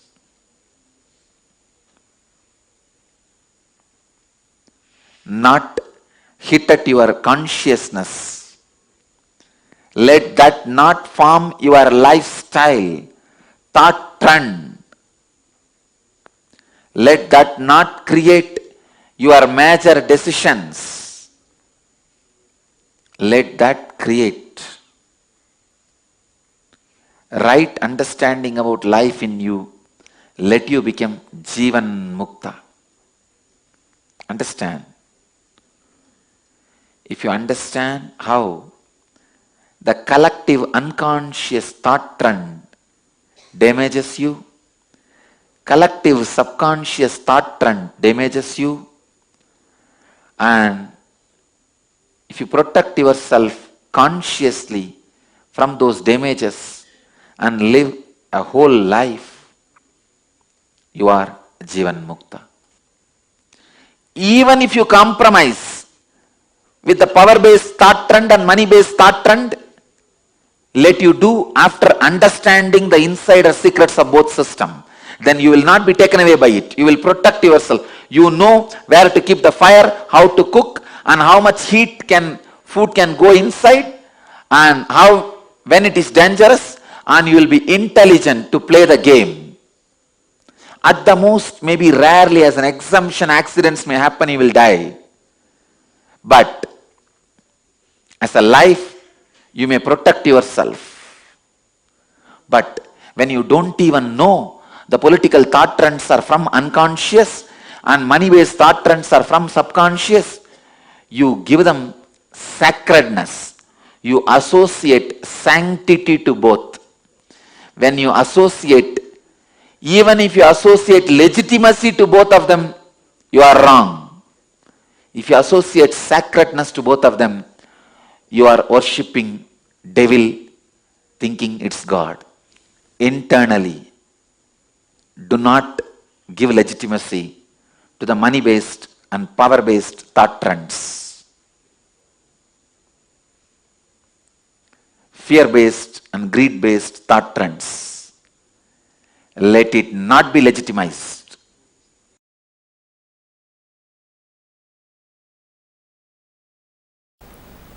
So all the outer world rules and regulations whether it is simple traffic rules or the law of the land, is based on the action performed. Commission and omission of acts, because outer world can understand only that, outer world functions only with that, outer world can measure only up to that. In search of stability and surety, possibility is forgotten. Listen. Yes, outer world can grasp only that. Whether you walk in the left side or right side, you should walk or not in the left side or right side. It can only go to that extent. Outer world can understand only that extent is not wrong, but they try to become fanatically declaring only that much exists is something seriously wrong.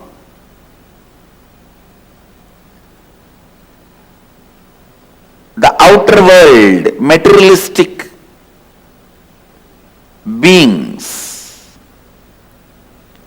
developing rules, regulations, laws, whether we should walk in right side or left side, whether we should go in left side or right side, whatever, forming those rules, nothing wrong, useful for day-to-day life. But when they try to declare, there ends the matter of life, nothing further exists, something is seriously wrong. Then something is seriously wrong.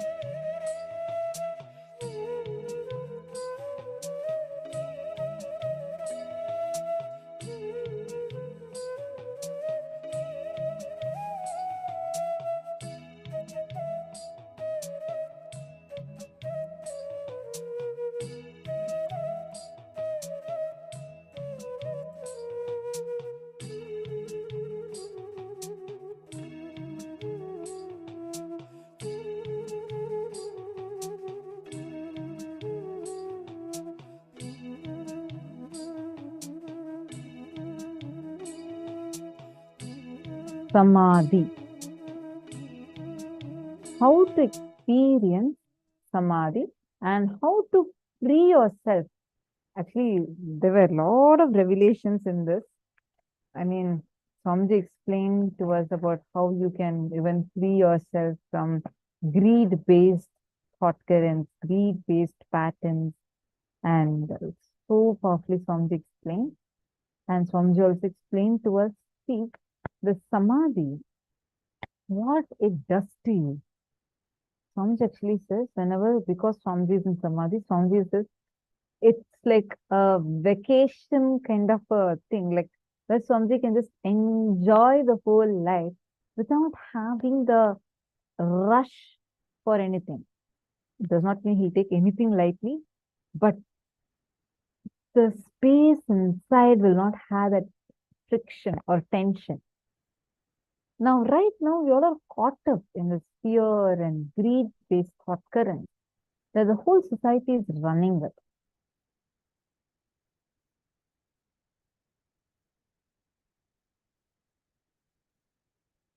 Ma Alexander has posted, by this satsang of Genie Bhagwan, I'm remembering about this sentence of his. Everything is falling in place. It is not falling apart. Yes. That one statement actually can heal us from multiple levels, right, Ma Alexandra? Magita Devi has posted, when you have the right good quality and quantity of healthy sleep and conscious dreaming, it's not just dreaming, somebody said conscious dreaming, you will be free from greed-based structure. That's right. Did you understand what that right good quality of sleep means? See, good quality of sleep, if you notice like that, so many people sleep for hours together. It's not about the large quantity of sleep. The quality of sleep depends upon the inner space you carry and the health of your guts. These two really affect the quality of sleep you have. Now, let's understand about how to protect yourself from power-based or greed-based thought currents. We think, oh, if I become MLA, I think I'll feel fulfilled. If I become MP, I'll feel fulfilled. I should become a president, then I'll feel fulfilled. Maybe I should become the prime minister, then I'll feel fulfilled. Now, can all of you take a few minutes, identify at least 5 areas of your own life where you have used such words, where you feel that, like it can even be as simple as, oh, if I get this particular power, like this particular role, maybe I'm going to feel fulfilled. Maybe if I become a class leader, like Swamiji said, no, that starts at that time itself, becoming a class leader. I know so many of us would have had that as a desire. I request all of you, take a few minutes now and look in. Identify 5 such areas in your life where you've used such words. Start. Please start penning down.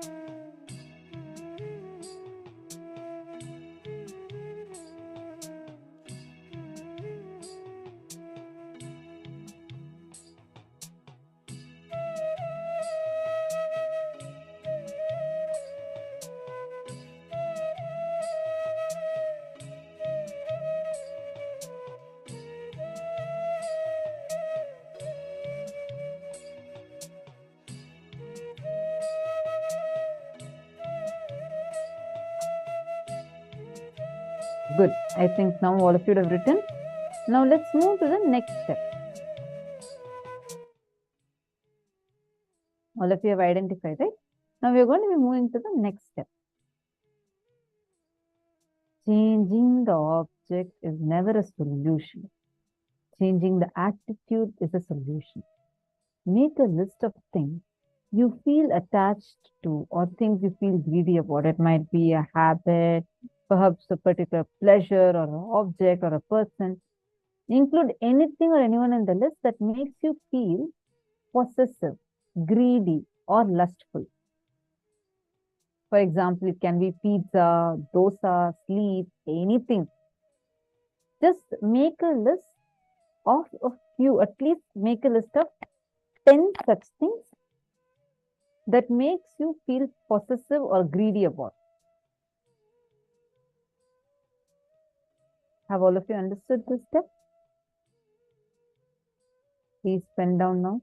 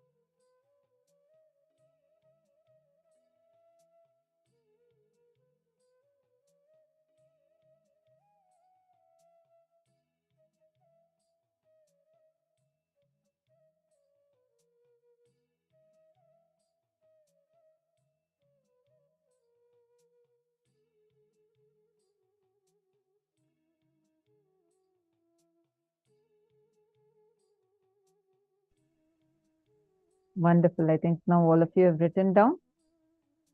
Finished writing? Are all of you understanding this so far? Now, listen carefully. Just sit and meditate with a deep, sacred feeling. Anything can become sacred when you are respectful and feeling connected to it. Bring in respect towards the object or person. For example, if it's pizza, look at pizza. Just see from where the sacred feeling is coming. The pizza or the moment when you're enjoying the pizza. For those few moments, you're experiencing low thoughts, low number of thoughts, away from your worries and unfledged experience. Samam kaya shiro grivam dharayanachalam sthiraha samprekshya nasikagram swam Vishashchanavalokayan. Holding the entire body, the neck and the head in a steady manner. Look intensely at the tip of the nose without being distracted in any way. This is the revelation from Bhagavad Gita, chapter 6, Dhyana Yoga, 13th verse. Now, what we are going to be doing is, we are going to be sitting and looking at the object. For example, let's say that you really want to have, you love in whatever you've written, you are somehow feeling very greedy towards dosa or pizza. Now, what you're going to be doing is, you're just going to be remembering that pizza and look at it intensely and with a lot of respect, tremendous respect.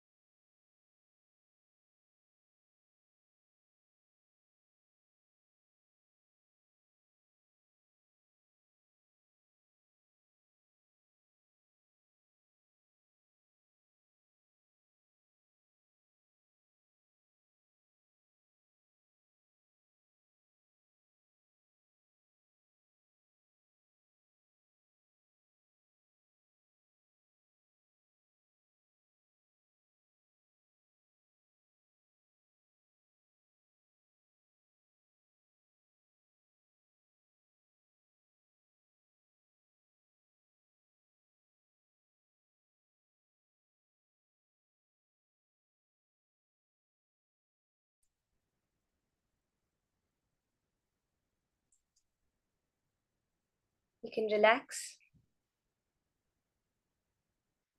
Relax from the meditation.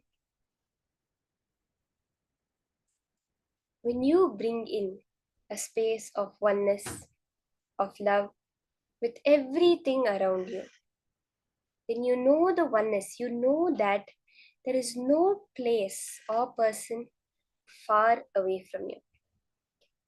When you think of Pluto, when your mind is in Pluto, you are in Pluto at that moment. That is the understanding. That is the truth.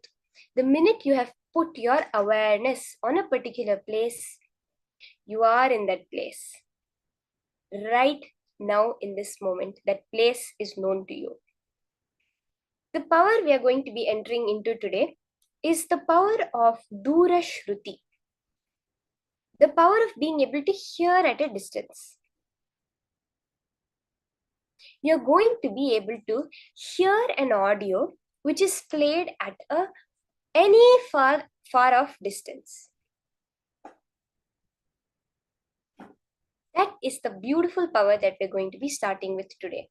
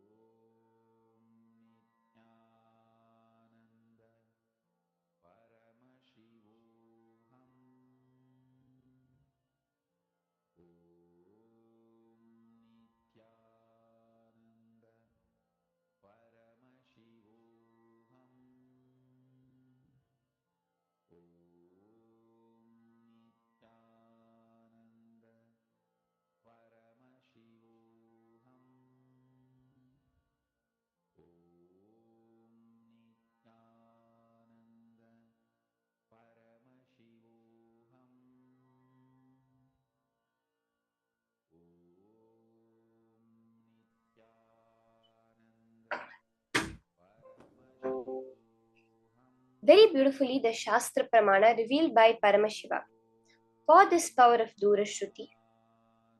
Ato vindurato nado rupam asmadato rasaha pravartante chirenaiva kshobhakatvena dehinaha.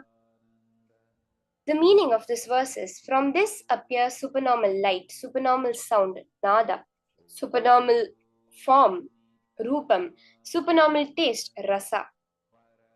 In a short time, the yogi, who has not yet done away with the identification of the self with the body, which however are only a disturbing factor in the full realization of the Spanda principle. From this Unmesha, once we have the initiation of Swamiji, and we are able to see the supernormal sound. Very beautifully, Swamiji reveals, Paramashiva reveals the power of Durashruti, where beyond what you think as the normal capabilities of sound, of your ears to hear sound, you're able to go beyond that and manifest the powers.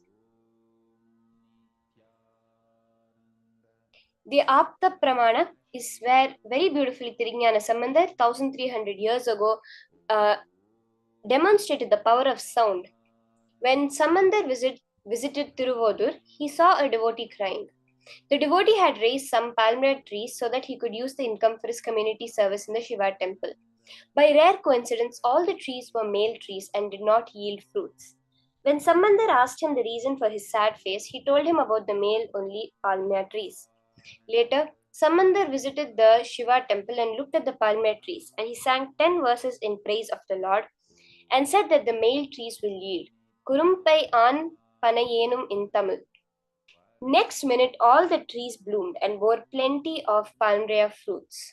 This is a very beautiful incident from the life of Tirignyana Sambandar, where he demonstrated how just through the power of sound, just by singing 10 verses, he was able to convert the male trees into female trees.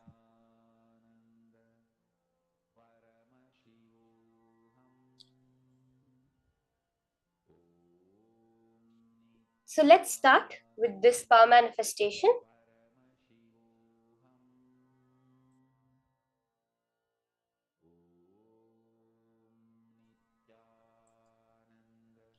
We will start this round by identifying the source of a particular sound. You're going to be mastering the science of sound with this power.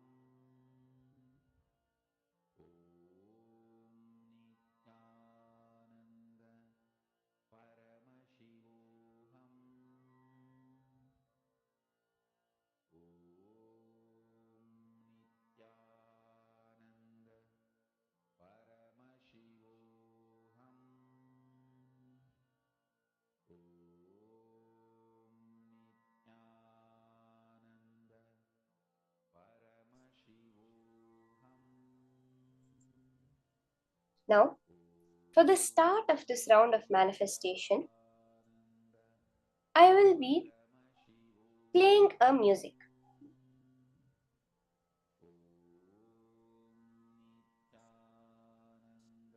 I'll be playing a certain music, some sound, it might be anything, some audio I'm going to be playing over here. So I'll mute myself and I'll be playing a certain audio. Now all of you are going to post what you're able to hear through your third eye. See, as a general being, as a human being, we are able to sense vibration. This is a very clearly proven science where our brain can sense electromagnetic waves and so many research which has been done. But what happens is we get distuned from that. We're untuned from it. You can, like how you have a radio station where, especially if you knew the olden days TV box set or radio, if you tune it to the wrong frequency, you'll have static. Shh, kind of static sound will come. But what we're going to do is now we're going to tune to the right frequency. Right now, we have only our inner chatter. We're only tuned into our inner chatter, whatever random words, thoughts, conversations that we have within us. So, what we're going to do for this power is tune out of that and tune into the cosmic frequency. Are we understanding? That our whole being is just a receiver. We are a receiver of consciousness, a receiver of sound, a receiver of light. So, from that space, when you understand, when you tune into the right sound, whatever music I am playing here will immediately be revealed to you. So, are we ready for this? Chant, as you're doing the power manifestation, chant the Mahavakya intensely, sit straight, and listen to the pure silence of your inner space, where just like a receiver, when it receives the right channel, it comes as music, it comes as a talk, anything. When you're going to tune yourself to the cosmic frequency and connect to what sound that I'm playing over here. So let's do the first round. Let's start. Chanta Mahavakya.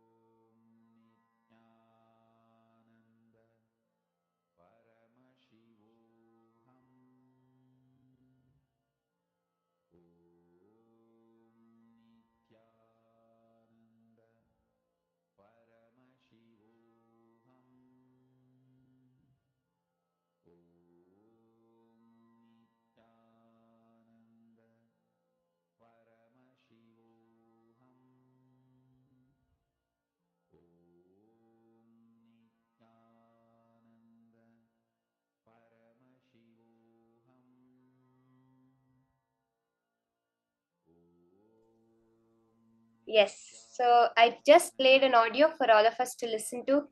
Whatever you're able to see through your third eye, we'll have a few minutes for you to post in the chat. Each of you can post on the Facebook group or in the chat, preferably on the Facebook group where we'll not miss anybody's answers. You can go to the Facebook group, Paramashivoham group, and post whatever you're able to see through your third eye, and then I'll be verifying. So we'll have a few minutes for that.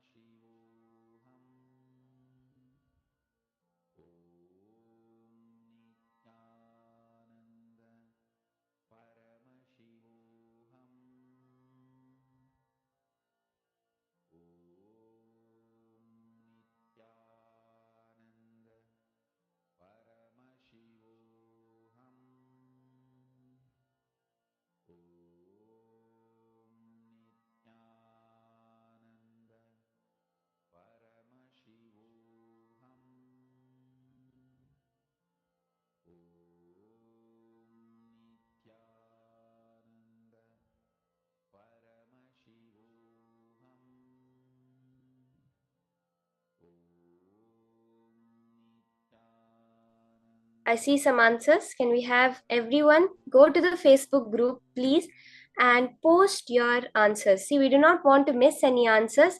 So I request everyone to please go to the Facebook group, facebook.com/groups/Mahaparamashivoham, and post your answers.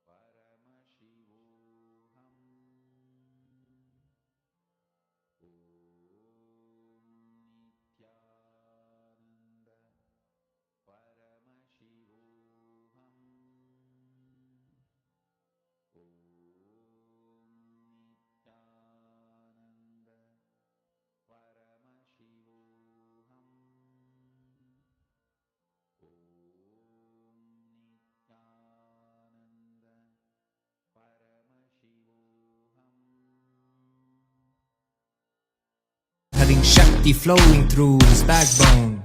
I am the Paramashiva. Shiva. The me in the me is in you as me. You are the Paramashiva. Do you sees you in me? We are the Paramashiva. Shiva. Living in Kailasa, the place to be. Nithyananda Paramashiva. Brought Kailasa back on the map. Put a flag, a bank, done deal, it's a... So now I'll just be playing again the music that I had played for all of you to listen to. So let's listen to it. परित्राणाय साधूनां विनाशाय च दुष्कृतां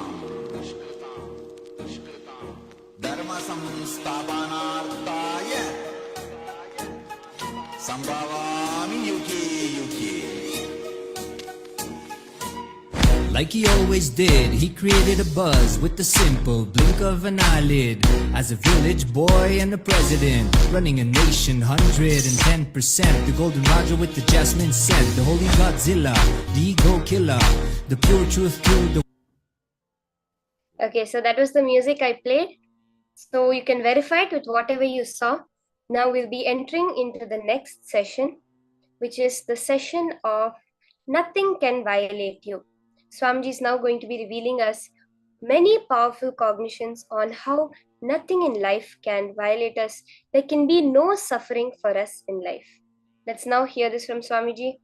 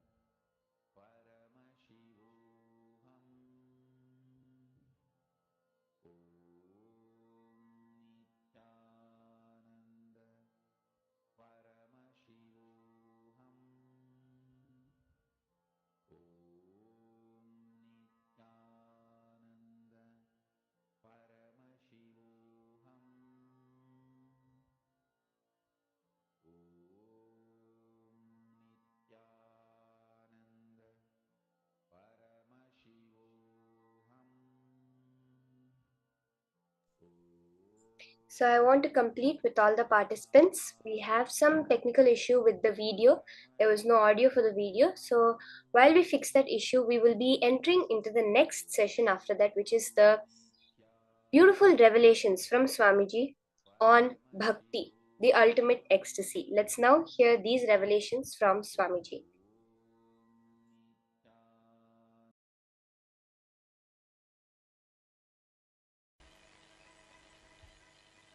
All disciples of Ramana Maharshi again and again pressed him, please talk about the Aksharamana Mala you wrote. He wrote a beautiful song, the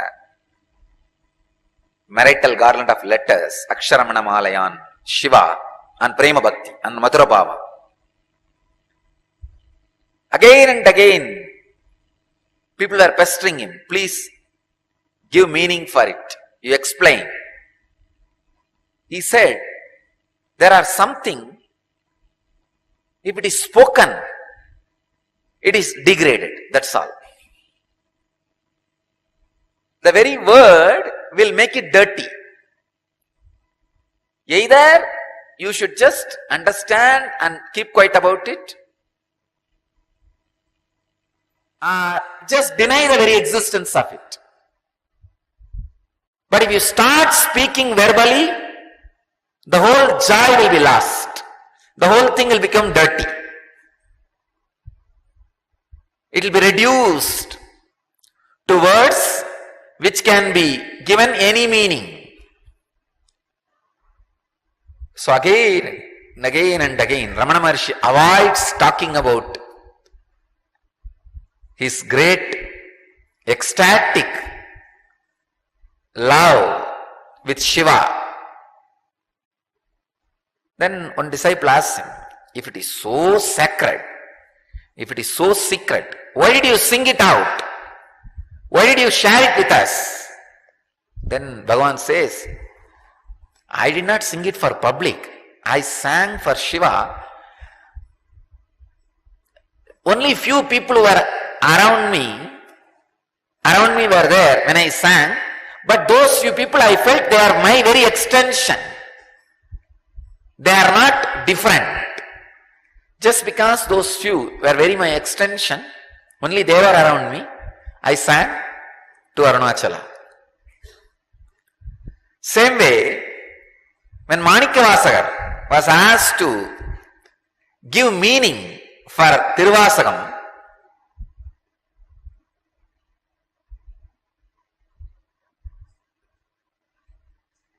he just smiled and showed Nadaraja, just climbed those steps of the Garbhamandir of Chidambaram Nadaraja and disappeared into Nadaraja. I can understand. Surely you can't reduce it by verbalizing. It's too much, too sacred. Even I cannot verbalize exactly what is the great ecstatic Prema Bhakti. Maybe I can inspire you all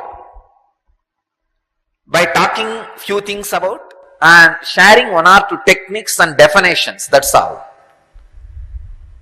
So I wanted to make it very clear, in satsang today, I am not defining Prema Bhakti, I am not talking about Prema Bhakti, I am only giving some techniques for you to achieve Prema Bhakti. So whatever I am talking should be taken in the sense of inspiration or technique, because it's too sacred.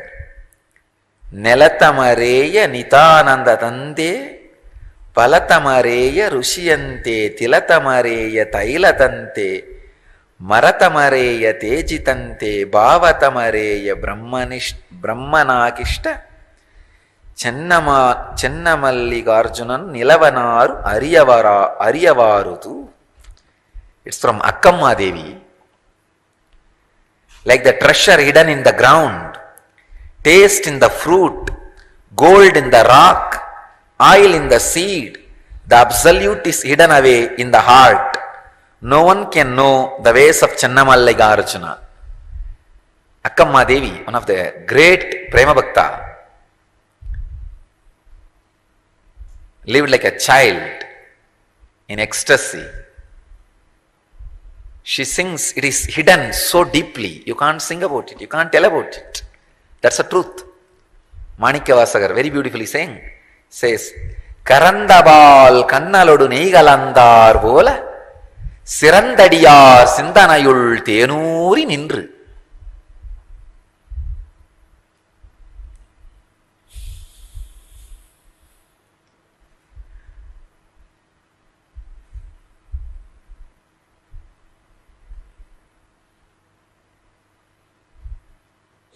Karandabal kannalodu neigalandar vola Sirandadiyar Sindanayul Tenuri Nindru.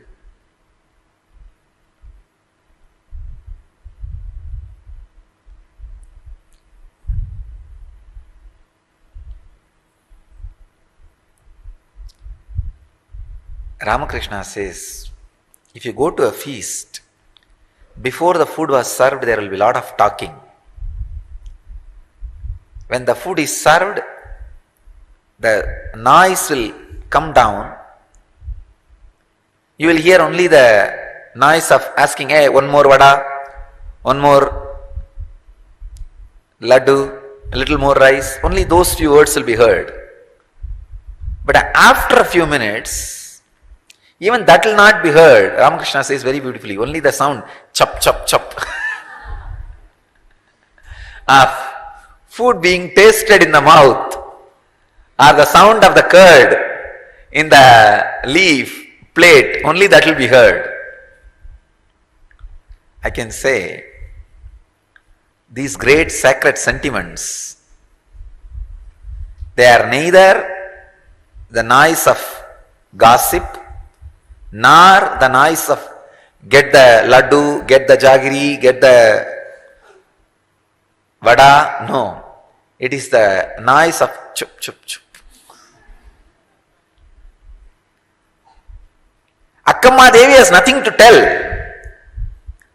but she has something to sing. It is too much. See, if you are too much in stress, you may not want to tell anything to anybody to show that you are weak or stressed, but your face will show, you will do something like that sometime. Oh God. Your face will show it. Same way, Akkamma Devi doesn't want to tell anything. She can't. It's too much. But same way she can't keep quiet. It is too much inside. She is just singing. She has nothing to tell, but lot to sing. That is why she is singing. Nelatamareya nitanadante, palatamareya ruchiyante, tilatamareya tailadante, maratamareya tejitante, bhavatamareya brahmana kishta, Channamallikarjunanu nilavanaru ariyavarudu. Like the treasure hidden in the ground, taste in the fruit, gold in the rock, oil in the seed, the absolute is hidden away in the heart. No one can know the ways of Channamallikarjuna. She is not telling anything in this, no meaning. Final conclusion of this whole statement is, the ultimate is hidden in your heart. Nothing can be told. Tell that in 2 words. Why do you need a big poem? Because it is too much to be told in 2 words. You can't do anything. When you are possessed with that experience, anything you do is poetry.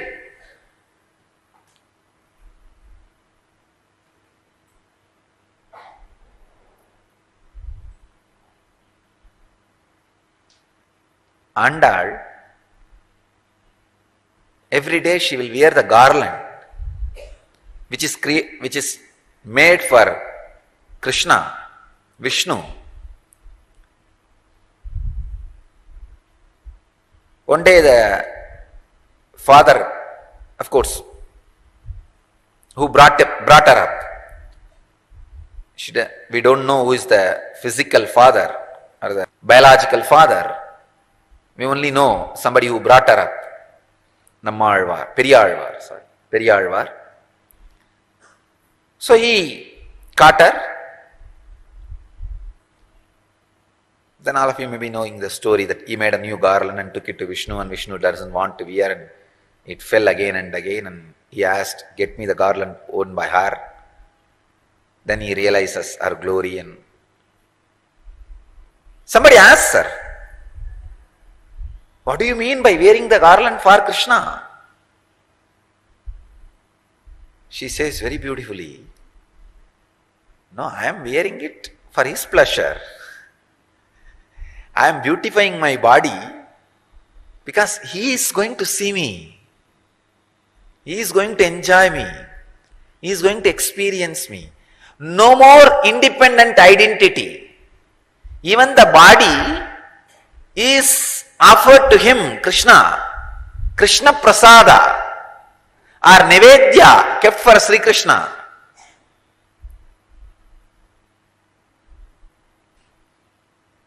That is why Krishna could not feel that is a different body. He said, let me wear the garland, put on her body. Achalamurti and Sachalamurti. The statue was Achalamurti and Andal was Sachalamurti. Because there was nothing inside Andal except Krishna.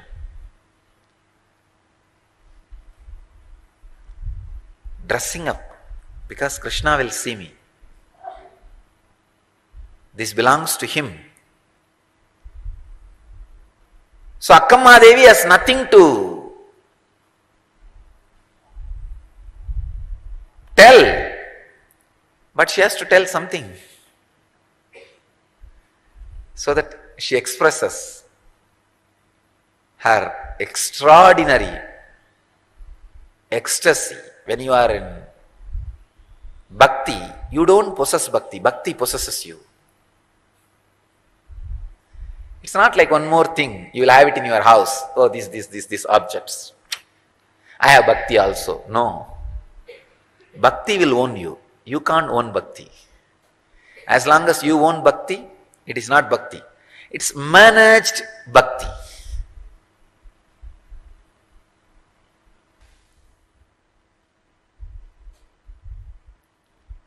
Bhakti is awakening of the non-mechanical parts of your brain.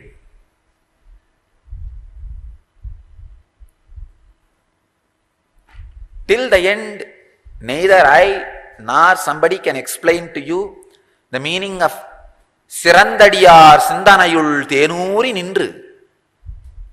No. I can give you the translation, but I can't give you the meaning. Translation says, in the heart of the devotees, you ooze out like a honey. What do you understand? You understand the word honey, heart of the devotees, oozing out, and you try to fix all that and create a visualization. There is a heart, and like pus usually oozes out in the wound, from the wound, the honey oozes out from the heart. If really honey oozes out from the heart, what do you need? You need a bypass surgery. Or open heart surgery. How will you describe? How will you explain? It is only the ecstasy which can sing. For Prema Bhakti, explanation is not possible. Only experience is possible. Maybe.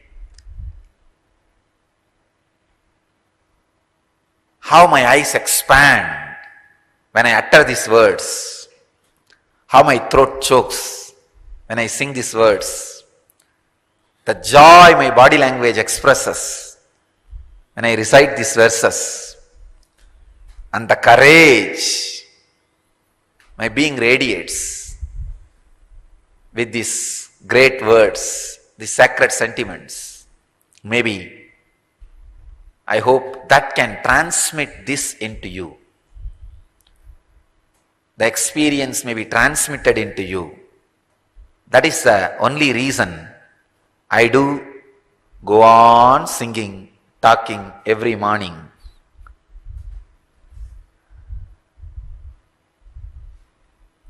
Otherwise, there is no other way.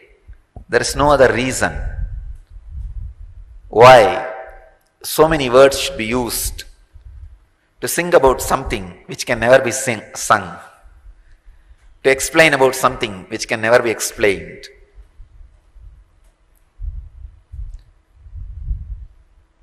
Maybe I'll try to define one or two things from the Narada Bhakti Sutras.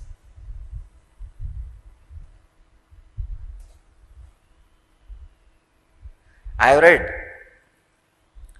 thousands of books in at least 3-4 languages which I can read and understand. Only one book in my experience does not talk about the subject at all about which the book is supposed to talk. If it is Yoga Sutra, it talks completely about yoga. If it is Brahma Sutra, it talks completely about Brahma. There is one book does not talk about the subject which is supposed to be talking, which that book is supposed to be talking. That is Narada Bhakti Sutras. The title is Bhakti Sutras, but till the end Narada is not able to touch 1 inch of bhakti. He goes on beating around the bush because the bush itself can't be beaten.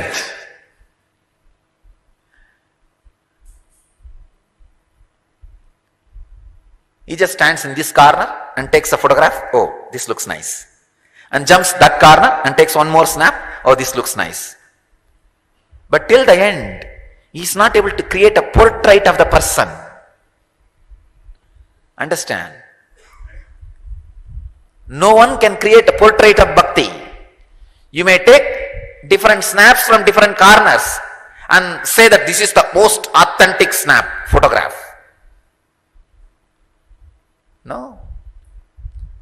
Here is a one snap from one corner from Narada's Bhakti Sutras. Naradastu tatarpata kilacharat tatvismarane paramavya kulateti. The essential characteristics of bhakti are the consecration of all activities by complete self-surrender to Him, an extreme anguish if He were to be forgotten. Oh God!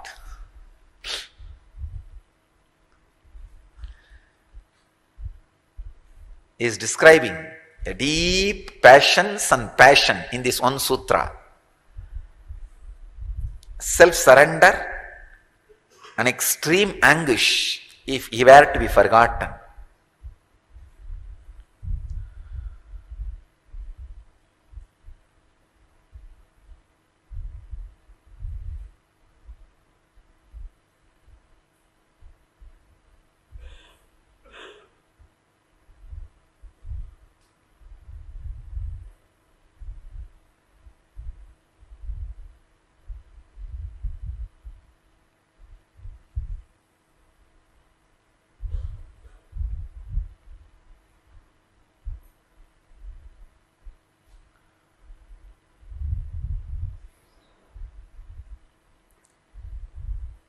Complete passions, surrender, an intense passion, the seeking, is the essence of Prema Bhakti. Again, I am also beating around the bush because the bush cannot be beaten. It can only be different directions, different sides, different explanations. But experience has to happen by the proper process.